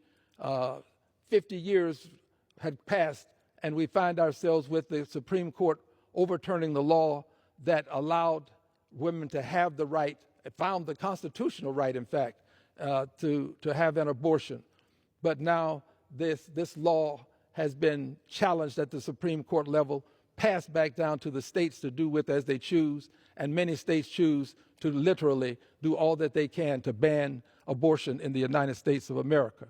So don't assume that what you have today, you will have tomorrow. If you don't fight for it today, you can lose it tomorrow. And if you don't fight for the rights of others, you can lose your rights. The rights of others are the rights that protect us. All of us are protected because we protect the rights of others, and others will protect our rights. And if we don't protect each other, we can lose precious rights that we have. This is a society that desires to have people sometimes subservient, as has been indicated by virtue of the fact that many people were enslaved. This subserviency is something that still exists in the hearts of many in this society. And this desire to have people succumb to the need for some to have supremacy is something that we have to be alert for. We've got to fight against it. I'm going to stand up against it, which means I have to stand against any mandate that would require a trans person to go to a facility that is aligned with their birth gender as opposed to the gender that they currently have by virtue of having gone through the transformation. I stand with them. I stand for the rights of all people to not suffer invidious discrimination. And if you're going to stand for all people, you've got to stand with the trans community. This is my opinion. Let others do what they may. I have taken my position. I don't know when there will be a vote on it or if ever there will be a vote. The judicious thing they tell me is if there's something that you may never have to vote on, never comment on it. Well, there are some things that are so precious, some things that are so near and dear to the heart that you have to comment on them when you see a mistake about to be made. And I believe it would be a mistake for this House to conclude that trans people cannot go to the necessary facility that aligns with their current sex, their current transformed sex. I believe it would be a mistake for the House to do this. I trust that it will be reconsidered and that it won't happen. The Senate has not done it. I pray that they will not, and I pray that the House will not. Again, I stand for the rights of others, people that I'm not born into their lives in the sense that I'm not an Asian, I'm not a Latino, I'm not a Muslim, I'm not Jewish, but I stand for the rights of all of these people. And I also stand for the rights of Palestinians. I never want to leave them out because Palestinian rights are being trampled upon every day now. But for me, standing up for the rights of others is a way of protecting my very own rights. I'm here to do that. I'm here to let the world know that trans people have the same rights to a facility as anybody else when it aligns with the gender that they currently have. I thank you for the time, Madam Speaker, and I yield back. Gentleman yields back. Under the Speaker's announced policy of January 9th, 2023, the Chair recognizes the gentleman from California, Mr. Kiley, for 30 minutes.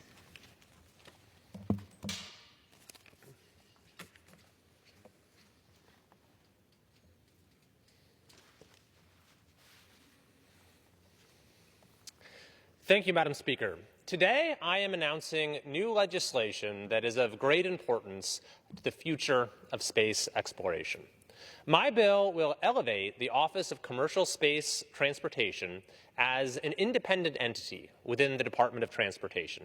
It will remove it from the jurisdiction, the auspices of the FAA, the Federal Aviation Administration.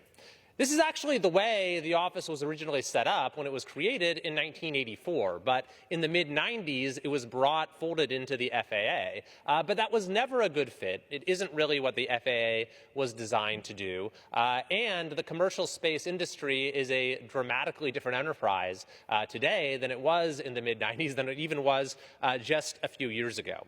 This is a common sense reform that in fact has been endorsed by the FAA's own Commercial Space Transportation Advisory Committee, which unanimously recommended removing the Office of Commercial Space Transportation from the FAA, making it its own independent entity that reports directly to the Department of Transportation Secretary. This will remove a layer of bureaucracy that has proven to be very problematic when it comes to innovation in space. And it was underscored very dramatically just last month when the world witnessed the extraordinary scene captured in this photograph when the launch of Flight 5 for SpaceX's Starship, which is the most powerful rocket ever built, resulted in the booster being returned to the launch site and being caught in this tower without the use of landing legs or anything like that, using the Mechazilla chopstick arms. This booster, by the way, has 33 of what are called Raptor engines. Each one of those 33 engines has twice as much thrust as the engines of a Boeing 747. Truly an awe-inspiring amount of force, and the scale and power of this space vehicle is truly unprecedented. And the feat that was accomplished in Flight 5 was something that folks didn't even think was possible. By the way, I had the chance to go to Flight 6 earlier this week, which was another very successful test for SpaceX, and truly something that was remarkable to witness in person. However, this amazing scene almost didn't happen, or at least didn't happen when it did, because the FAA had tried to hold back the launch. The FAA had come out and said that it was going to depart from the previously announced timeline and was going to delay the launch by months for no good reason at all. I cross-examined the FAA administrator about this myself, and he could provide no good reason, certainly no public safety reason, for delaying the launch. He, in fact, came up with bogus reasons that were quickly debunked as false. Now, thankfully, the FAA did finally come around and allowed the launch to move forward, but if those initial delays had been allowed to stick, then both Flight 5 and Flight 6 wouldn't have happened by now. So this all just goes to underscore that the FAA really should not be involved in these matters. And with my legislation, we will get them out of the picture. The Office of Commercial Space Transportation will be housed as an independent entity within the Department of Transportation. The fact is, it should not be more difficult to get the paperwork approved for a launch than it is to actually build and launch the rocket. And you know, this is worth putting in perspective, because in spite of the fact that we have had a redundant and at times hostile regulatory regime, we have seen incredible progress in the commercial space industry, in particular by SpaceX, which has given the United States a position of dominance when it comes to space. In fact, SpaceX, this one company, accounts for well over 90% of the mass that's launched into orbit around the world.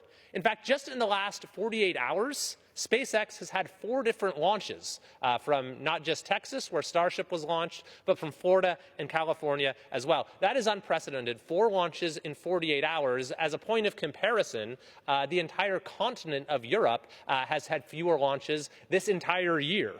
So it's truly extraordinary what is being accomplished in spite of regulations and bureaucracies that are attempting to hold us back. And so just imagine what we can accomplish if we actually have our laws and regulations and agencies be on the side of innovation. Just imagine what might be possible. The dominance that the United States currently has in space is of tremendous national asset and is of vital importance in a number of ways. When it comes to national security, of course, as well as when it comes to connectivity, bringing internet to all corners of the globe. I have constituents in Death Valley, which I represent, which use SpaceX's Starlink system. It's also been used by our fire agencies when connectivity is disrupted with wildfires. So they've managed to accomplish all of this in spite of adverse regulations. And if we manage to change that paradigm, if we manage to actually have regulations that are designed to encourage those who are innovating, to make these seemingly impossible feats be brought somewhat closer or more readily within the bounds of possibility, it will not only enhance U.S. dominance in space, it will not only further all of those advantages I just mentioned, but I think it will continue to bring folks together around something that is truly inspiring, around this common purpose, something that's larger than any of us. I think that when we witnessed this epic catch of the Starship booster last month, it was really a singular moment, more than any other moment, perhaps in decades. It has heralded a new era of space exploration with literally infinite possibilities. And so I'm truly excited about this. I think it's something that everyone in our country and all across the world can be excited by. And I'm excited about the new possibilities that will open up when we get this bill passed and signed into law.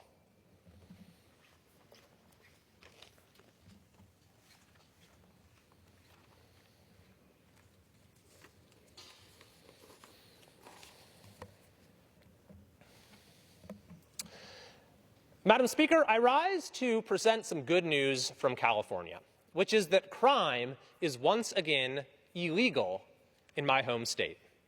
California voters have overwhelmingly passed, with almost 70% of the vote, Proposition 36, an initiative to make crime illegal again. It passed with a higher percentage of the vote than any other initiative on the ballot in California. It passed in each and every one of California's 58 counties, and it wasn't close anywhere. It passed in San Francisco. It passed in LA. It passed everywhere across the state. And this was despite the fact that the leaders of the supermajority legislature were against it. It's despite the fact that Governor Gavin Newsom fought the initiative tooth and nail each and every step of the way. Newsom concocted schemes to try to remove the initiative from the ballot. When that failed, he led the campaign against the initiative. And yet, at the end of the day, California voters overwhelmingly passed it, and Governor Newsom, for his part, decided to insult the voters. He said the initiative was a very lazy response to the state's crime problem. He even said he doesn't recognize the state that he's living in. And that's probably a good thing, because the state that we've been living in is one where crime has effectively been legalized. If you walk into a store in many parts of California, first of all, on your way into the store, you might have to walk through an open-air drug market or a place where drugs are being openly exchanged and used. You might have to step around needles that are on the ground. This might happen on your way to school or in a park or in many other public places. And then you go into a store, let's say it's a CVS, and you just need to get some shampoo or a stick of deodorant. Well, you can't just go and take it off the shelf and pay. It's going to be under lock and key. And you're going to need to go and press a button or summon an attendant to come and unlock the cabinet so you can get your stick of deodorant or you can get your bottle of shampoo. And the reason, of course, they're doing that is because the legal system cannot be relied upon to deter crime, so retailers have had to take matters into their own hands. And if there is a theft incident, which does actually dramatically reduce the margins of retailers and is driving many out of business in California, there's nothing they can do about it. They just have to watch the person walk out the door with stolen merchandise. And then usually they won't even bother to report it to the authorities because they know nothing is going to happen because the laws on the books are not strong enough to make a prosecution worth going through in most places. So that's why I say this initiative was designed to make crime illegal again, because currently in the state there is no consequence for criminal activity, so crime effectively is legal. But Prop 36, which has been overwhelmingly approved by voters, changes that. First of all, what it does is it restores penalties for those who repeatedly steal merchandise from our stores. Number two is that it restores rehabilitation, mandatory treatment for those who are repeatedly arrested for drug use. And number three is it toughens penalties for fentanyl dealers, with fentanyl poisoning and overdoses continuing to result in such tragic losses in every community throughout California. So our state, Madam Speaker, I am happy to report, is on a path back to sanity. For folks around the country who love California, who have considered it the Golden State, but are dismayed by what has happened in recent years, this is cause for hope. And not only that, but a decision of the U.S. Supreme Court, which I wrote an amicus brief for, has restored the ability of our communities to actually remove homeless encampments from public places, which a previous Ninth Circuit decision blocked them from doing. And we're already seeing some of our streets getting cleaned up. Not only that, we just had a couple of the most reckless district attorneys in the country, including George Gascon in Los Angeles, removed from office. So we truly are on a path back to sanity. I believe it's a new day for California, and I'm very excited about the progress that we're going to continue to make in the months and years ahead.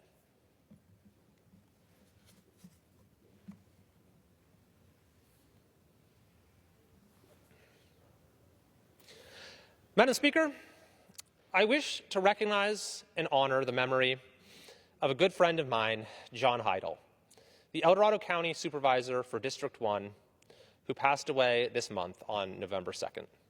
Supervisor Heidel was an outstanding public servant who served those in the El Dorado Hills area for over 40 years, most recently 2 terms on the Board of Supervisors.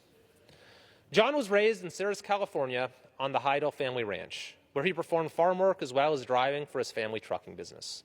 John's family had been ranching for generations, and beyond his work for the family growing up, he continued the family farming legacy by serving as the chairman of the board of Heidel Ranch.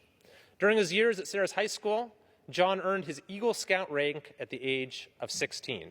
I actually used to see him at every Eagle Scout ceremony I went to in the area. He was always there, a proud Eagle himself, and so proud to recognize and honor the young Eagles as they reached that milestone. Also in high school, he met his wife of 52 years, Eileen, who's a retired public school teacher. John studied mechanical engineering at Cal Poly, San Luis Obispo, which launched his career in the aerospace industry. During these years, he conducted impressive work at Aerojet and Northrop Grumman and excelled at multiple roles, including rocket test engineer, rocket design engineer, director of engineering, and chief systems engineer. John was propelled by his personal motto of service before self to serve his community, guiding his transition to public service. He led his community in various roles. He served on the El Dorado Hills County Water District for 33 years, the El Dorado Hills Area Planning Advisory Committee for 36 years, the El Dorado Hills Community Council for 23 years. The list goes on. The thorough dedication and leadership shown by John is one of the things that's allowed our region to remain an amazing place, to live, to learn, to work, to raise a family.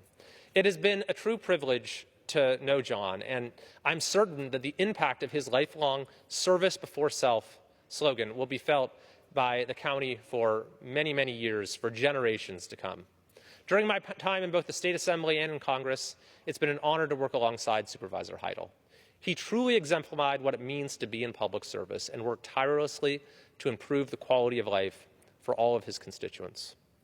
Therefore, on behalf of California's 3rd Congressional District in the United States House of Representatives, I extend my heartfelt condolences to John's wife, Eileen, their 5 daughters, Catherine, Maureen, Christine, Rachel, and Brittany, and to the many others whose lives John touched in El Dorado County and the neighboring region. John Heidel will be greatly missed, and his legacy will be felt for a long, long time to come.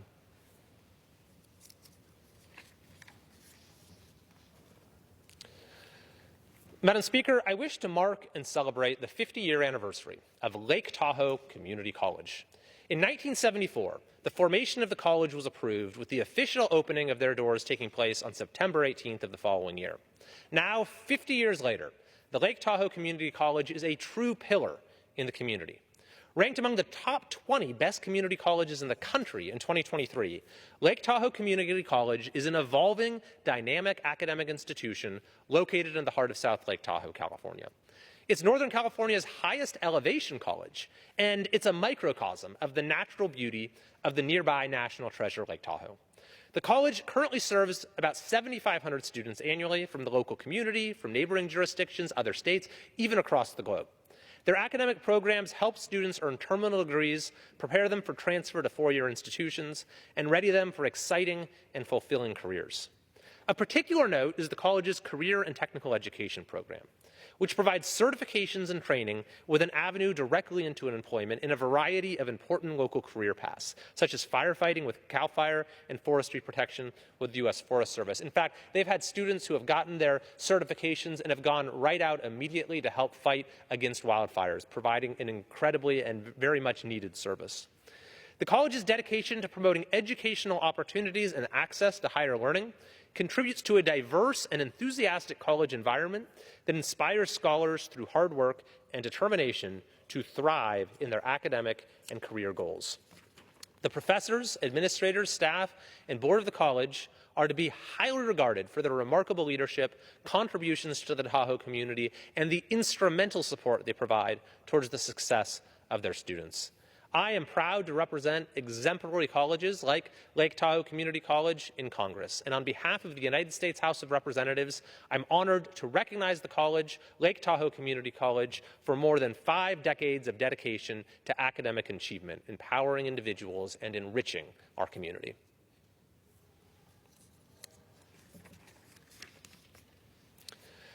Madam Speaker, I wish to mark and celebrate the 75-year anniversary of the Death Valley 49ers.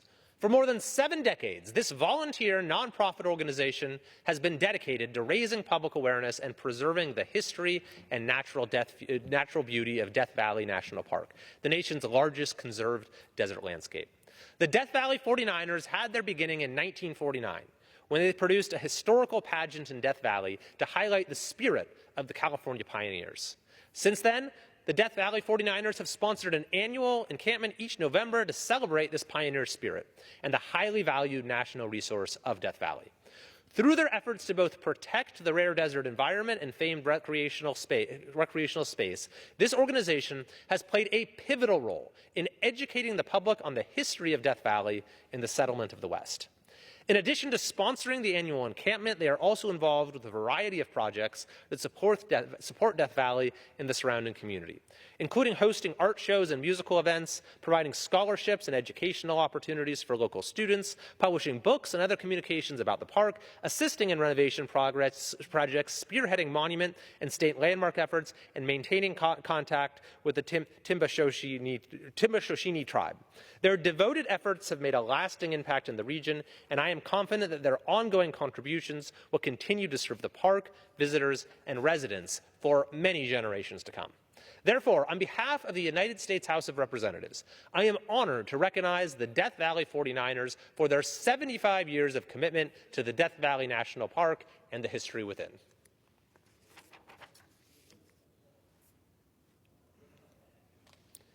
Madam Speaker, I wish to mark and celebrate the 50-year anniversary of the Roseville Housing Authority. The Roseville Housing Authority started providing rental assistance in 1980 and has since directed more than $132 million in federal funds to those in need who qualify as low-income households for rental assistance.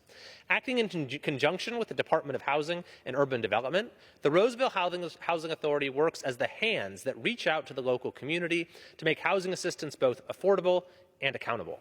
This outreach has expanded as they administer for the City of Rockland in providing both project-based vouchers and housing choice vouchers. Moreover, in the last decade alone, the Roseville Housing Authority ran the Veteran Affairs Supportive Housing Program, which collaborates with the United States Department of Veteran Affairs. I am proud to say that their work of housing veterans is progressing. In 2021, the Roseville Housing Authority leased the first project-based vouchers in Roseville, which provided lease assistance for households directly from homelessness, and nearly 2/3 were issued to veterans. The enduring strength and innovation of the Roseville Housing Authority in creating and implementing new housing opportunities was on full display last year, when their landlord incentive program served 140 households and achieved a near-perfect 97% lease success rate. These recent successes provide a short glimpse into the Roseville Housing Authority's dedication to assisting with and initiating housing opportunities in the community. Their success is consistent and historic, and they have earned the designation of high performer by the Department of Housing and Urban Development for decades. This distinguished and meritorious status is the highest rating the department can bestow on a public housing agency. The Roseville Housing Authority is and has been among the top public housing authorities in the country. It is a great honor and privilege to represent pioneering and exceptional organizations, such as the Roseville Housing Authority in Congress. Therefore, on behalf of the United States House of Representatives, I am honored to recognize the Roseville Housing Authority for 50 years of providing outstanding contributions to our community.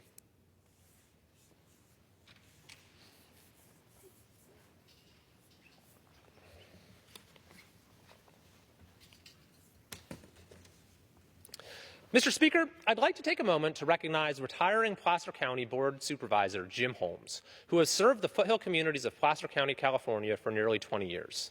A native to the city of Auburn with long family roots that extend back 5 generations, Supervisor Holmes attended Placer High School and Sierra College and completed his undergraduate education at Humboldt State University with a Bachelor of Arts degree. He worked for nearly 30 years as a manager and owner of a gas station and repair shop, thus setting the stage for his public service based on lessons learned as a small businessman. Supervisor Holmes is known for being accessible to his constituents, active in the community, and attentive to varying sides of an issue before making a decision he believed to be in the best interest of Placer County citizens. By any measure, Supervisor Jim Holmes has established a tradition of public service in Placer County that sets a marker and an expectation. He has served faithfully on a wide variety of community boards, commissions, and committees, including the First Children and Families Commission, Auburn Area Salvation Army Advisory Board, Placer County Consolidated Fire Protection District Board, and the Placer County Transportation Planning Agency, among others. He was also a founding member of the North Auburn Municipal Advisory Council, as well as the Highway 49 Business Association Board. During Supervisor Holmes' tenure, he promoted affordable housing projects and programs, improved traffic and highway safety concerns, invested in fire protection and prevention efforts, supported our local public libraries, preserved the agricultural heritage of the area, and enhanced overall services throughout the county. Supervisor Jim Holmes achieved a wide diversity of accomplishments to improve the quality of life and experiences for residents, businesses, and visitors of Placer County. Some of his particularly noteworthy accomplishments include his contributions towards fully funding the Placer County retirement obligation, bringing Mercy Housing to North Auburn, building the Rockland Public Library, and leading improvements to Highway 49, just to name a few. It is because of the leadership and commitment of people like Supervisor Jim Holmes that Placer County is such a great place to live, work, and recreate.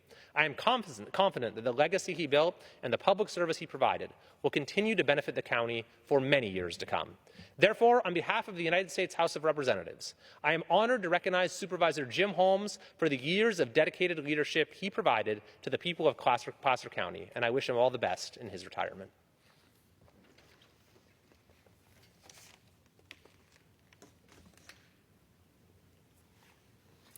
Madam Speaker, I wish to recognize the retiring Sacramento County Supervisor for District 4, Sue Frost, for her years of service to the Sacramento area community. Supervisor Frost has served the people of the Sacramento area for more than 3 decades, with a career in elected office that spanned 12 years.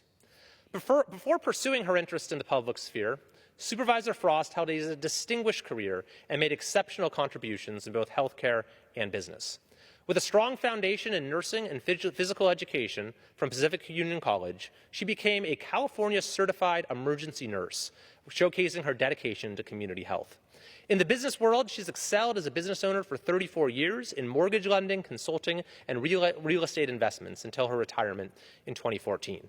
Her involvement with the Sacramento Association of Realtors has allowed Supervisor Frost to have an impact on the industry with her vast knowledge and unwavering commitment to the community. Transitioning to public service, Supervisor Frost impacted our region through extensive service on various boards and associations, including serving as Vice President of the Birdcage Heights Neighborhood Association, Vice President of Roseville's Parkinson's Support Group, and former President of the Citrus Heights Green Team. Elected to the Citrus Heights City Council in 2012, she served as Vice Mayor in 2014 and Mayor in 2015. During this period, she championed fiscal discipline, economic growth, and public safety.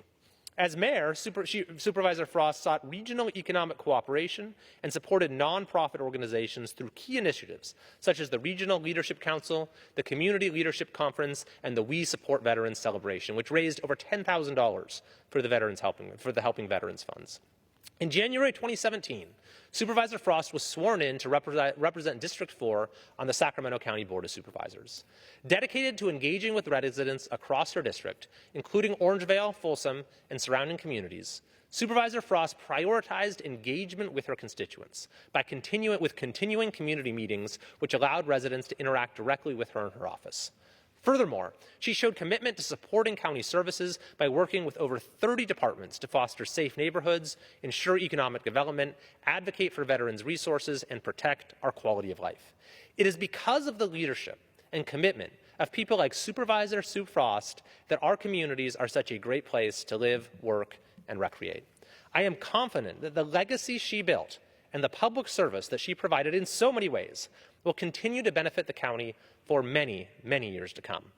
Therefore, on behalf of the United States House of Representatives, I am honored to recognize Supervisor Sue Frost for the dedicated leadership and years of service that she provided to the people of Sacramento County, and I join the Sacramento area and all of her constituents in wishing her the very best in her retirement.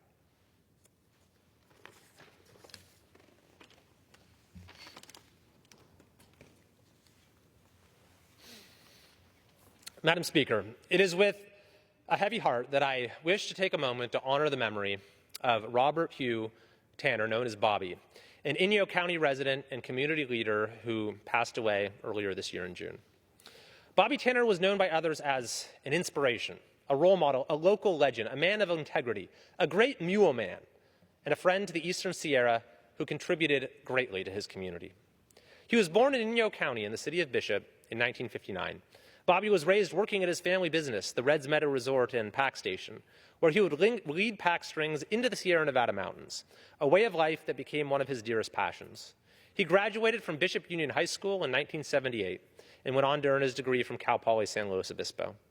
Bobby owned and operated his own businesses, Tanner Hay Company and Rock Creek Lodge, and eventually became the owner of his family business, Reds Meadow Resort and Pack Station. As a business and an entrepreneur himself, he maintained a strong commitment to supporting other local small businesses and organizations, contributing to the strength and economic vitality of the region. He loved the outdoors, which was reflected in his enthusiasm for sports, namely skiing and football, skills of which led him to mentoring and coaching youth in the local ski and high school football teams.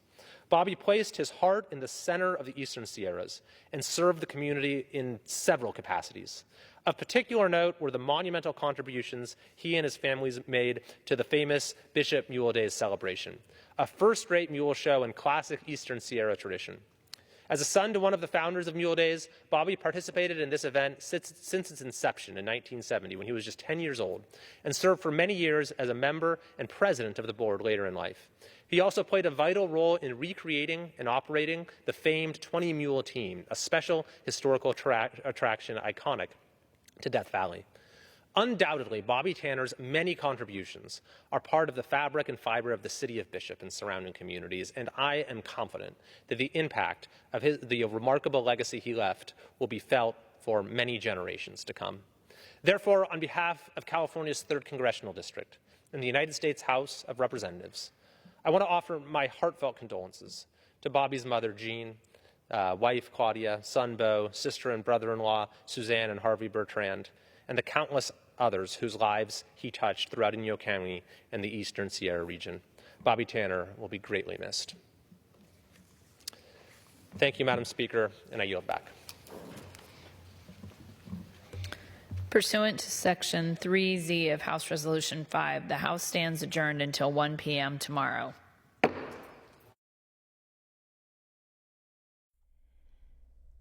The House today voted on legislation requiring the IRS to waive tax penalties for American hostages and individuals wrongfully detained abroad, as well as end nonprofit tax-exempt status of groups supporting terrorist organizations. This is the last day for legislative business until December 2nd after the Thanksgiving holiday. Government funding will be on the agenda when members return. Federal spending expires on December 20th. Away from the House floor, former Representative Matt Gaetz withdrew his name for consideration for the nomination of Attorney General. It's still unclear how this will impact